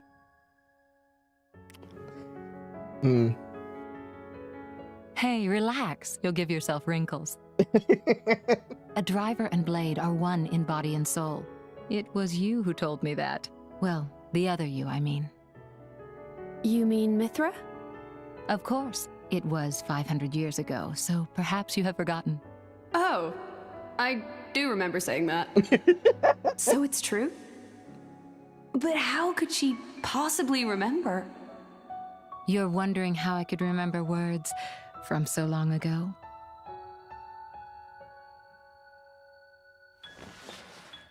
Oh, she What's kept a this? journal? You could call it a diary, I suppose. It contains details about my past lives. It's the only way I have to remember. Wow. Okay, that makes a lot When of we sense, return but to the core like, crystal, yeah. our minds are wiped clean of all memories. Though a blade's life is eternal, our effective lifespans as individuals are far shorter than a human's. You know, it's not just me. A lot of blades try to preserve their memories in journals like this one, even though it's often futile. After all, a core crystal cannot protect a diary. Usually, the volume is lost to us, along with our memories. I'm fortunate amongst blades. I'm passed down as an imperial treasure and recorded in official chronicles. Wow. Bridget? I don't know where your true intentions lie. I can only make an educated guess. But Rex, he is your driver. If you truly trust him, I would advise you tell him everything. If you can't do that even for him, you shouldn't be his blade at all. Well, don't have much of a choice. I just... If you care about him, it's even more important. I know what it's like to be afraid of rejection. I really do. But if you don't tell him now, you're just storing up pain for later, not making it easier. The way you say that, you really do see right through me. Well, we go back a long way, as you recall. And we're both blades, after all.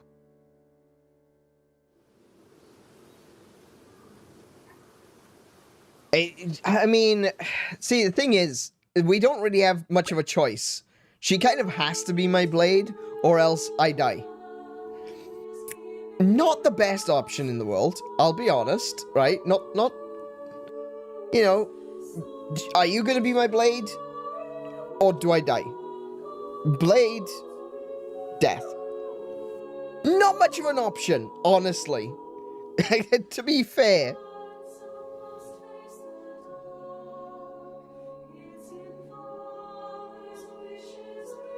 What was that about models not looking sad? Yeah, fair enough.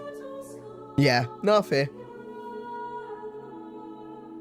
I think Mithra and Pyra, even Bridget, is a lot more detailed than some of the other characters. Like, I think Hayes is a little bit less detailed, but yeah. See, sometimes you're wrong. I'm not wrong, I'm just... New facts reveal themselves.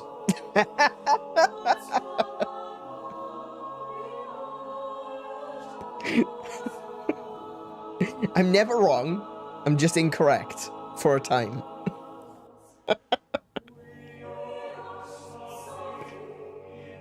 It's almost time.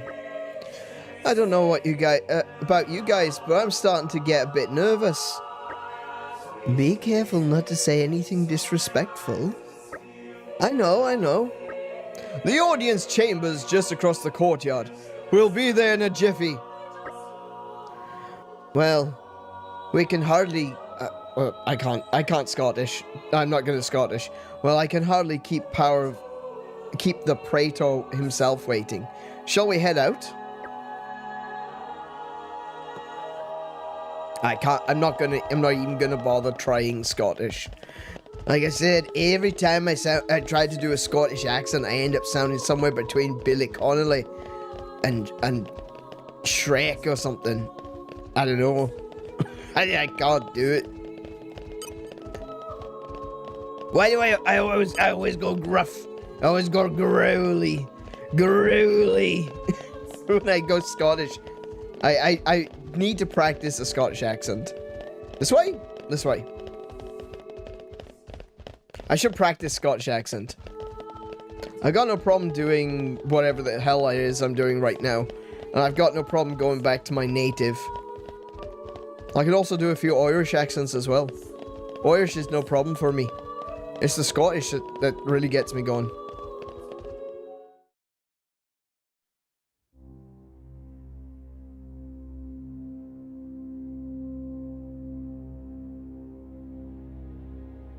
It does. It always does. It's too high. It's too... Which part is too high? My voice? Just in general?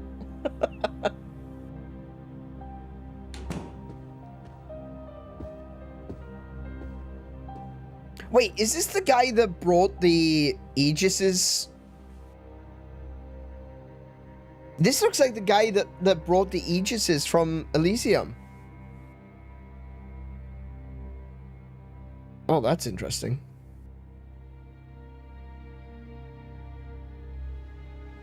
Scottish voices are deeper than your attempts? There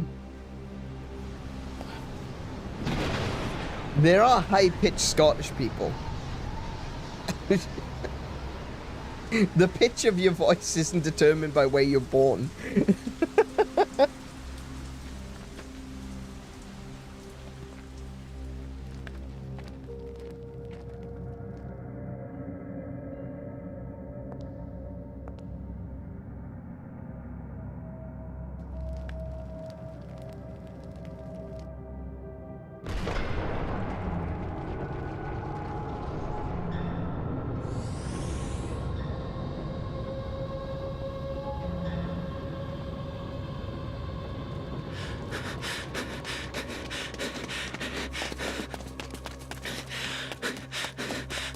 This is the confirmation you needed?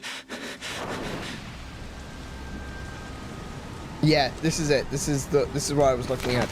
Oh, crap, he fell. Oh, no. Okay.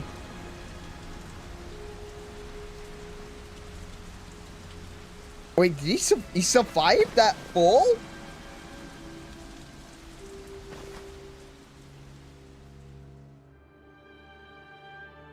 Like, obviously I knew he brought the Aegises back, but a fall like that and you survive by landing on a stick? Praetor Amalthus. No! No way! What?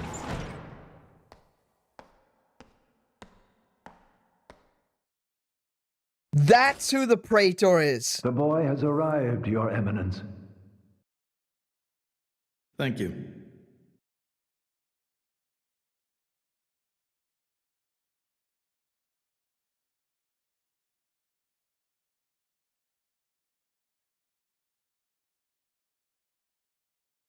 So you're Rex. I've heard much. Hi, you're not the Praetor, are you? Huh? No way. Indeed. I am Amalthus. I understand your surprise. I imagine you expected somebody older. We heard that you were Cole's driver. Your Eminence. Sorry, sorry. No need for formalities. I am a mere representative of the Praetorium. The name Praetor is simply a decoration, if you will. In any case, we're the same, you and I. Aegis drivers. I consider us equals. I feel a bit better now you've put it that way. Your Eminence. If I keep calling you Your Eminence, people have to call me Your Eminence. A more forceful personality. Oh, I almost forgot. Here.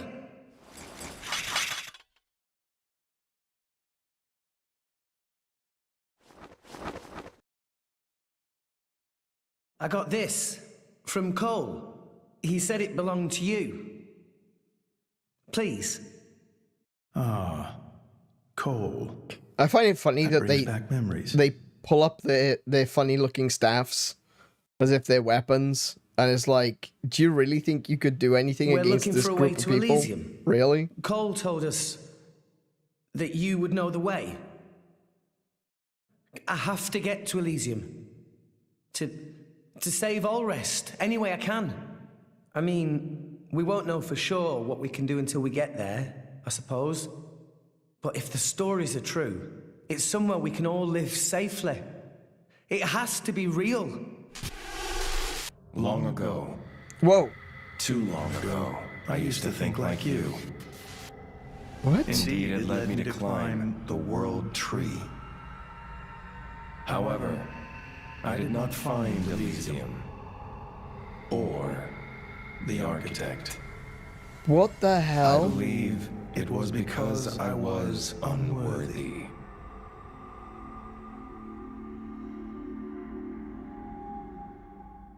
Rex, I know your desire. What the all too hell well. was that? I shall help you on your quest. Really? Oh, thank you so much. No need for thanks. This may be my destiny. The reason I've lived all these years. And now... Pyra. My name is Pyra. I would be honored to have a moment alone with Pyra. I'd like to reminisce a little.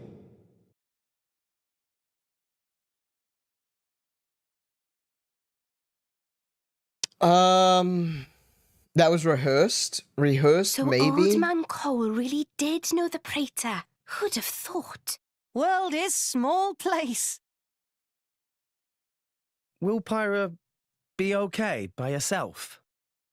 He's the Praetor, dimwit. What's he gonna do, eat her? Yes. Back there, I felt something weird for a second. What? Rex?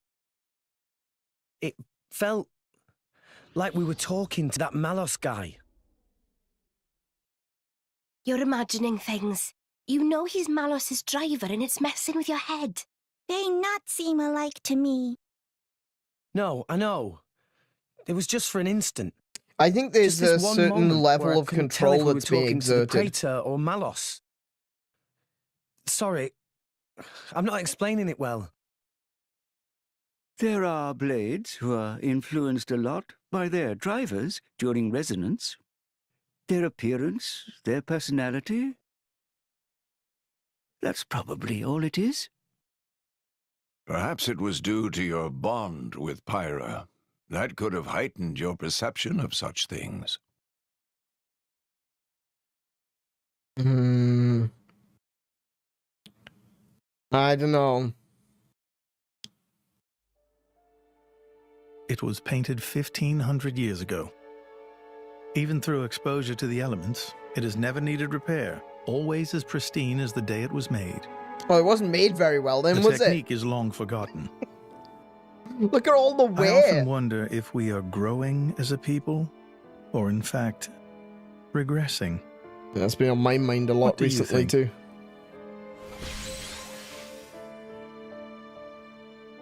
Well, I'm just amazed at how little you've changed. Has nobody ever wondered about that? I am Elysium. and the driver of an Aegis. It keeps me young. If you say so. Why do this now, though? You've never let anyone go there before, have you?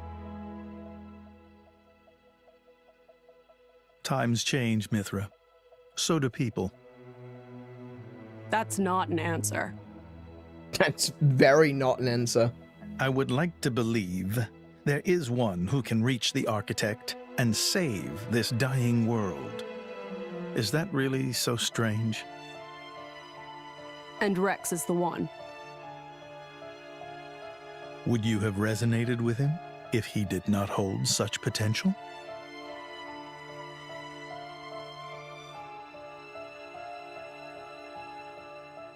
Hang on. Hang on a second. I'm very, very confused a second. Not a second. I'm so confused I'm just repeating words. I am currently lagging. My brain is glitching.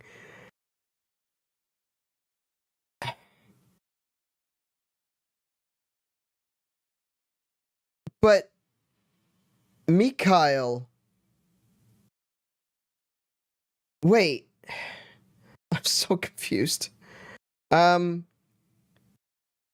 So the elven race, the blue-skinned, white-haired elven race are called the Elysium.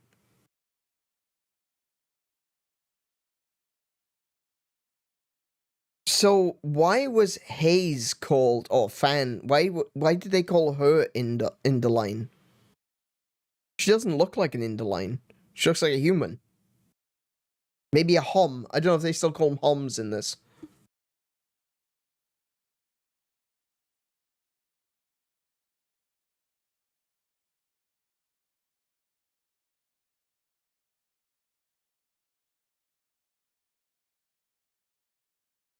And like,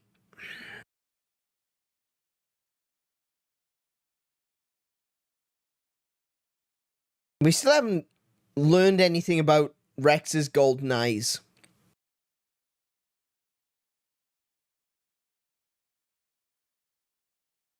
Oh, she's a blade from Indol, therefore Indoline blade. Oh, okay, yeah, I suppose. Yeah. I guess. Yeah, that makes sense. All right. Like I said, my brain is glitching at the moment. That's pretty obvious now that you mention it. There's something about Rex's eyes, though. Again, he's got golden eyes, and Hayes has got golden eyes, and I don't know.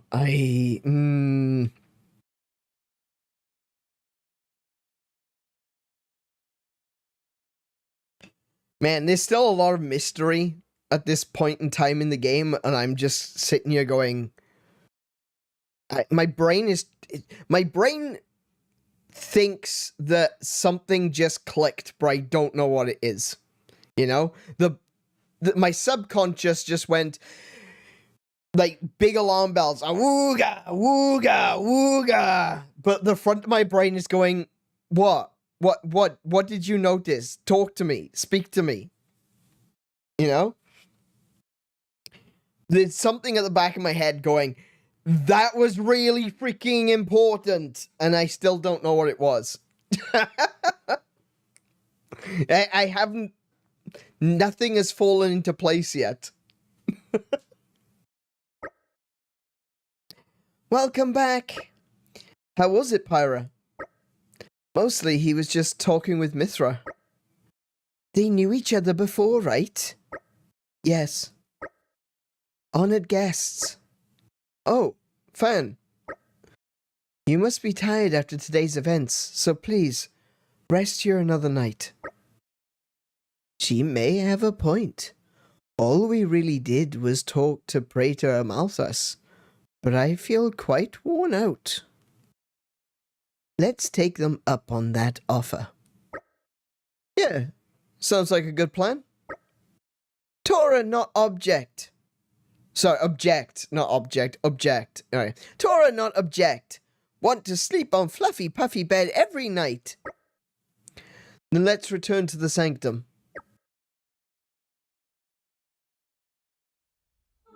Spoilers, Rex is a robot. Damn it!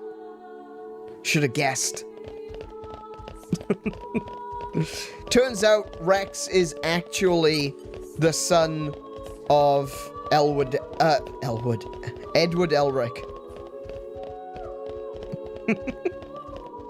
That's where he gets his golden eyes from. He's an Elric. He was an Elric all along. Where's the hole in? Oh, I went past it. Look at this place. Hang on a minute. Can I just... I want to be that guy for a moment, okay? Right? Look at this place, right? Look at all of these walls. Look at how uniform and, you know, there's no doors. There's nothing. And there's a place to sleep. You know? That's kind of weird. It's like nothing, no doors, no doors. There's a big doorway, no doors. There's a painting, no doors, no doors. Somewhere to sleep. There's a hotel. It's like, it's so strange. Like, it would make sense if there were more openings that you could perhaps go into. But it just feels like, it was like, where do we put the chambers? Oh, just stick it there. Just stick it there. It'll be fine. We'll just chuck it there. It's like a guy. Ooh, hello. Hello. Treasure acquired. You ain't that guy, pal. I'm not your pal, buddy.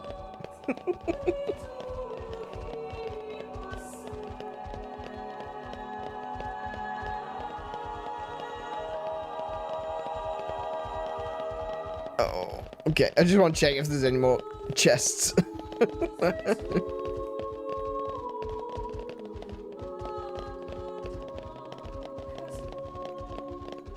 I hate your buddy, guy.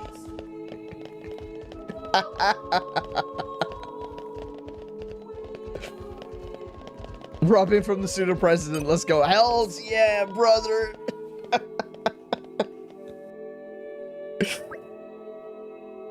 You must be tired after your audience with Praetor Malthus. So you feel it too. Do you also get drained? Is he a vampire? Is that how he's lived forever? Is because he's a vampire? Is that what's going on? Everyone seems to be drained when they're around him. I ain't your guy, friend. I ain't your friend, pal. We've prepared your rooms. I hope you have a pleasant night's sleep. I will rest. Do I need to do the leveling up rest? Is that what it's gonna do? Or cutscene rest? Cutscene rest. Okay, we can do that.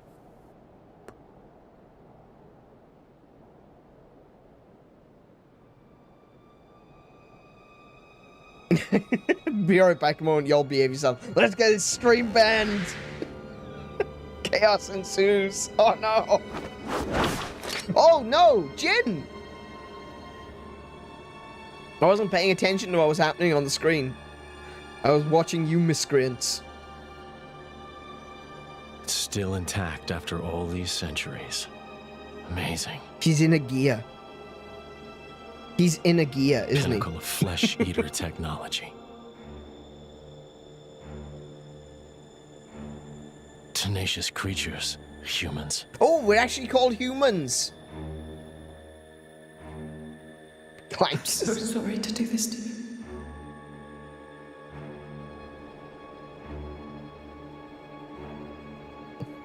Clankers is a pretty good one, I'm not gonna lie.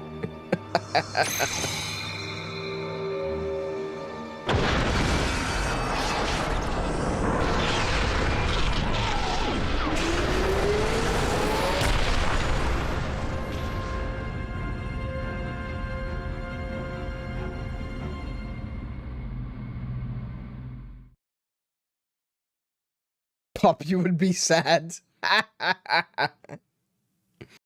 You know, Clanker's great. It's nice to have a retort when, oh my goodness, I forgot what his name is now. I see. The robot well. from, one of the androids from, Knights of the Old Republic, when he calls us meatbag. Oh, you could call him Clanker It appears back. Senator Roderick paid a visit to the Praetorium last night, off the record. What? Did you know that? No. I haven't heard anything from His Majesty. Broderick. Why now, I wonder? I can't imagine he was just paying his respects. Convenient Something timing. to do with the excavation? Temperantia? The issue His Majesty mentioned. If that is the case, he must be making covert deals with the Praetorium. Curse that man. So he is trying to start a war.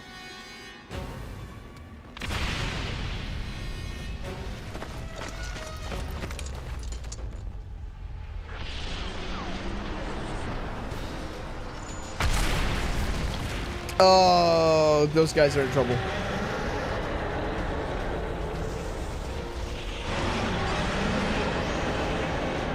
Oh no.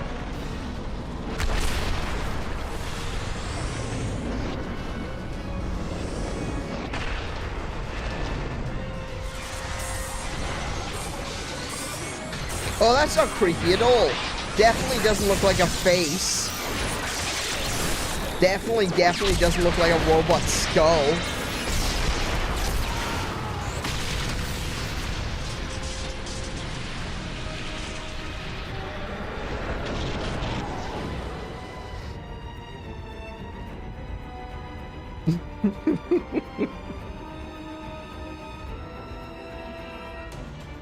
Sincere apologies, everyone, but I come with an urgent request. Who said that? Please go to the audience chamber at once. Okay. At once, he said. So jumping off the balcony, it is. That's the fastest way down. I'm just following orders. Okay.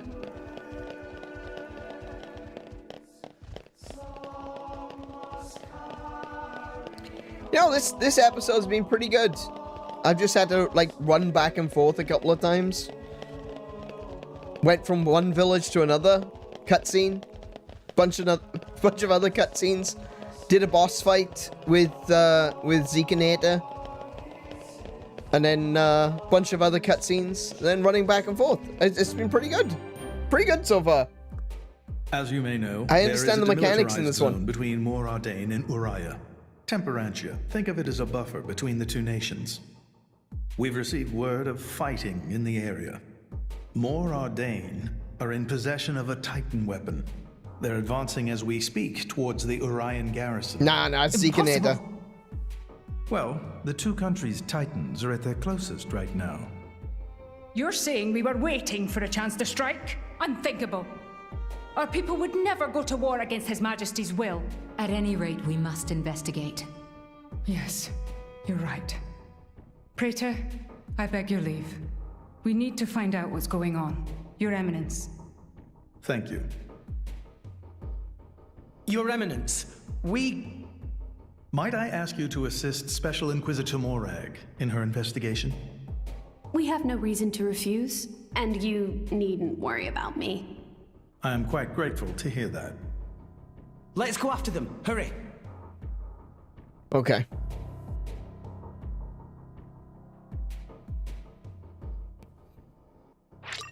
You know, Hazel was, Hayes, sorry, was, I didn't mean to do that. Hayes was worried about losing her memories, but I kind of wonder if, not having memories is a good thing at the moment. Excuse me, Mr. Praetor, sir. This definitely looks like Alchemath. Holy crap, this reminds me of Alchemath. Excuse me, Praetor, sir. Do you have any chests? Do you have any chests or maybe barrels? What's in this door? Oh, I can't get through. Any chests? Any treasure? It'd be very useful to have treasure. Doesn't look like it. Never mind. Alright, never mind. We're moving on.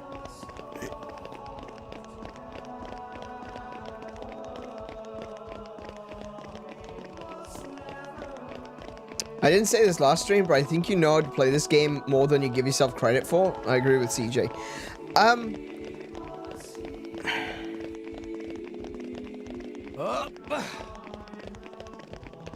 Okay, maybe I will say this much.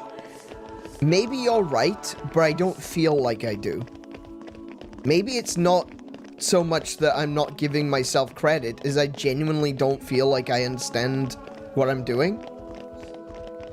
Like, maybe I'm doing things, but I'm kind of doing things automatically. There's a little bit of muscle memory, you know, all that jazz that goes into playing certain games. But I don't feel like I understand. I always feel like I'm being left out.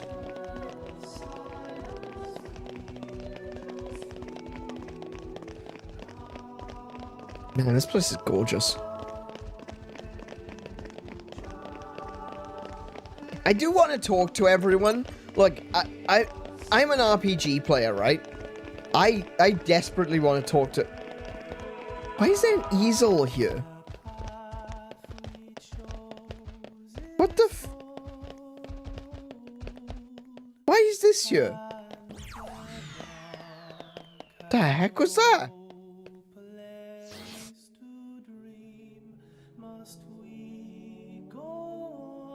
What was that noise? Was that Poppy transforming or something?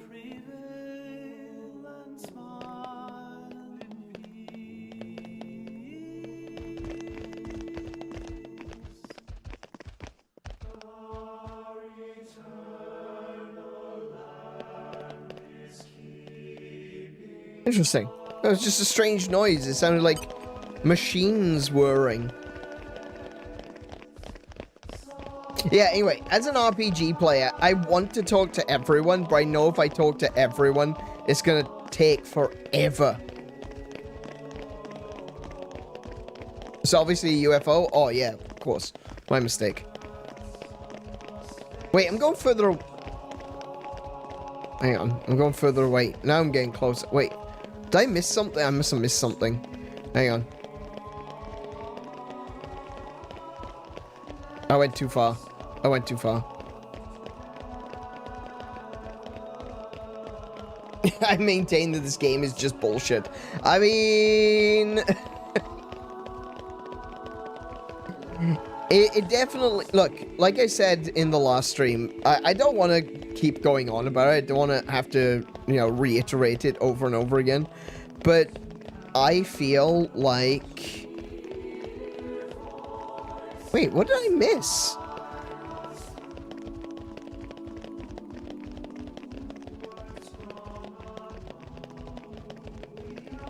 I feel like every time I think that I know what I'm doing...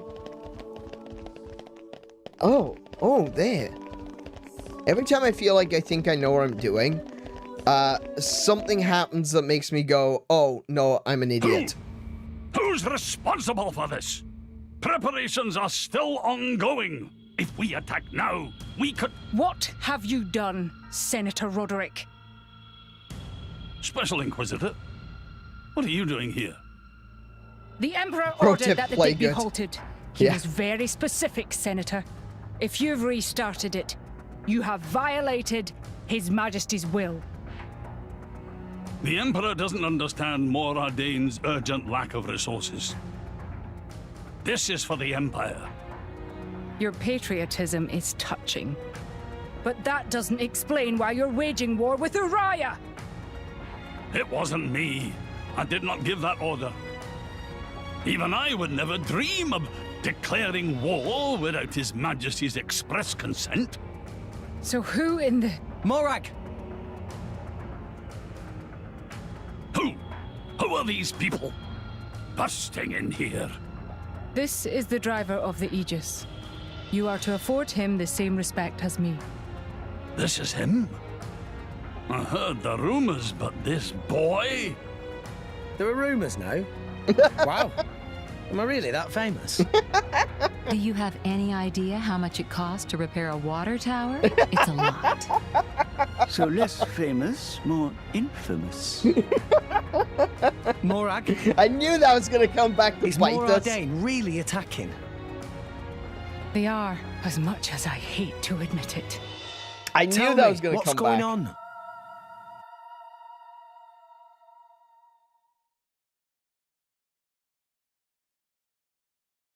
Tricky indeed.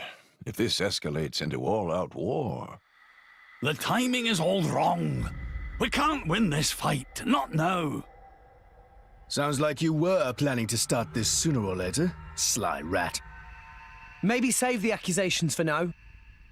Yeah, it doesn't help anyone to throw accusations, even if the accusations are correct. That core crystal. Don't tell me you're the... Answer me. You're right. Mithra? Who stands to gain from an Ardanian-Orion war? Who gains... You don't Torna. mean... Jin and Torna. It's very possible. But how? Maybe just coincidence after all? No. Master Pawn. I wish I could believe that. In any war, there's going to be an Morak, increase please. of weapons production. You are the only one who can put a stop to this. And It's a Jin bit is late for collecting that, crystals. Don't you think? But I'm not going to sit back and watch. Brigid? Right.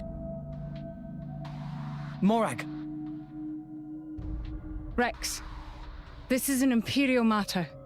We can't ask for your aid in this affair. Too late. We've already been ordered to by Not the if Praetor. it's really a coincidence, like Tora said. But, if Torna are really involved, doesn't that make this our problem too? But... Think of it as compensation for the water tower. How's that? I knew you'd go there. I mean, they You're went so there first. noble, it hurts.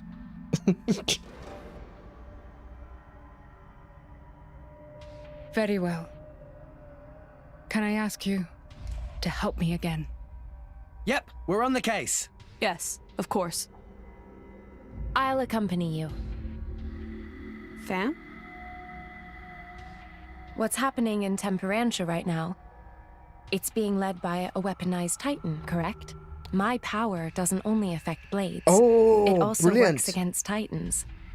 I am certain I can be of assistance. Besides? I have the strangest feeling that I'm somehow meant to be there. I'm a little bit concerned about that Franlun. feeling. You. I'm a little bit concerned about that feeling. If she feels like that she's supposed to be there, I kind of don't want her to be there, because we don't know at the moment who is controlling people's feelings, you know?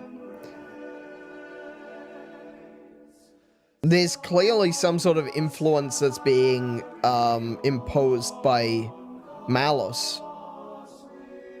And Hayes might be going there, or Fan, sorry, might be going there with all good intentions, but it might be a setup from something that's happened a long time ago. Like an echo of a memory, like a whisper of a memory.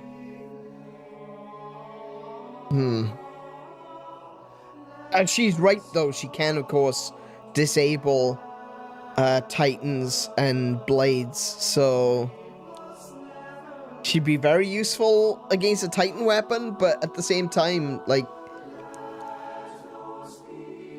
there's a lot of machinery in the Titan weapon, you know?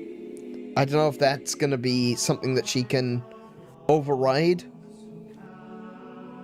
This is a flag. A flag, yeah. I am a little concerned. So, how do we get to Temperantia? If Senator Roderick is here, I assume they must be an Ardanian military vessel stationed at the port. Then we go to the port and get on Ardanian Titan battleship? Alright then. There's no time to waste, let's go.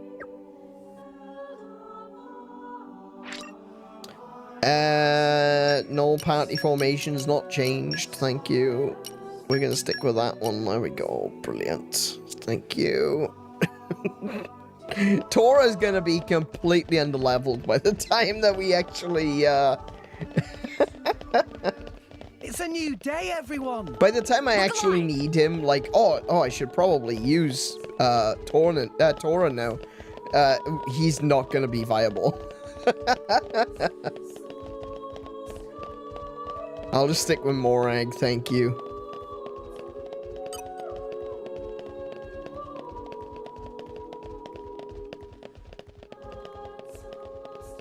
Hello, me. Okay, you didn't give me a chance to actually finish reading that, so...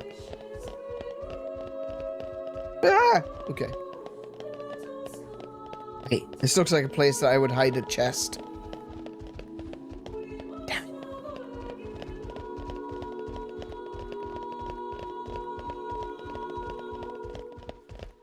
There really no chests. Oh! Oh.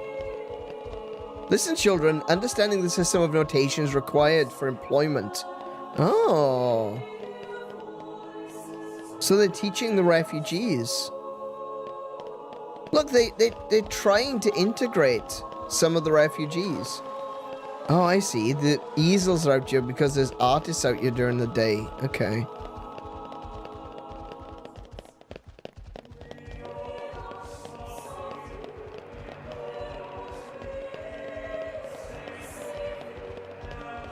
I'm pretty sure party members level up passively when they're not in the party. Oh, okay.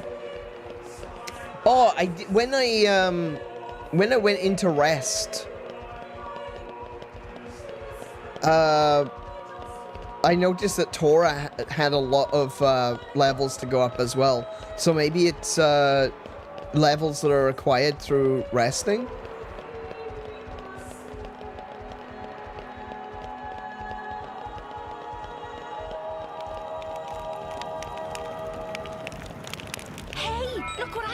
Ooh. Congratulations. Oh, I just got that feeling in my stomach again. Oh my goodness. Throw money. Throw money from this height. I'll kill the kids. I'm doing that. Man, I will never get over the sheer sense of scale that this game has. And not just this game, like every Xenoblade game has just an incredibly immense sense of scale.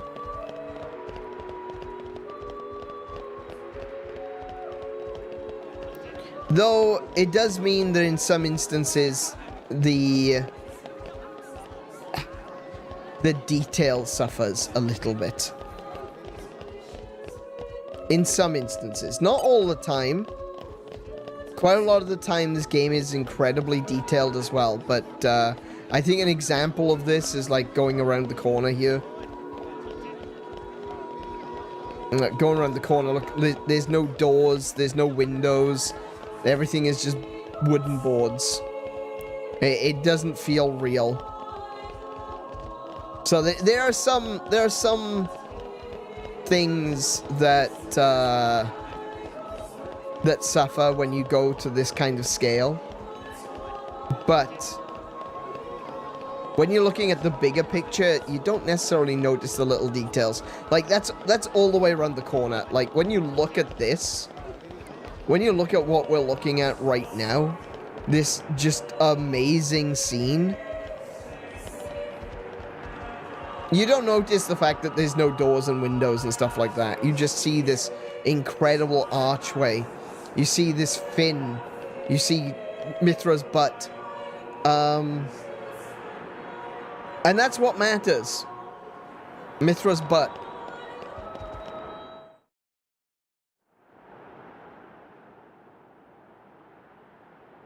Hey, remind me again why we're bringing this spanner. Because this sounds like fun. We're not on holiday. I love it. I've heard a lot about these Torna people. They're the ones collecting core crystals, yeah? And besides, I can't pretend this doesn't concern us too. Not when they're calling themselves Torna. Shalad? I love her. She did say spanner. She did. Oh, wait, I can have them in my squad. Oh. Oh, no. Okay.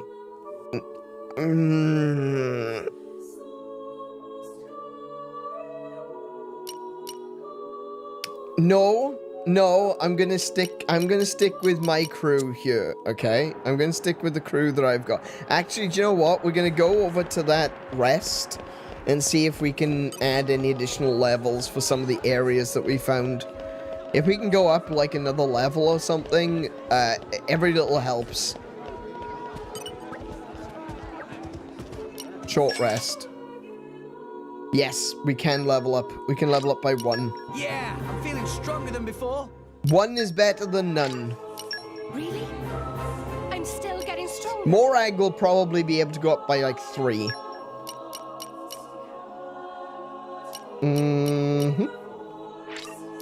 Experience begets wisdom. Oh, Tora can go up by 2? Holy moly. Alright. More strong now. Zeke, you can stay where you are for now.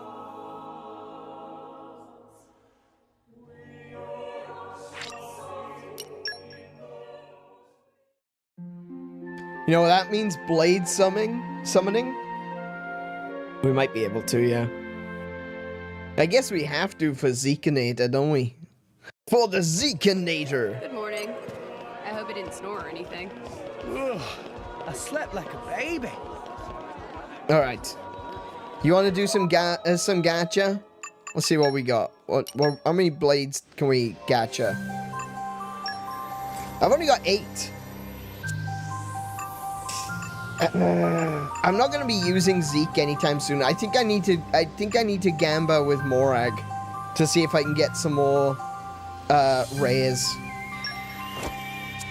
So before we do that, we'll equip Morag with something that's going to give her extra luck.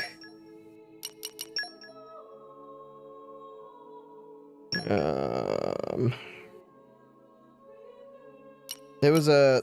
Oh no! Okay.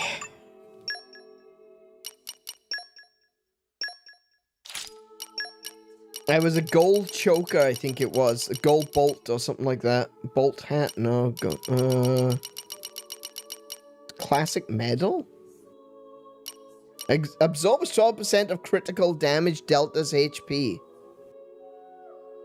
Absorbs 12% of critical damage dealt as HP. I'm sorry, those are wonderful words that you're using, but yeah. Speaking of sleep, I might go to bed while you play gacha. Oh yeah, of course. Oh yeah, it's nearly 11. All right, we'll do a little bit of gacha and then we'll end for this evening. It was gold gear choker. Yeah. Okay, 27. We can give her 27 extra luck. Just need to remember to put the shell shoes back on her.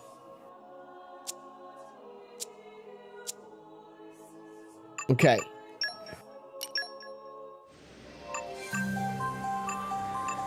Look, they spelled his name wrong. It should be Zekinator. That's great with Mithra. What's great with Mithra? Alright, let's go. What we got? We can boost. Do we need to boost? I don't think we need to boost any. I really don't think we need to boost any.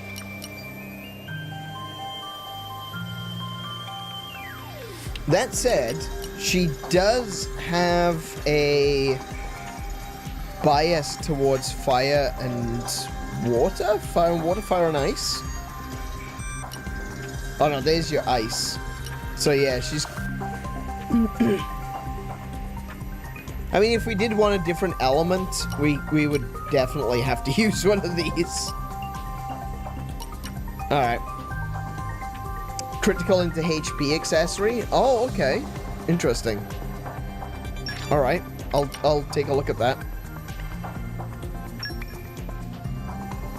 Here we go.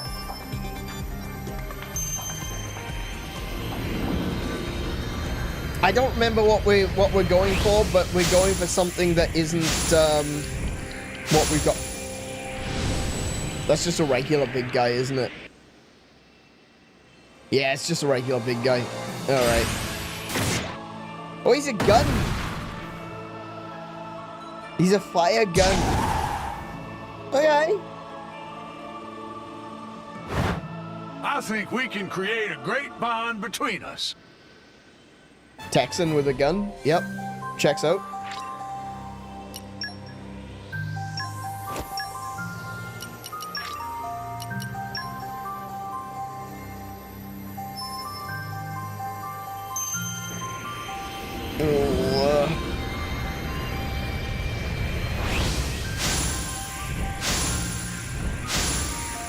Nah, that's another common.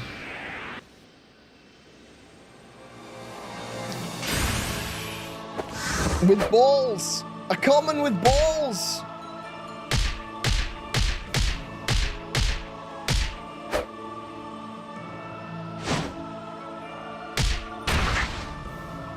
That's an earth ball. Let's enjoy our cooperation. Sandy balls. That's what it is. Sandy balls. No, we don't set the blade. Come on, we want a rare. Come on. Everyone, send me your energy. Send me the vibes across the world, across the internet. Send your vibes to me. Let's get Morag a good rare. A really good rare. One that she can really use. If you already know the name of it, shout it out. That's not a rare. Someone isn't shouting. Another gun. I thought that she wasn't good with guns. Why do I keep getting guns? It's about to get exciting around here. Yeah, I say it's a terrifying flamethrower. No, don't set the blade.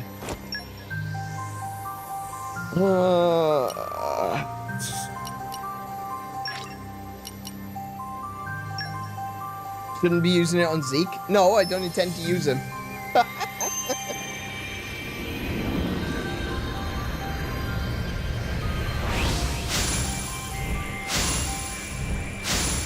Oh, for goodness sake. Come on.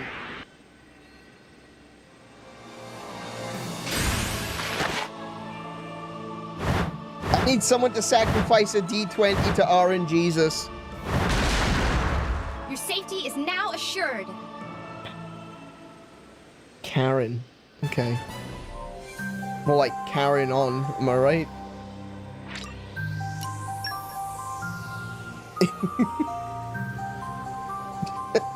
Damn it, Stylish.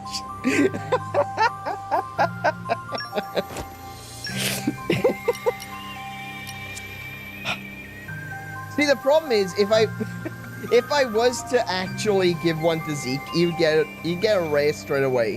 And I don't want, I want Morag to have the rare. The stream sucks. Shut up.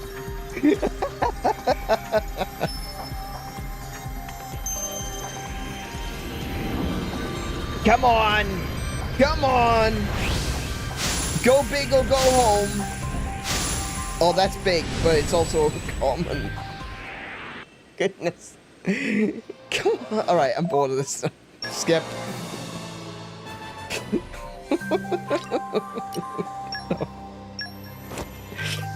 Come on. You cannot. Oh, okay. Alright, alright. I can't resonate with anymore. We're gonna have to. Oh no, why do I keep doing that? Why? Why? Why does that become my thing now? I press the plus button instead of the minus button. Not by alphabet, by bonded driver. There we go. Morag. Lovely Morag. I'm gonna... No. What's overdrive? I'm sure that's been explained to me, but... Customize blade? Oh, right. What's overdrive?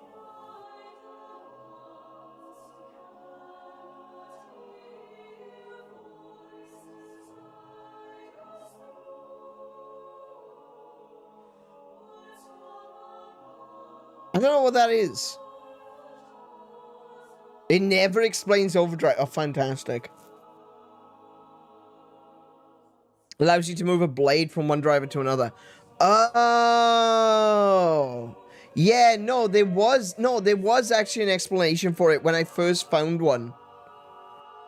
Yeah, but it didn't really make a lot of sense at the time. I had no idea what they were talking about. Yeah, okay. Alright. No, they did explain it. It was just like, at the time when they explained it, I'm like, I have no idea what that means. Okay. Alright, so we're just gonna release the guns. I'll cherish my memories of this time. You have been here for 5 seconds. Okay, bye then. Hey, that's cold. That's cold? Oh, you felt sad? Oh, no. Okay. I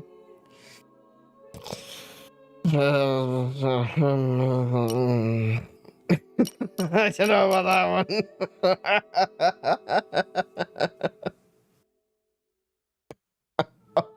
I hate it. I hate it so much.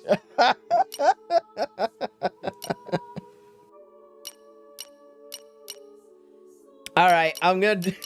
Okay, I'm gonna drop some of these ones because I'm probably not gonna use... I mean, when I've got the option of, do I want Brigid or do I want random fire number 37? I think I want Brigid. I don't think I want either of these, to be fair. So I'm just gonna be like, bye-bye, Felicia. I'll see you around sometime. No, probably not. Alright. We got some space. We got some space for crystals.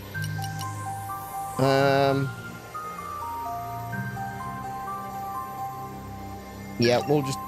Yep, come on in. Come on, big. We want big, we want rare, we want something that I don't have. Preferably, definitely not another limb.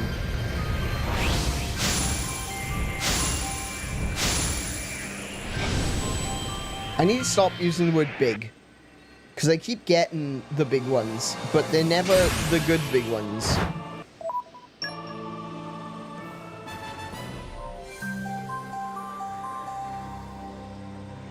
She caught till I Christek. Oh no. Oh no.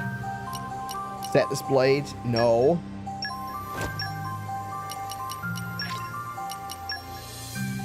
Come on now. Come on now.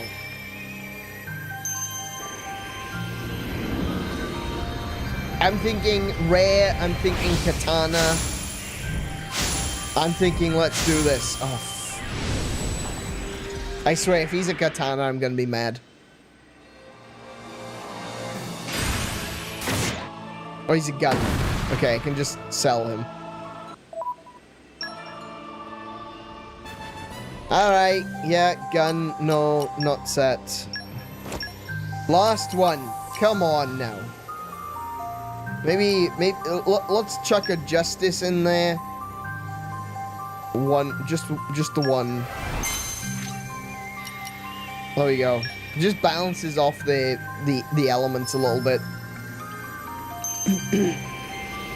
That's what she said. She may have. Oh, come on! It sucks. Oh, I did finally get the katana that I wanted. Outstanding. Oh, a dark katana, though. Oh! I am sworn to protect you.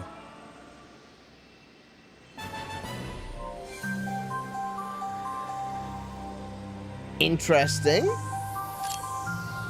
With agility mod 9%. Outstanding.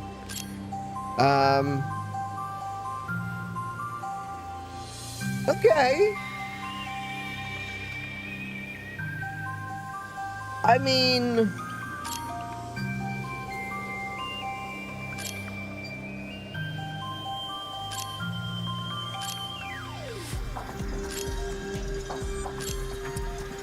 He's not great. He's not very good at all.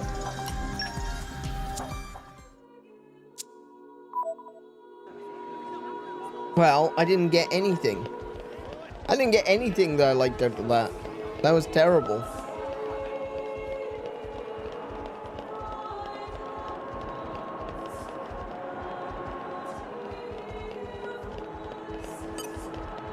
I don't know if there are any blades you have that could be good on Zico Morag that Rex and Nia have. Might be worth looking into since you have some overdrive protocols. So... Oh, no, that's not how I do that. Okay. So, my rare ones that I've got Rock. I've got... Godfrey, who I'm led to believe is not good for anyone. I've got Cora. I got Finch.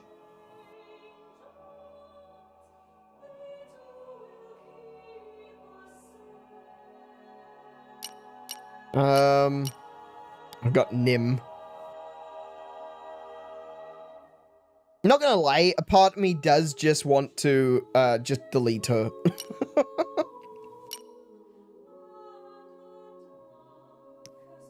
There's just something so unsettling about that art style. Just the design in general looks like it was designed by, like, a 6-year-old. There's just something so off about that. I don't like it. It looks really bad.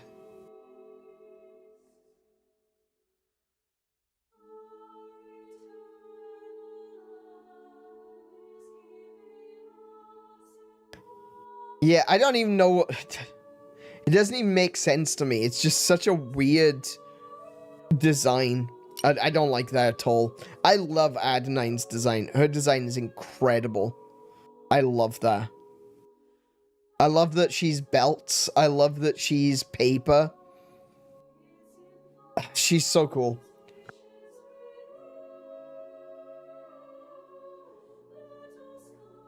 If you delete her, you'll actually increase the odds of getting a rare because you're putting her back in the pool. Oh, okay. Okay. You use Zenobia on Zeke? Interesting. Zenobia would be great on Zeke. Alright. But that said, like, I don't really plan on using Zeke at the moment. I just want to be clear with that. I'm quite happy with the squad that I currently have.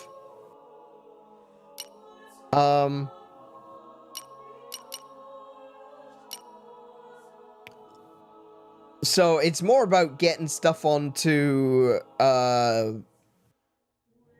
Morag. If there's something here that Morag would be better use, you know, it'd be more useful for Morag to have.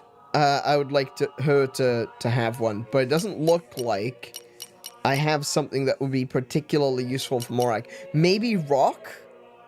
Would Rock be okay? Rock's very oh, he's got no block though.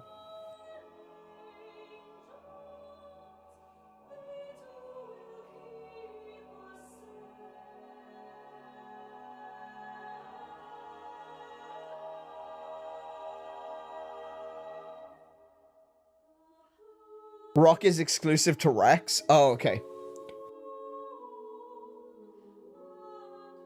I guess I should be rethinking in that case what I've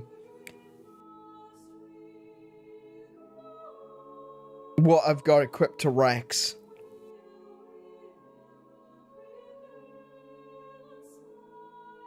Because you guys were saying as well that with Mithra, having an accessory that buffs crit is actually really good, and rock is like almost entirely crit.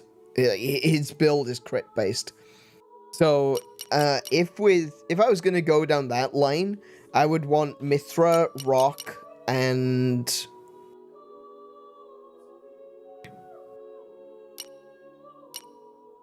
tell you what I do want. Oh, I don't want.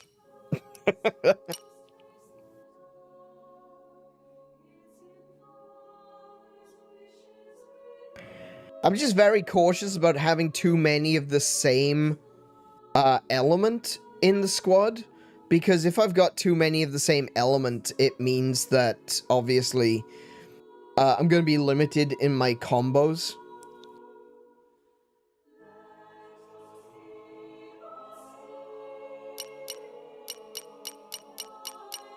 Yeah, but it doesn't look like at the moment I have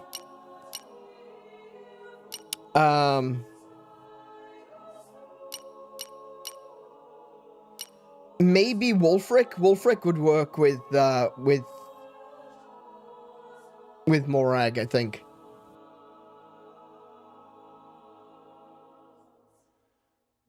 Do I have a rare dark? No, I don't.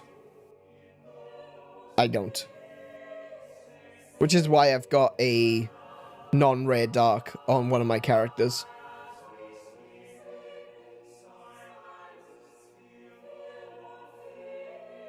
So I think Wulfric would be, I mean, given that, again, oh no, but he's crit, isn't he?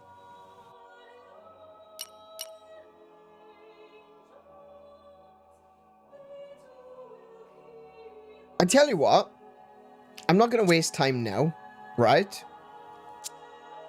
You're giving me something to think about.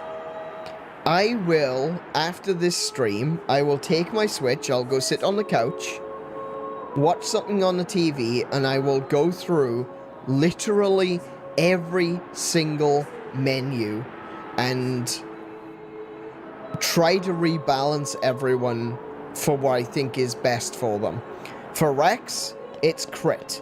For Nia, obviously it's healer, and I also want a tank on healer to be able to protect her while she needs to heal herself, because she's very squishy, right? Morag seems to be agility tank and attack damage. So I'll go for that. I'll see what I can build. I'll see what I can do. And when we come back in the next stream, hopefully I'll have a much better designed party. You're only missing a dark in terms of element coverage, except for the secret one. The secret one?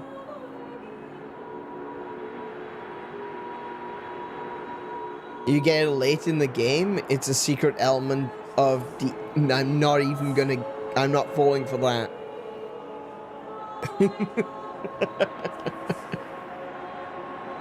Don't look in the Blade album? Really? Okay. Is that like spoilers or something? Does it actually spoil you? I mean, that might not be a bad thing, to be fair. Is spoilers? Oh, really? Well done. Well done, Monolith. Alright, I won't look in the album. But what I will do is, there's a character silhouettes. Oh, okay. So you think that there's characters in there that I will recognize? Okay. That tells me that I should avoid going in there. Alright. So I'm going to save right here.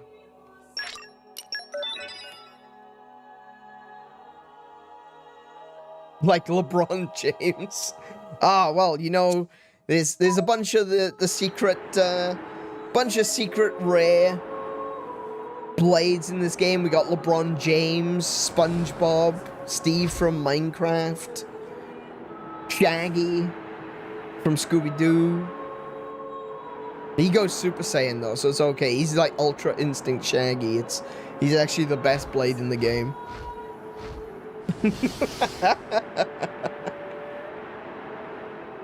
Alrighty, I'm gonna take us then over to the chatting screen and we will end for this evening.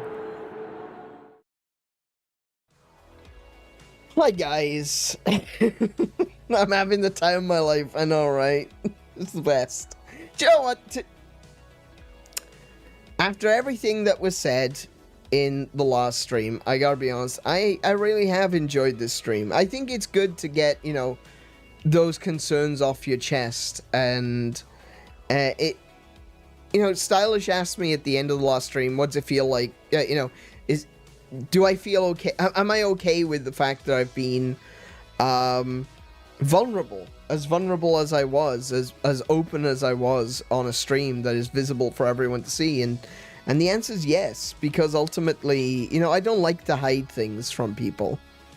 I'm very much an open book. Like, there are some things I will ask you, you know, that I won't answer, but, you know, people ask me, you can ask me anything, and I'll see if I can give you an answer. And I want to be honest with you guys, and, you know, there's been such a pressure, in my opinion. I know that you guys haven't put the pressure on me. I want to be very, very clear, you know? It's not you guys that have put the pressure on me for this. It's a pressure that I've put on myself. Because I was really excited to play this game. And I pushed myself to do 6 streams a week. And it's just one of those things that if you feel like you are not enjoying something, but you still feel like you need to do the ridiculous numbers, well, it's not ridiculous number of streams, 3 times a week. You feel, there's a part of you that just goes, you know, I just don't want to do that. And it can become very stressful.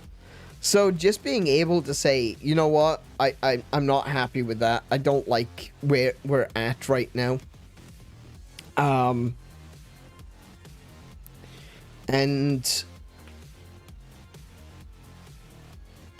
it really does just release the pressure, you know? It's one of those things. It just releases the pressure, and I've been able to really enjoy myself tonight. I've made the joke that it's because it's just been cutscenes, and to be fair, it has just been cutscenes. That is actually true. This entire stream has just been cutscene, walk over there, cutscene, walk over there, cutscene, walk over there, cutscene, walk back over there, cutscene. which is fine. This is a story heavy part of the game. I'm sure we'll get into actual gameplay in the next episode. Apparently we're walking into a war zone, so I imagine that there's going to be a lot of combat in the next episode. But yeah. Shame I missed the part with the actual gameplay. Me too. Yeah, I missed that as well. That didn't happen today. Oh my goodness.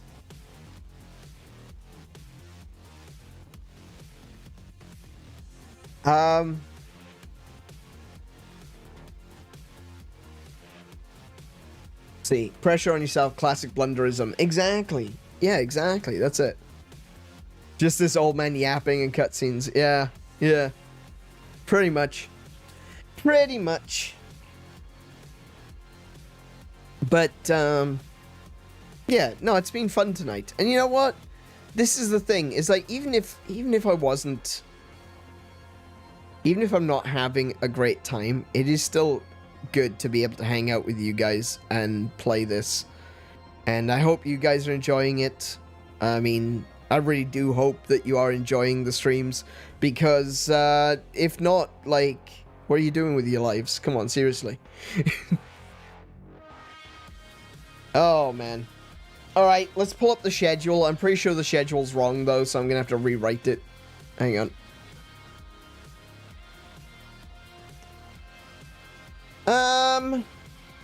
Oh, no, that's correct. Except for the date. The date is wrong, but the rest of it's correct. Excellent.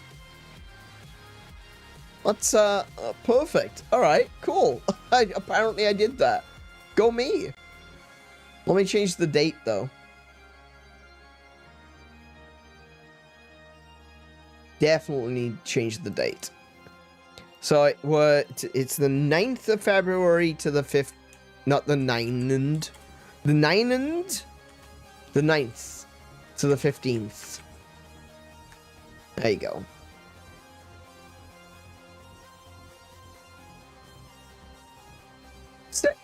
There we go. So, this week, we've got, well, we played Xenoblade... No, that's actually wrong, because that should be Monster Hunter Generations Ultimate, but whatever. We played Xenoblade Chronicles today. Tomorrow is going to be a day off for me, and then I'll be back on Thursday with Prince of Persia: Lost Crown. Friday with Legend of Zelda: The Minish Cap, and Saturday is wrong. Oh my goodness, no, this is actually wrong. Wait, hold on, this is wrong. Hang on.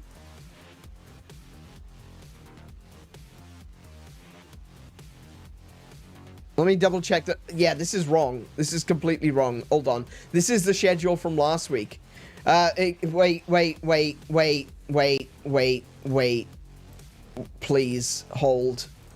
Please hold. It was Monster Hunter Generations Ultimate.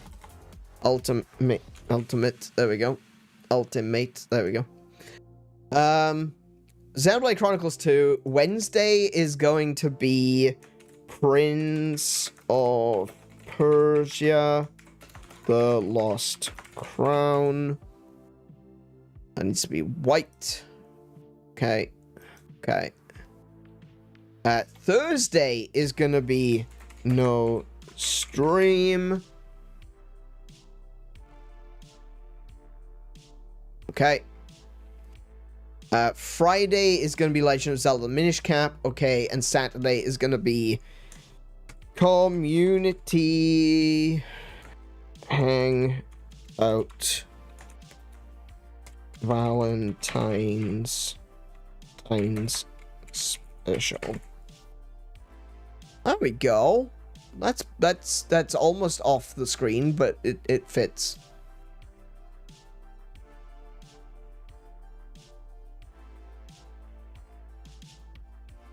There we go. All right, we fixed it.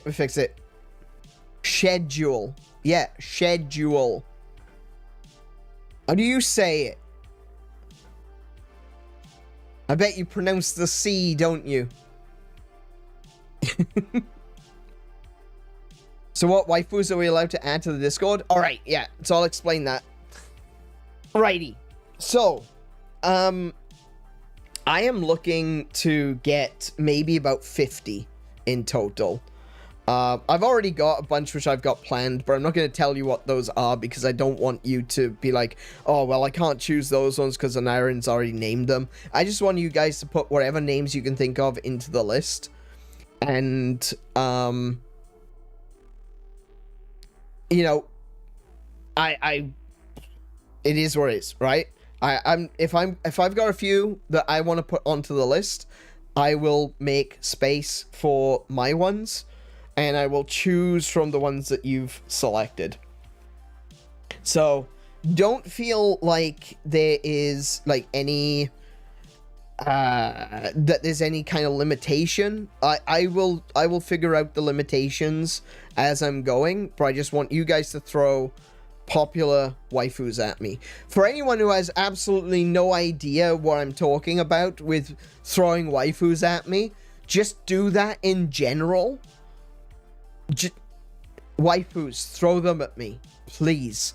But today specifically, what we're doing this for is on Saturday during the community hangout stream, we are going to be doing a Valentine's Day special where I will be doing a tier list of gaming waifus.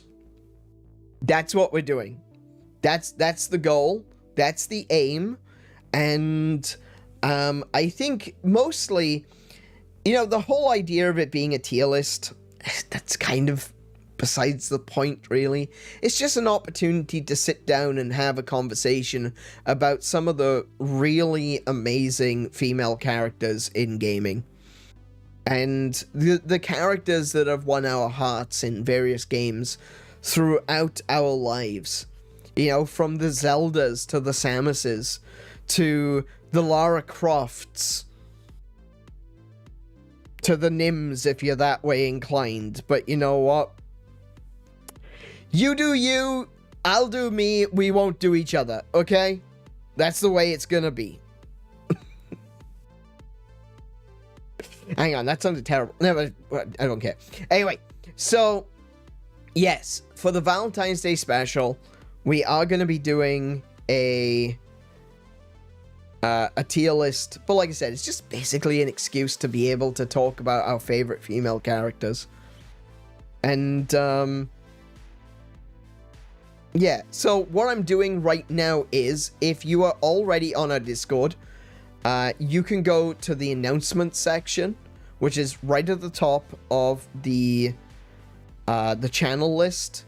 In the top section, there's like how to play, notifications, stream schedule, announcements, and self-promo. If you go to the announcement section, you'll see that there's a thread that has been made for the Community Hangout Valentine's Day. And if you click on that, I am welcoming you to post as many as you can think of to go on the list. Like I said, I'd probably be going for about 50. My goal is to have about 50 to be able to place on the list. And, you know, if you name ones that I've already got planned, don't worry about it. If you name something that someone else has named, don't worry about it. It's fine. In fact, it might be a good idea to just name a bunch of characters, even if other people have named them, because then I'll be able to see that, you know, oh, this is a character that that lots of people wanted. So just chuck a bunch of names on there. I don't really mind. There's no limitations on which games or which characters or which franchise or what have you. But do understand that if there's a character that I don't know, I probably won't pick them. Not because I don't think that they are valid. Obviously, your opinions of your favorite female characters are entirely valid. But if I don't know them, I can't say if they're an A class, S class, or D rank character. Do you send names, images, or both? You can just send me names. If it's a character with a name that is used a lot, like Homura. So, you know, obviously you wouldn't use Homura for Pyra, but if you did, Homura is also a character in Senran Kagura. There's a Homura in one of the... Is it in the Tenchu Stealth Assassin games? There's a Homura in there as well. If it's a character that's Hikari, there's so many Hikaris. There's so many Rikus, okay? If there's a character that is has got a common name, include the game with them. So if you say like Samus Aran, I think I can figure out what she's from. Mithra's name is Hikari. Yeah, exactly. Yeah, Hikari means light. That's the Japanese word for light. Homura is the Japanese word for fire. I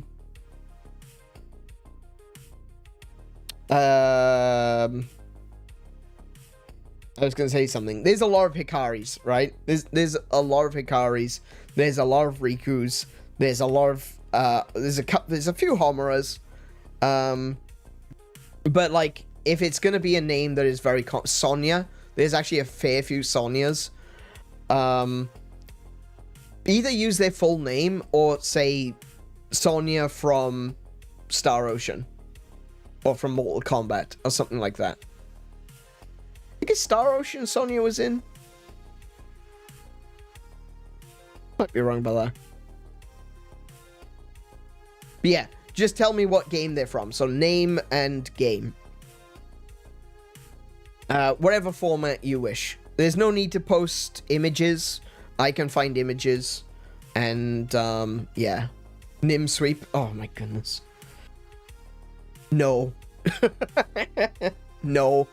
Not gonna happen.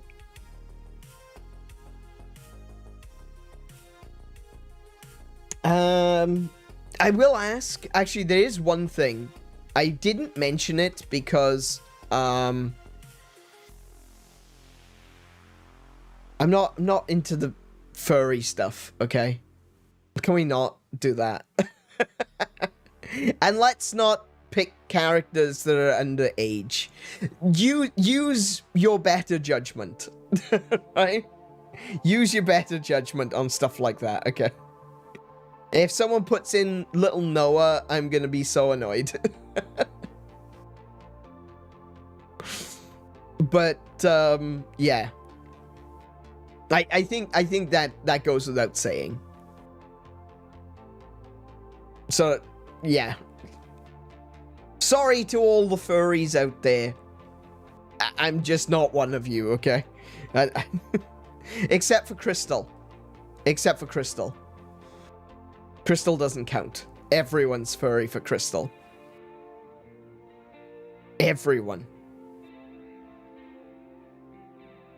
I knew I knew a gay guy who was furry for Crystal. Right? Everyone is furry for Crystal. Alrighty. Anyway. But yeah, there's a place in the Discord. If you haven't joined the Discord already, there's a link in the description. You can follow that, join in, be a part of the community. Feel free. Who? Crystal. You don't know Crystal? From Star Fox? Goodness.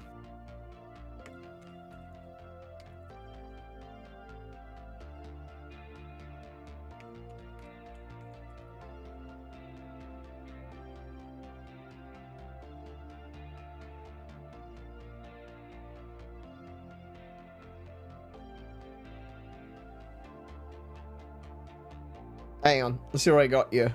That's a WebP file, I can't use that.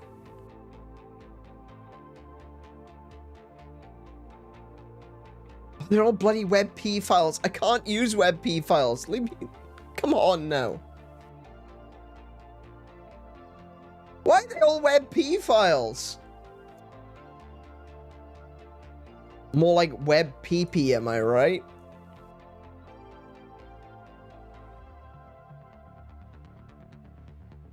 Oh, I got one. Brilliant. PNG. Excellent. She's pretty, I guess.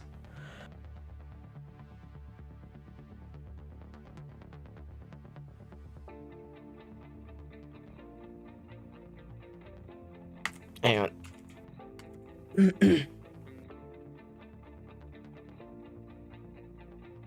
Save it to my desktop? I hope I saved it to the desktop. Otherwise, I'm not going to be able to find it. There it is. Okay, open. There you go. Oh, wow, that's huge. Crystal.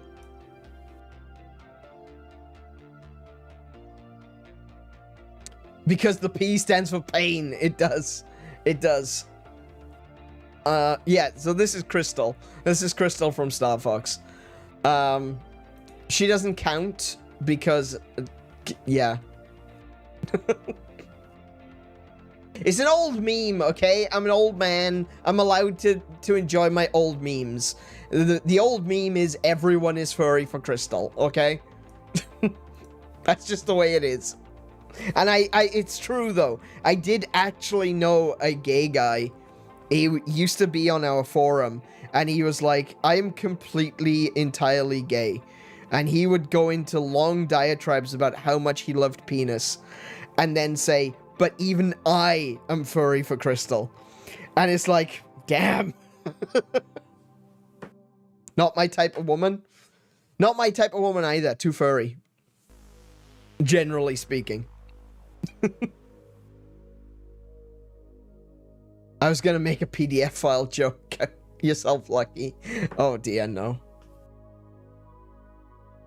No, darn, she's that powerful. She's pretty powerful. She was back in the day at very least. I guess that now, you know, graphics are better. And there's been a lot more interesting characters that have been released. But she was powerful back in the day. Yeah. She was pretty powerful back in the day. Anyway. So, that's what we got going on this week. Saturday is when we're going to do the Valentine's Day special. I hope that you can join us for that one. It's just going to be a hangout, like I said, where we get to talk about some of the coolest and most awesome, most powerful, and the female characters that have won our hearts in video games. So please do come and join us for that one. I am looking forward to it. And this is the thing. Even if I do just pick like 50 or so, for the list, doesn't mean we can't talk about others. Now, I want to hear about your favorite characters as well. So that's where it's going to be. That's what we're going to celebrate. So yeah, that's what we're doing on Saturday. Anything else? Is there anything else I need to talk about? I don't think so. I think that's everything. Oh, there is... No. No, don't worry about that. Don't worry about that. That's nothing. Pay no attention to the idiot behind the curtain. So, what if a character ages into becoming an adult during the game? Because obviously, I would submit to her at adult age. If you were thinking about Rydia, because you should be. Yes, Rydia is acceptable. I can't think of any other characters. Oh, I guess like Malon from Ocarina of Time is another one, isn't it? Yeah, because she grows up. She's really cute when she's older. Yeah. And Zelda as well, I suppose. I mean, there's so many other Zeldas to choose from. I gotta be honest, Ocarina of Time Zelda is kind of bland. I really like Breath of the Wild, Tears of the Kingdom era Zelda. She's one of my favorites. But I also really like Zelda from Spirit Tracks. The Ghost Zelda, she's really cute. I like that. I like her. I was thinking more like Midna. Well, Midna isn't really a child. I can't say that I find her imp form attractive in any way whatsoever, but her personality is like one of the best. She's one of the best companions that you've ever had in the Zelda series.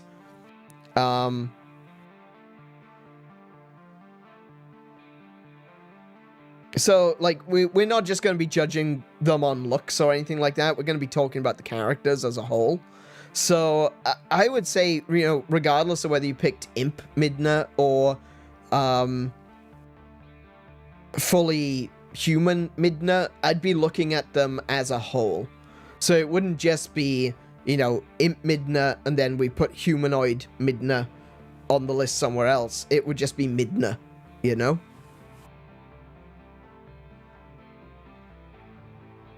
There's some Trails characters, for example, because she first appeared at age 11, but in the latest game, she's 18. Now, I will warn you, I don't really know much about the Trails games.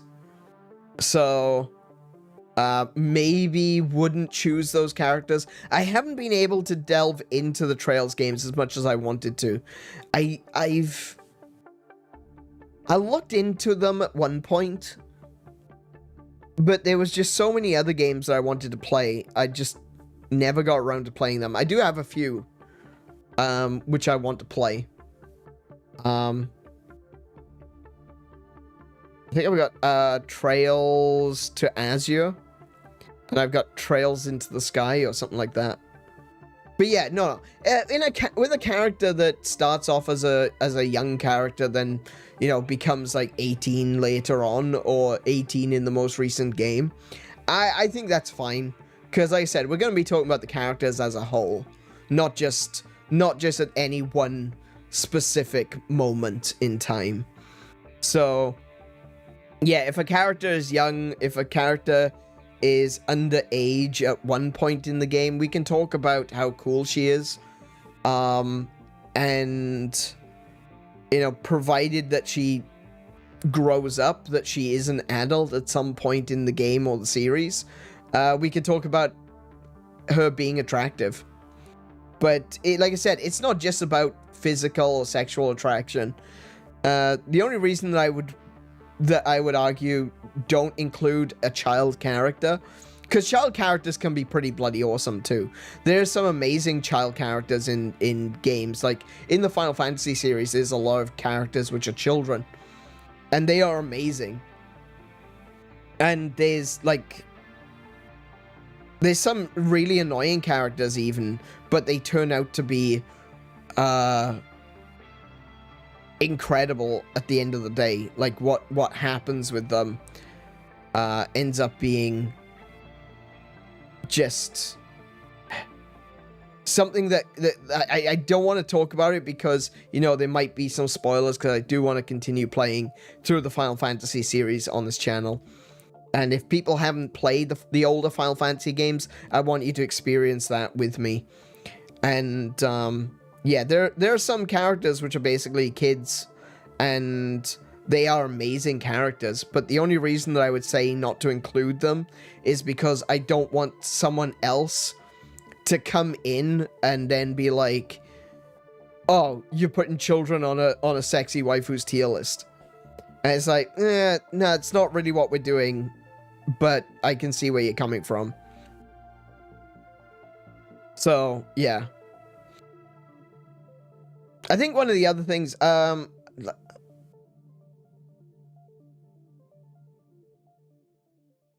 because, of course, the other argument is, and this is always going to be an argument, it doesn't matter where you are, who you are, or what happens, people are going to argue, oh, well, she's legal in Japan. And it's like, okay. Yeah, alright, fair enough. Yes, she is, correct. You know? It's like, yeah, alright, fair enough, understandable, but let's not do that, you know? If at any point, right, if you are giving a character and you yourself go, not too sure about that one, then don't put them in. Like I said, use your better judgment. There's now a remake of the first Trails game, Trails in the Sky First Chapter. I think that... Do I have that one? I think I have that one. Yeah, let's not get into it. Exactly. I'd rather not have to defend myself. I'm willing to defend myself. If someone comes along and says, oh my goodness, you put Rydia on the list, I'm gonna go, yes, I did. Because she's an incredible character. And when she grows up, she's a very sexy character too. I very much like Rydia. I think she's a great character. You know, I will defend those character choices if I have to. But if we can, like,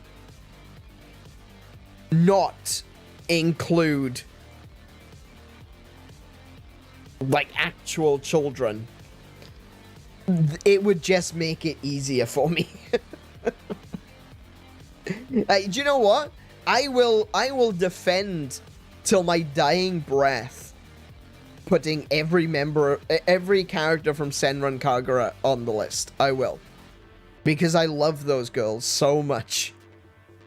I was so into Senran Kagura for a long time, and it was nothing to do with the sexualization of the series. It was, I just loved the characters. They are genuinely so interesting and well written. I will fight to my dying breath to include every single one of the Senran Kagura girls. I will. Because they deserve to be recognized. They are great characters in their own right. They always, like, a lot of people see them as being quite flat. None of them are flat. A lot of people do see them as being flat. That's because they've never played the games. Anyone that thinks the Senran Kagura characters are flat, nah. If you play through the games, you'll learn a lot about their character. They're really interesting. Yeah.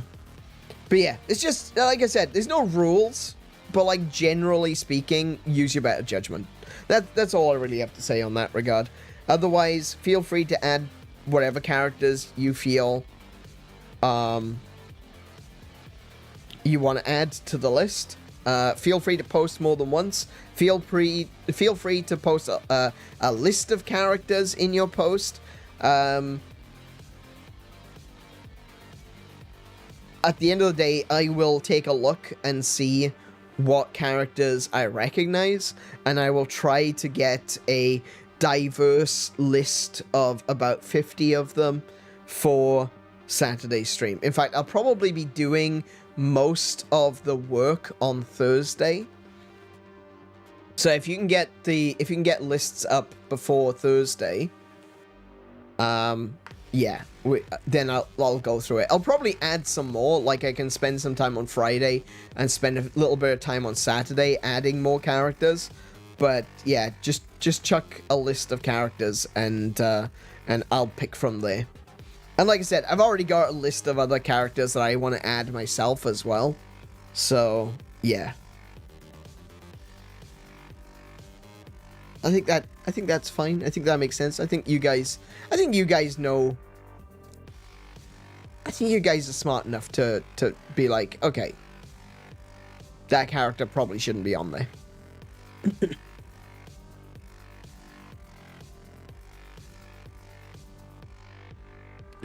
Where are we at now? Oh, I see Siege. See CJ's already put a few on there. Yeah. Yeah.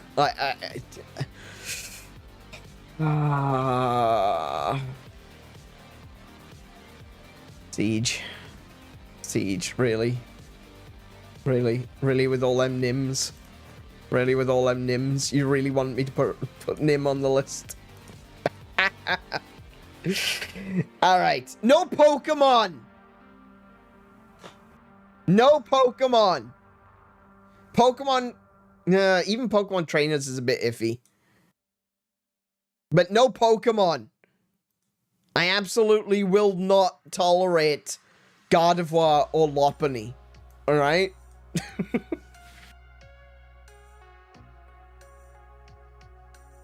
Dude, I heard you love Mudkips. No, don't.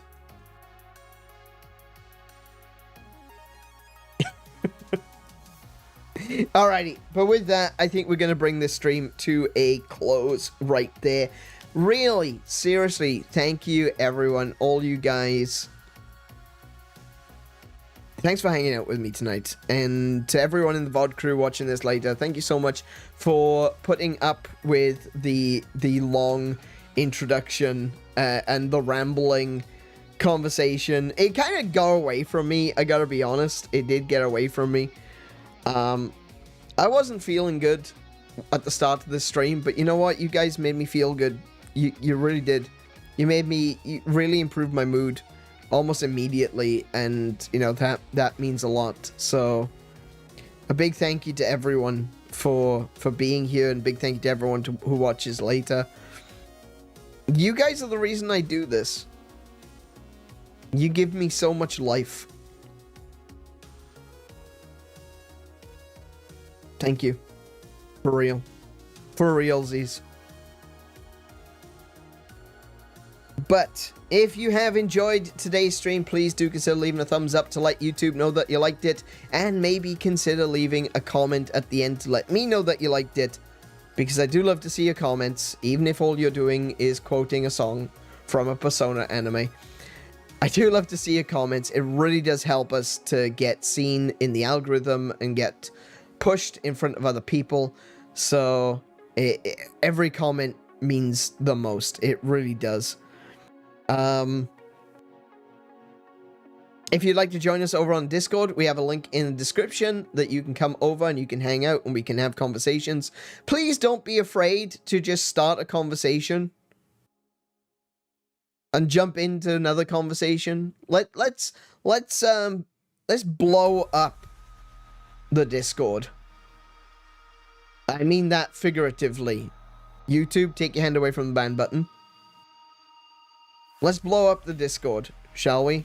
Let's turn it into a place where lots of people can have conversations. I don't want people to be afraid to share. So go ahead and post wherever you want. Talk about stuff. Find threads and channels that suit your interests, and let's have some conversations. Other than that, you can follow me on social media. Links again in the description. I have an X account and a Threads account. I mostly use my X account. I also have Instagram, and I use that when I remember. But that is going to be it from me for this evening. I'll be back tomorrow, Prince of Persia Lost Crown. You guys should be back as well, because Lost Crown is an amazing game, and I would love for you to discover Prince of Persia, the Prince of Persia series, through such an amazing game. I'm having so much fun with Prince of Persia. And that is gonna be all from me for this evening. Be good to yourselves, be excellent to each other, play more video games, and until I see you, peace, love, and high scores. Good night, everyone.